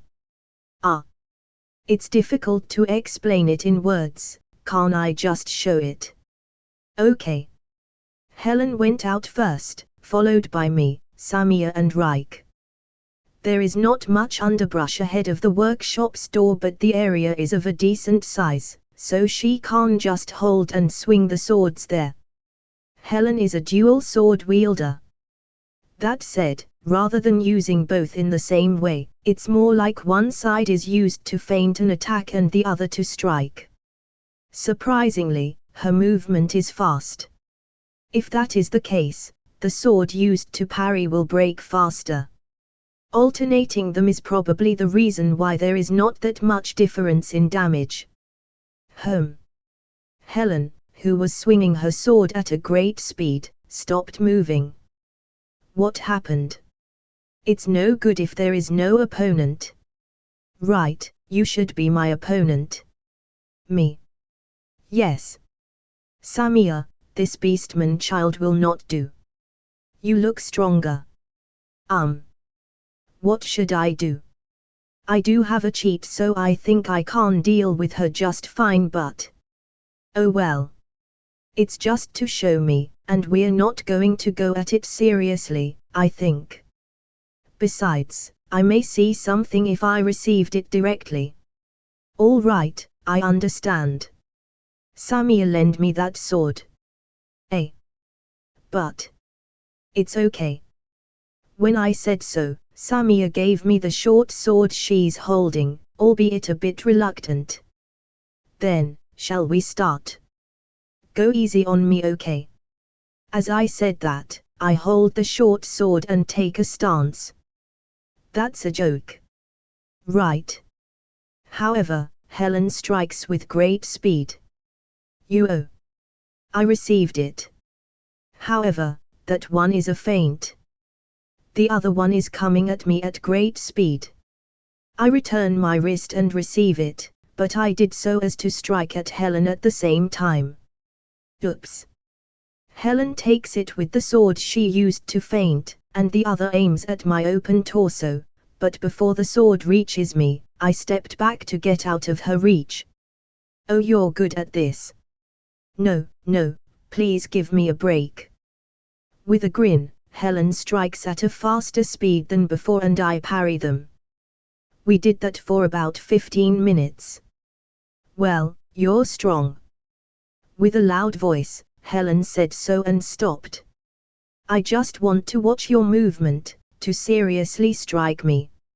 Actually, I intended to end it after the first 2 or 3 shots, but there are only few who can receive my lightning sword, so I got excited. I'm sorry. This muscle brain asked for forgiveness. Well, anyway, I get it now. I think it will be completed in 2 days, so come back 3 days later. Can I not go home today? What are you going to do if you stay here? Let's spar again after a break. Then I can't make your sword. Now, go back, go home. Ah, wait. Give me some water. Then, Helen, who replenished with water, temporarily went back to the town. Well then, I have to make that custom sword. Chapter 33, Custom-Made Short Sword. I safely received an order for 2 custom-made short swords, but since I'll also make those from now on, I decided to give priority to the production of wholesale items at Camilo's place. Of course, Samia will also help me in this. Though the number for deliveries will somewhat decrease, since I wholesaled quite a number until now, there should be no problem. I think. Besides, Camilo is the one who brought Helen here, so he can't complain. I can't secure the minimum limit if I focus and work as much as I can today. Once that is decided, I finished making and casting the mold, deburring, then I and Reich will do the final touch. During that time, I had Samia do everything from mold creation to deburring, which really saves time. We all work silently. Samia has completely gotten the hang of it, and at this rate, it may not be impossible for her to properly hold the hammer next time. Today, we somehow made quite a number of short swords and long swords. Starting tomorrow, let's commence in creating Helen's short sword. At dawn, after finishing my morning routine and breakfast, I and Reich moved to the workshop. As for Samia, I asked her to collect herbs and fruits. Since there's not much she can do to help us today. I stacked a sheet metal for one short sword from the sheet metal we've made, heat it in the firebed, then me and Reich hit it to make it extend. Once it extended to a certain extent, I put a line in the middle using a chisel, fold it in half, heat it again, then we hit it to extend it once more. Once it's about the desired length, the rest is my job. With the combination of cheat and installed knowledge, the material turned into homogeneous and hard one when tempered, but, in order for it not to be chipped during a fight, I hit it remembering how Helen was wielding it. When the shape is completed, I wait for it to cool, then hit it again to increase its durability, then clean the surface with a tool such as a file or planer. After that, the iron rod that will become the handle is connected by heating and hitting them so that the contact points do not become brittle. When the blade is heated again on the firebed, I cooled it rapidly with water to harden it. I decided to test its durability here at once. I brought the short sword of the general model I made yesterday and swing it down towards the custom-made one I put to a fixed position. Clang! Clear sound echoed and the short sword that I swung down comes to stop, but there is not a single scratch on the custom-made sword. I struck it a few times afterwards, but since I can't scratch it at all, I concluded that the test result was satisfactory. This short sword can't be added to wholesale anymore, I said while inspecting the short sword on my hand. Once I look closely, I can't see the nick in the blade. Since this is a general model, the blade being chipped is something to be expected, I guess. If you sharpen or fix it, won't it be passable as wholesale again? Reich stopped her hand hitting the knife and said so, but I shook my head. It's passable quality-wise, but it's against my aesthetics to sell products that are used for things other than trial cutting.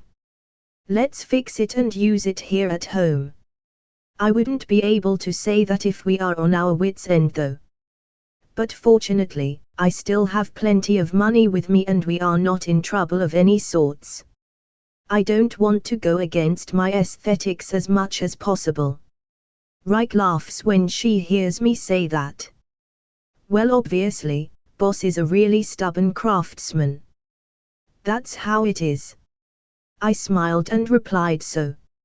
I'm getting a little closer to what I wanted to do. And I think that's a pretty good thing. Now that the tests have been completed, it is time to finish it. After polishing the blade and sharpening it, the finishing touches on the blade side is now completed. I attached the heated and processed guard to the completed blade, wrapped the handle with deer leather, the one processed by Samia, engraved the figure of a sitting fat cat on the handle with the chisel, and my very first custom-made ordered product is now complete. With this, the first one is done. I raised the short sword that I made. The blade shines reflecting the flame of the firebed. Remembering Helen's movements, I tried to shake it lightly. It feels much lighter than it looks, but it looks good. Reich, who was watching the situation, was unable to contain herself and, "Can I also hold it?" So she asked. "Here." I handed it over to Reich. Reich, who received it, looks at every details of the short sword so as not to miss even a single element. She also changed the angle and shake it lightly. How is it? This is not in a realm reachable by normal, no, even by someone with the talent. I'm sorry if I might touch on the boss's situation, but I think losing boss will be a big loss for the North. So it's that much, huh? Yes, that's for certain. Reich answers me with a completely serious face. Well, even I don't think it's just a normal sword. It's a sword made with all the techniques to make a knife that cuts logs like a butter. There's no way it can be normal. This time, I made it focusing on durability, so if it's used to cut a big rock, it could cut it to some extent. It's abnormal in the first place, but not in a clean two halves. However, I understand once I tried to make this sword with cheat and installed knowledge. If I feel like it, I can make one. But with just ordinary steel, it is necessary to focus on either durability or sharpness. Even if I create it with cheats, the steel won't be able to endure that much. With that in mind, I think it's alright to make a custom-made product even if it is made only of steel. On the contrary, even if I can't get the material that can achieve both the one called mithril or orichalcum, I need to carefully think on how to make the best from it. It's not that a single sword can change anything in the world, but it can still be a sufficient threat if it's just in a small area. A person's product became something like a strategic weapon. It is not something that the current me can bear the burden of. Is there something wrong? Have I offended you perchance? Reich looks at my face with anxiety. No, it's nothing. I just thought of something unrelated. I'm not offended in any way. I laughed and stroked Reich's head, then I composed myself, who was about to fall into a slightly scary idea. Chapter 34, Delivery of Goods. I ended up making only one of them on this day. I'll make the other one tomorrow. Reich also finished the knife, so I put down the fire on the firebed and ended today's work. While cleaning up, Samia returned after collecting the things I asked. I'm home. Welcome home, how was it? Home, so-so, I guess. In the basket that Samia put down, there are antipyretic herbs and herbs for suppression, apple-like fruits, and fruits like raspberries. Oh, what you gathered was sufficient enough though. If the season is right, I can get a little more. Well, herbs aside, the fruits will rot even if you get more than this, and this much is fine. Thank you. I followed up as Samia looked a bit sullen. For dinner we have the usual menu added with apples, similar fruit to it, so it turn a little sumptuous. Oh, I ate this for the first time, but it's delicious. I said after eating the fruit. It tastes almost like an apple, but naturally it hasn't been cultivated, so it's not so sweet. I didn't eat that often in my previous world, but the familiar taste is reassuring. Sometimes it's also extremely sour. Oh yes, there is. When I was a kid, I used to ask which one was sour. Samia and Reich spoke. Well, I guess it's natural. I would like to try the one that is cooked. On this day, we talked about the fruits that Samia and Reich had eaten, and it was interesting. Some of them seem like oranges or watermelons, so I'll ask Camilo's help for it. Next day.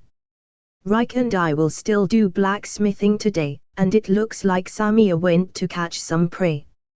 As Samia has cycle of hunting helping harvesting hunting helping town rest, it may be possible to take a rest once a week. Originally, I also had a plan like that. I'll keep it in mind as a future plan. Now then, I will be working on the second production of that short sword. That said, the work itself is exactly the same as yesterday. I did a probing style yesterday, but since what I'll make today is the same as yesterday, I know what to do, so I finished it up nearly 3 hours earlier than yesterday. Since it's a special one, I decided to decorate the short sword together with the one yesterday. With the same tool that I used to prepare the sword's body, I flattened the midpoint of the sword's blade. If it misaligned even a little, the weight balance will be lost, so I must work carefully. After flattening, I clean the surface and shake it lightly to make sure that nothing is wrong. I tried it and I didn't feel any discomfort, especially when swinging. I then engrave the design using the chisel on the flattened part. Again, the balance must not be lost, so I used my cheat power to keep the weight in balance. After putting it on both swords, I remove the burr. Doing until this point, I've spent all the time I earned a while ago. I used to make plastic models in the previous world and I like this kind of work. Samia caught a bird on this day's hunt. When the preparation is over, though I don't have artistic skill, I made chicken, though it's a bird, steak. In exchange, today, I made something like a raspberry sauce made from wine and raspberry-like fruits that Samia collected yesterday. Oh, Izu, this is great. Samia is so happy that she even jumps up and down. Sometimes she's very childish. Even if she is 25 years old physically, she is only 5 years old, so she hasn't reached the age of 25 yet. Hey! Your manners are not good, Samia. But it's because this is so good and I rarely have it. Yeah, you're right. Even in my workshop we rarely have this. Reich too seems to be a little surprised by today's cooking. I've never heard of it, but Reich probably has a decent age in human terms. So far she has not been this concerned, except for things related to blacksmithing. Well, it's the day I completed my first special order, you see. It's a celebration. I see. Well, congratulations. Thank you. Please let me congratulate you too. Oh, I got a little help from Reich too. Thank you. For today's dinner, we pour wine into our cups and made a toast, and it became a rather exciting dinner. The next morning, after I fetched water and came back, I saw a figure in front of my house. You're quite early again. I called out. Then the other party smiled. I know I could see it today, but I couldn't wait. I rushed here before dawn. A red-haired tall figure, Helen answered. Her eyes are shining. Even acting before dawn, this tension is quite. Well, it's fine to be full of spirit. You haven't had your breakfast, right? Eat with us. We are just about to have our breakfast, you see. Oh, is it fine? I'm not that brash that I'll be throwing out a customer just so I can have a leisurely breakfast, you know. Me and Helen entered the house. Take your seat. All right. Helen sits down on the nearest chair. I placed the water vat into the kitchen and start preparing breakfast. After that, let's just say that this day's breakfast is unusually boisterous. After breakfast, Helen urged on and all of us head to the workplace. Well, this is the one you've been waiting for. I gave the 2 short swords wrapped in cloth to Helen. Can I see it? Yes, of course. Helen thought for a moment if she should tear the cloth off, then as if a fragile object was wrapped on it, she slowly unwrap it. As she unravels it, the blade appears, and Helen's tension visibly rises accordingly. Finally the whole image is revealed. The steel shines brightly, and lightning is engraved in the center of the sword's blade.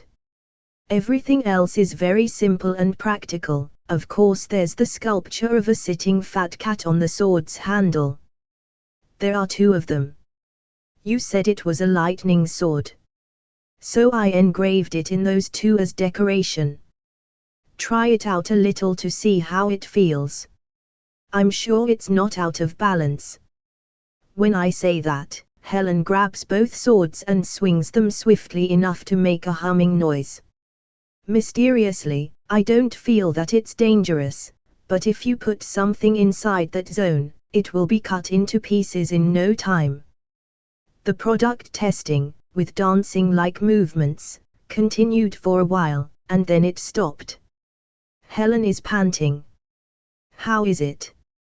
I asked Helen. Helen looked down. She tossed the swords. I completely did not expect that. I thought she was just trying to gently place it on the floor of the workshop. Awesome. It's so great. They are perfect. It was good that I asked you to do it. She shouted and hugged me. Is that so? Well, I'm glad to. Ouch. It hurts. She kept hugging me with all her might, until Reich and Samia pulled her off me. Chapter 35, Back to the Usual. I tested its durability, but if something happens to it, I'll fix it, so come to Camilo's store or here. If possible, come before using it in the battle. After somehow being released from Helen's bear hug, I informed her about such things as the creator's responsibility. If something happens, I'll fix it, but if it happens on the battlefield, no one will come to fix it.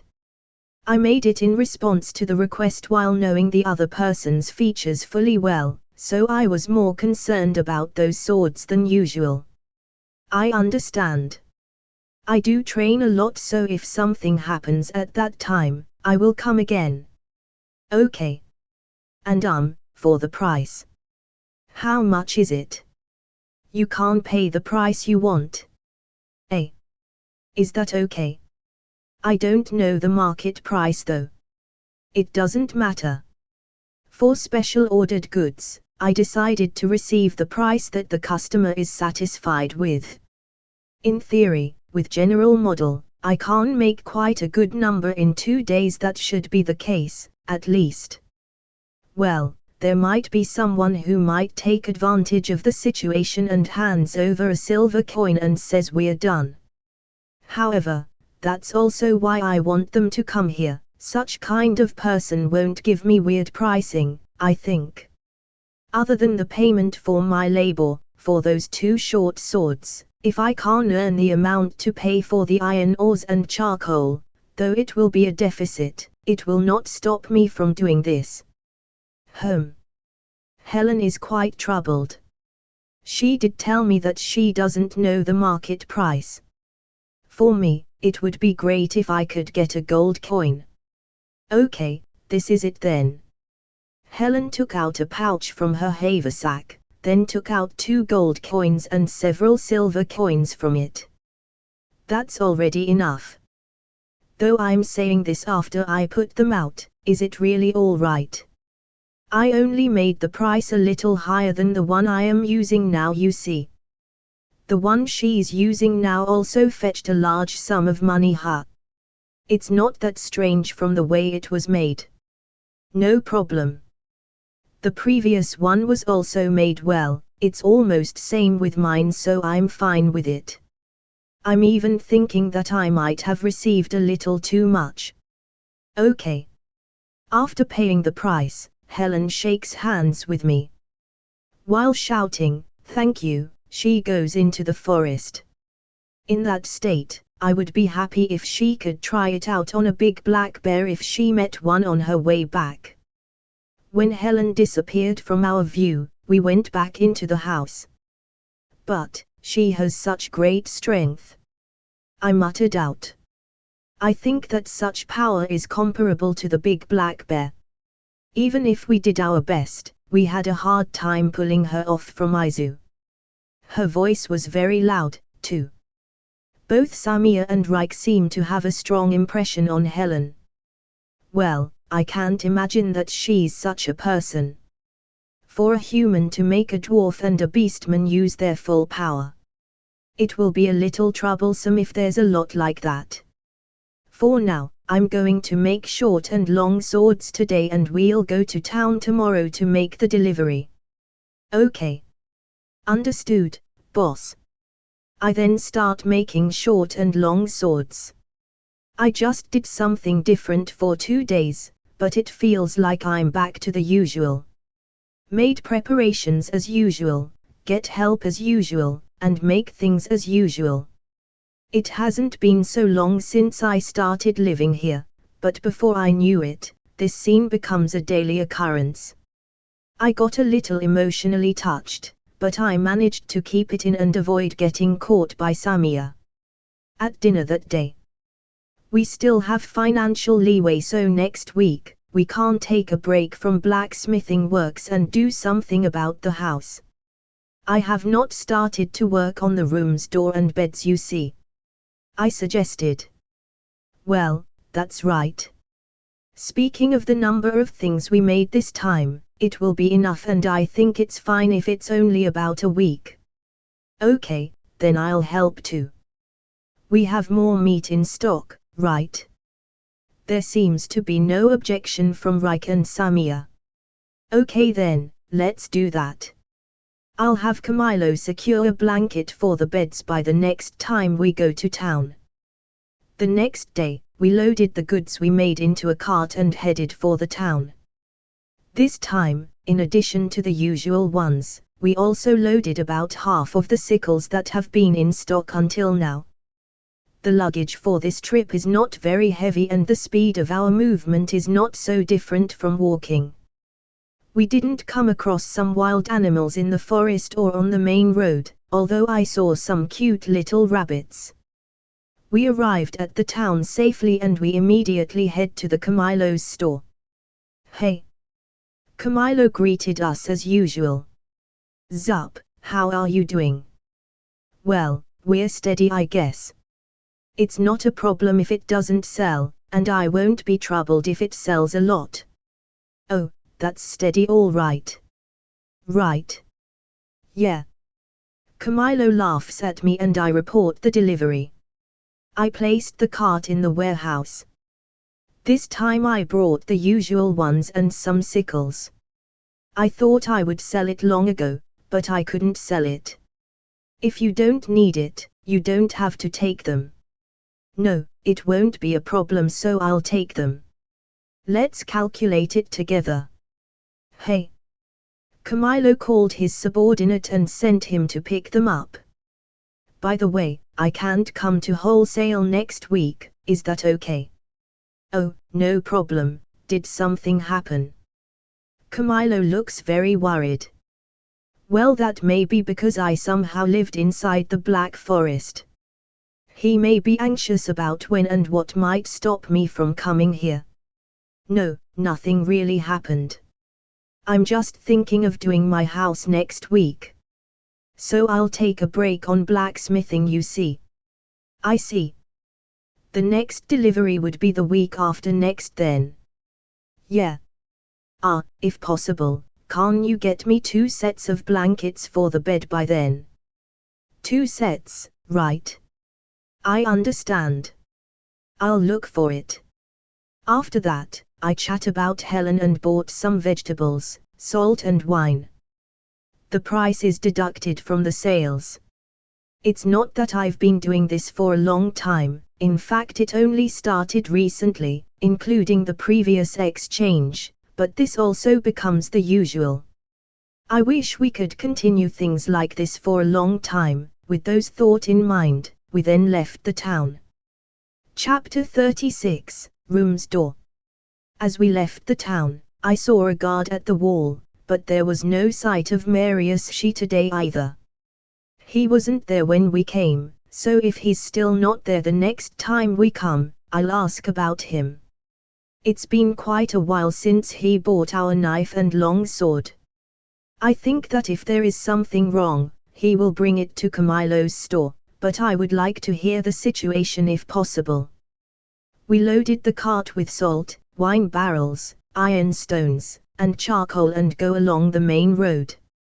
Around the time when we are about to enter the forest, Samia stopped in her tracks. What happened? It smells like blood. Samia prepares the bow. There's sudden tension in the area. Bandits? I don't know. I don't hear any sound, so I don't think we'll be attacked, but let's be careful. Samia says so as her rounded ears twitch. I can't afford to leave Reich and the cart, so I decided that we should proceed slowly. Eventually, we arrived at the actual spot. I can't find a corpse or any residue, but it's strange that blood was scattered all over the place and there is only the gruesomeness left. Multiple traces of blood lead to the forest. Is this the wolves' work? Maybe yes, but bandits may have also done it to cover things up because wolves rarely leave the forest, you see. Samia replied back when I asked. I see. As they made it look like the wolves doing, others will rarely take a chase. Samia, take caution. Me and Reich will also hurry a little. All right. Understood. In the end, nothing in particular happened until we got home. And because we were in a hurry, we arrived earlier than usual, but I was tired. I am grateful that we're home though. At the same time, though nothing happened, today's encounter did not occur up until now, which reminded me that I am not living in a safe place. Although the city guards are circling the main road and the security is good, it does not mean that they cannot be attacked by bandits or wolves. From now on, when we go to the town, it's better to be cautious as much as possible. With that in mind, I unload our luggage, and today's work is over. So as I've said, from tomorrow we will start making the doors. I'll make hinges, so I'll leave the doors panel to both of you. Understood? All right. At dinner, we lightly talk about tomorrow's work. We'll make the door first, then the bed. If we can't finish all of those, the three of us can't have our own bedroom. As we have talked that far. I raised my voice as I realized something. What happened, Izu? Samia was surprised. Reich was equally surprised too. No, it's just that I initially thought of making a guest room, but I forgot. I completely forgot about it. If we continue as it is, there will be no guest room. Why don't we modify the study? That's what Reich suggested. Boss, me and Samia have been using it till now and there is still plenty of space in that bedroom, and I think we can replace the chairs and tables over there with those from the study and bring one shelf in. That way, you can have a bed in the study. Oh, I see. Certainly, I feel like that's doable. I don't have enough bedding for the bed, but no one will come that soon anyway. Helen came here the other day though. Well, in worst case, I just have to pull off the bedding in my room and bring it over. Let's do that then. We'll just have to make an extra bed. It's better to first build our own beds and after we mastered it, we can make one for our guests. Right. With this, the objective from tomorrow onwards has been decided. We won't earn money at all, but sometimes, we can do something like this. The next morning, I proceed to the workshop and heated a sheet metal, the newly made one, and stretched it out thinly. Cut it into appropriate sizes, separate each plate into two convex shapes, stretch the protruding part and form it into a tube with holes. Wait for it to cool, then combine it again by pushing a pin with a heated end, and hammer the end to keep it together, then the hinge is completed. Wait until it cools down again, then I tried moving it, like flapping some wings. Since there is no particular problem, mass production can be performed. I made a modest number, putting into consideration if it broke or when we will add more rooms in the future. When I get out of the workshop, Reich and Samia are struggling on making the door. But more than half of it is already done. I'm done making the hinge, so I'll help too. Oh, thanks boss. Please do so. The two of them are making one right now, so I'm going to make the other one.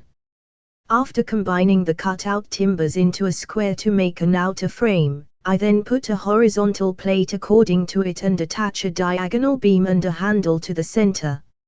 I will not put a lock on it, though I'll attach a bolt, but for the time being, I just need a handle to be able to push and pull it. While I was doing that, Rike and Samia completed the door.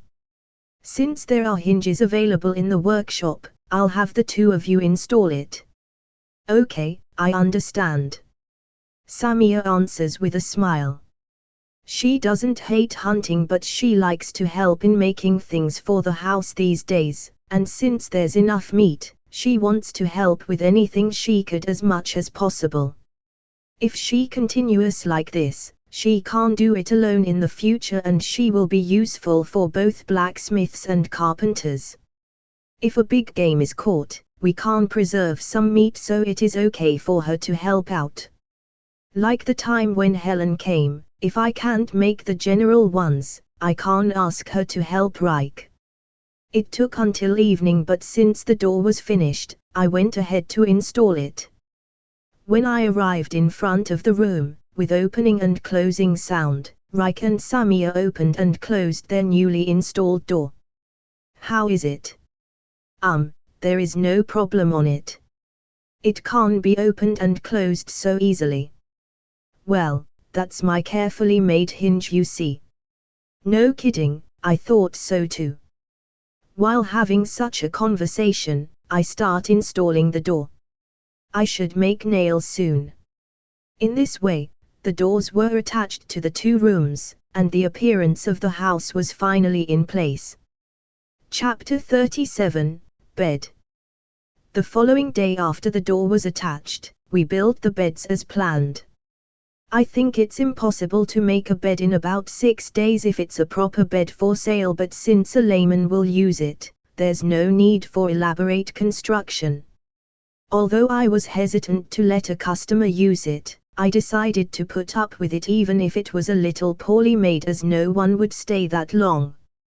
I can't say that no aristocrat or something like that would come around this area, but we are just blacksmiths here anyway, so they can't complain, I guess.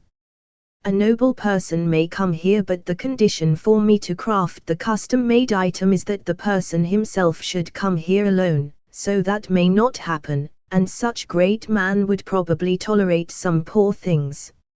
So, from today on, we'll make the bed. I'll cut the tenon, so tell me when you guys finished cutting the timber. Understood. Okay. Today, Rike and Samia will make one, and I'll make the other one. We'll do the work outside. Since the area is open like a square, the sun shines so it feels good. Today, we'll cut the timber according to the bed's dimension. If we could assemble it before the set schedule, that would be the most satisfying.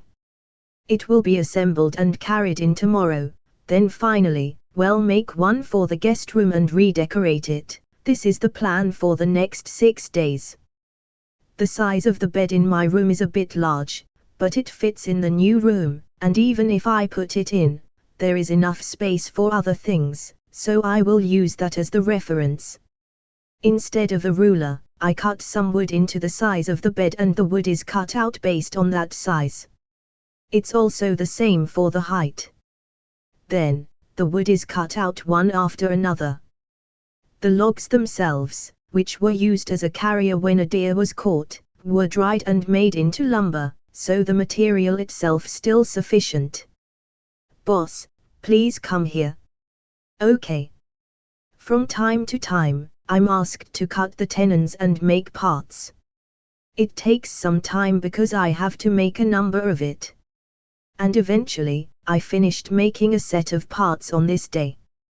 The next day. Today, we'll assemble and bring it in. We start to assemble the parts that I have made. Given that it took a long time even for furniture parts for sale in my previous world, this is expected to take a considerable amount of time. Dealing with a wooden hammer is not that difficult, but assembling it correctly seems easy, but it's difficult. In the end, the assembly took until late afternoon. We bring the finished bed to the newly created room. Even with just the bed in it, I feel like it's now a room where people live in. That's right. I used to live without a bed, but since I came here, it became normal to have a bed, and I'm starting to feel like it's a room if there's a bed in it. There are rooms for dwarfs too, but we sleep together in a huddle, so to say that we'll have a room per individual. I'm a little anxious.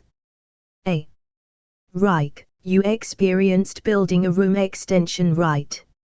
I did, but basically, it's one room for one family, so sometimes there's just a shelf without a bed. Well, those opposite sex who are not a member of the family does not share the same room though. I see. It might be strange for them to get used in having one bed for each person. I don't know how it is for people in the town, whether inside or outside the wall. Well, with this, the type of the house I want is done. Right. Yes. We worked hard today, so we had a glass of wine for dinner and celebrated lightly. And the next day? Today is for the guests' use, so should we make it a little more elaborate? How should we do it? We didn't make a headboard with built-in drawer for ourselves, but we will make one for our guest. I thought about sculptures for decoration, but I decided that I wouldn't include it because I thought it would be too gaudy. I then convey it to Samia and Reich. All right. Understood. The materials for the headboard are also cut today. I tried to work on it at the earliest possible time to assemble it today, but maybe it was because of the headboard, and when it's done, it was already past midday time. Let's end here for today and continue the rest tomorrow. Okay. Yes. In my spare time, I enter the workshop and make nails. The nail is close to a square cut nail. I made a reasonable number and secured them in stock, then with that, I ended the work for this day. Then next day. Before we assemble the bed, we need to rearrange things. We bring out furniture other than shelves from the Reich and Samia's room to the living room, and move one desk, chair, and one shelf from the study to their bedroom. The furniture that was in the bedroom was brought into the vacant place, then the remodeling was over. It took some time up to this point. We should have done this yesterday, I do regret it, but we'll just have a feast later. We quickly assembled the bed. It is a little squeaky, but maybe because we had done the assembly work before, we finished it more smoothly than I expected. Still, it's almost getting dark already. We then quickly carried it in. Be careful, all right? Okay. Me and Samia brought the bed for the guest to the study room. Although I say it's for the guest, I will use it for the time being. By the time it was carried in, it was already dark. It took a while, when I spoke my contemplation. Well, you can't help it. Since it's something you're not used to, it will turn out like this. Samia comforted me. Reich too. Well, I think this is enough, so I don't think this kind of work will be done in the future. She said. In this way, the bed making, which was kind of tiring, was finally over and my house became even more like a home. Chapter 38, Vacation. It's tiring, but the beds were completed. Next would be to check with Camilo if he had prepared the beddings for me when we go to town. I can then move to the room and it is done. Neither Samia nor Reich are used with furniture. It was just left there as it is, though they put packed clothes in it. Samia lived while changing places periodically, and Reich's room at the workshop is shared by the whole family, so basically, except for those common items, nothing else are placed inside the shelves. Even if it's like that, knowing that my sense of values in the previous world is stronger, the girls now have a single room each, and I think I will make another furniture when I have time. Maybe I can start with the closet first.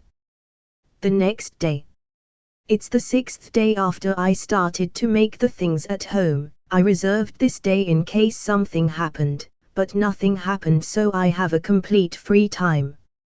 Originally, the next day too would be the day that we'll go to town to deliver the goods, but for this week, I will not go to town, so I still have a lot of free time. I thought of quickly making them today and bring it to town, but I already told Camilo that I won't go this week. And if I think about it, I haven't taken a long rest like a break, except for the time when I was injured and took a rest. So I decided that today and tomorrow would be a day off. Having said that, there is no special entertainment here, so there's a limit to what we can do. There seems to be some games in this world used for spending some free time, and I saw something like that in Camilo's store, but it was so expensive that I didn't buy it. It is possible to introduce the games from my previous world such as Othello and Shogi, but since I came to a different world, I would like to avoid doing that and try to do what I can do here. Well, with that, since I also wanted to do this from the start, I prepared the things and went to invite Samia and Reich. And an hour later, the three of us are in a clear stream near the lake. Right, we came here to catch some fish. I saw this when I first came to this lake. It's a part that has streamed out. It's not too far from the house, but since the direction of the river flow is going away from the house, I rarely come here. But today and tomorrow are spare days. Aside from tomorrow, it's not that bad to spend the day here today. Hopefully, we can catch some for dinner too.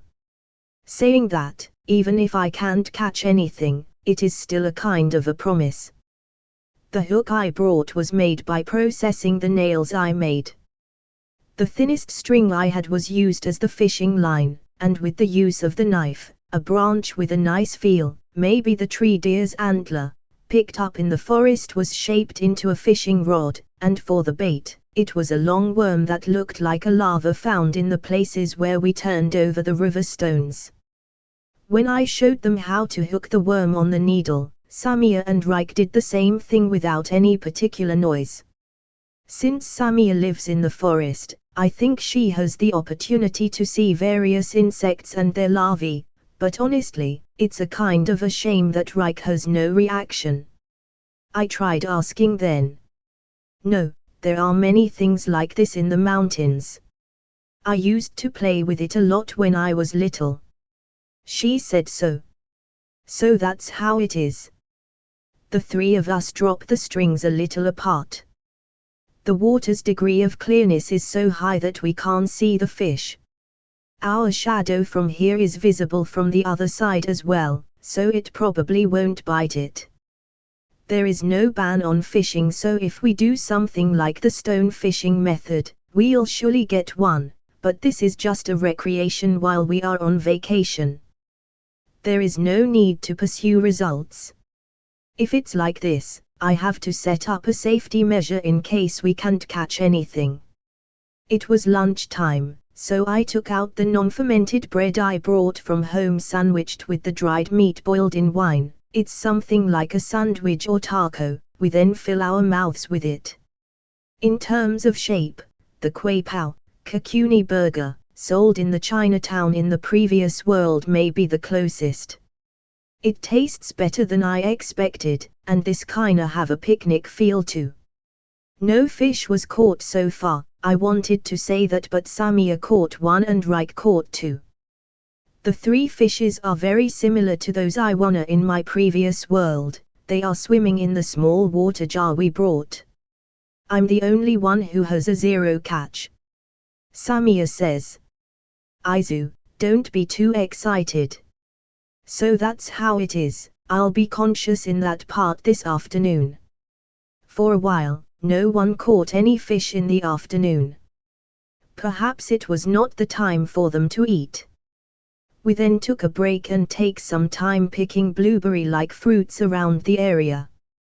I confirmed with Samia that this fruit can't be eaten. In this forest, there are those similar ones to this, but it has poison in it, so when it's just Izu or Reich, don't pick and eat them on the spot. She also warned us. What happens when you eat it? The poison takes about 2 hours to take effect after you eat it, but worst case, you will die from the poison as it is. It is good for 1 day and night. Even an excellent individual who can't reach inside this forest after wandering for 2 hours can't move at all for a whole day and night. You now know what happens if you got paralyzed, right? So that's how it is, huh? I'll be careful then. Yeah, do so. Sometimes one may get numbed and even die as it is, most probably, that also paralyzes the respiratory system. If that happens, I can't make out of it regardless whether I have a cheat. I have to be careful. After killing time like that, we returned to the river and once more, we dropped the strings. Since Reich has caught 2, each person got 1 fish. There is that, but thinking that I'm the family head and the boss, I want to catch 1 before going home no matter what. While I'm thinking such things, Samia says, Izu, you have fished too much. She then laughed hard. Speaking of that, Samia found out my strong desire. Relax, relax. Be natural, Izu. When I did that. Boss, I can't see that you wanted to catch a fish since a while ago, you see. Reich laughed too. That much? Yeah. Yes. The 2 of them replied and nodded intensely. I dejectedly dropped the string again. In the end, nothing bit it, but when it was time to go home, it felt like my fishing rod was caught by something. Oh. I got 1. I calmed myself down and after that, with bye, I felt something pulling it. I probably got 1. And as it is, I raised the rod and pulled the string. I can still feel it. If I become too impatient here, it will definitely escape. I would like to avoid that promise at all cost. I steadily pulled and drew the fish near me. I pulled it up close, then I pulled the string up. I caught a fish. Did this manage to keep my face? I finally caught 1. Compared to the ones caught by both Samia and Reich, it is a little smaller, but 1 fish is 1. Without minding Samia, who was slightly astonished, we then head home. That evening, because it was caught at great pains, I lit a bonfire outside and grilled the fish. We ate the fish we caught there. Of course it's really delicious. I finally had a taste of fish after a long time, and with this, I think there is also that feeling of a camping-like atmosphere. In this way, the first day of the vacation was completed with great satisfaction. Chapter 39, Vacation, Day 2. I really enjoyed fishing yesterday. I managed to catch 1 and keep my face at the last minute. Today is the second day of vacation. Doing the same thing as yesterday would be boring. And if I can't catch 1 today, I can't pull through it. I want to avoid such possibility as much as possible. But if I work during this vacation, I would be a workaholic straight away.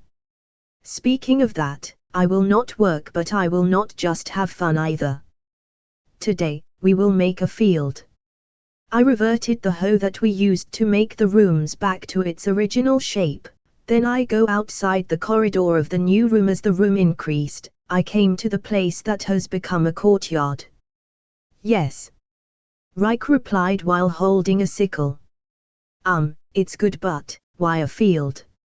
It was Samia who also has a sickle with her. Right now, we rely on purchase to get vegetables, but I also want us to be self-sufficient in this area. Meat can't be hunted by Samia, and fruits can also be harvested if we go near the lake, only the vegetables are not. It seems that seeds like the original ones I know grow here and there, but I think that in this world, there are different vegetables. In fact, the carrot-like ones here is closer to the Hatsuka carrots than the ginseng carrots I know. Well, with that, I can assess that I could produce them too. If I could get some potatoes, I want to secure a place in advance to grow them later. I think that in my previous world, it had not yet spread to Europe during the Middle Ages, but in this world there is no such division as Europe or South America. I know this roughly because of my installed knowledge. They do cultivate wheat and other similar things to it, but not all rely on them in this world. However, originally, there aren't many of those in this area, or they seem to be consumed only by the farmers, so they are not seen in the market. Perhaps there is a rule that says that one should produce only the amount that they can consume. As I explained that to Reich and Samia. Reich speak with an impressed face. Recalling the things we talked about when we had dinner, boss sure knows a lot, huh? Right. Izu is kinda strange, you see. Samia followed up, but saying I'm strange is unnecessary. No, since my knowledge in the previous world is combined with the installed knowledge, it's not really wrong that I'm strange, isn't it? I have a mixed feeling, but anyway, let's get started. Since I will only prepare my own field, I will not violate the rule that I will not work today. It's just like the time I'm taking care of the fields I rent on my day off in my previous world. For the time being, the three of us cut the grass in the courtyard with the sickle. It's a general model, but it is still too sharp. We have just cut the area and it was about noon already, so we stopped working. In terms of size, this would be fine. After eating lunch, shall I make a hoe for Reich and Samia too? Is it okay? For now, I just hope that you guys can use it today, it's in that level you see. I think that will be enough. Well, I had to do blacksmithing after all, but since this is for the house, I would like to say that it is not counted. After eating lunch, the three of us went to the workplace. Reich and Samia will handle things till the point where the sheet metal is heated and shaped. I'm in charge of finishing it. Once I lit fire in the firebed, Reich started heating the sheet metal. Eventually, the sheet metal glowed red. Reich takes it out and places it on the anvil. From there, Samia hits it with the hammer until it becomes a big square. Even if there is some misshapen part up to this point, I can fix it. Once it has turned into a certain size, it's heated again, then Reich put it on another anvil and I took over hitting it with a hammer to give the final shape and touch. I used strength similar to the time I made high-end Model 1s. Meanwhile, Reich and Samia work on heating and forming the next sheet metal. While Samia is hammering, I did the heating, and while I'm hammering, Reich did the heating. Work proceeds smoothly as never before. Finally, I finished the second hoe blade, and so today's blacksmithing is over. I then select the wood that seems to be good out of the surplus from the construction and make it into a pole. Now there are 3 hoes. It took us about 3 hours to finish them. After 2 to 3 hours, the field can be done. However, as it is a given after finishing a work, I still basked in that accomplishment, so I can't muster even a little motivation. But the ladies seem to want to know on how to use the hoe that they actively participated during its production. Returning to the field again, the 3 of us plow the soil. As I said before, the soil in this forest is mostly hard. However, we were able to dig up the soil steadily with the efficiency of the high-end model hoe alongside with the strength I got from the cheat, and Reich and Samia's vigor. In a TV program I saw in the previous world, I saw 3 people working on a rough field to make vegetables, and then cooking using those grown vegetables. However, the thing that is different from that is that our work is quite faster because of our tools and strength. After 3 hours, plowing the soil was finished. However, it's getting dark, and we have just plowed it up. It's not a field yet. It's a little unfinished, but on the contrary, it's something we can enjoy doing for our next vacation. We need to take the next vacation early so that weeds do not grow again. This also turns to be a good opportunity to actively make a vacation. Thus with this, my vacation is over, and the next day I'll start working again. But I don't feel as depressed as I did in my previous world when Monday comes. I think I really like the life I have in this world. Chapter 40, Resume of Work. The usual work begins from today. On the first day, we will make the sheet metal that will be used, and from the next day onwards, we will make knives, short swords, and long swords. From this point on, I have decided to let Samia help me in making sheet metal as well. The three of us will work on melting, hardening and stretching the sheet metal.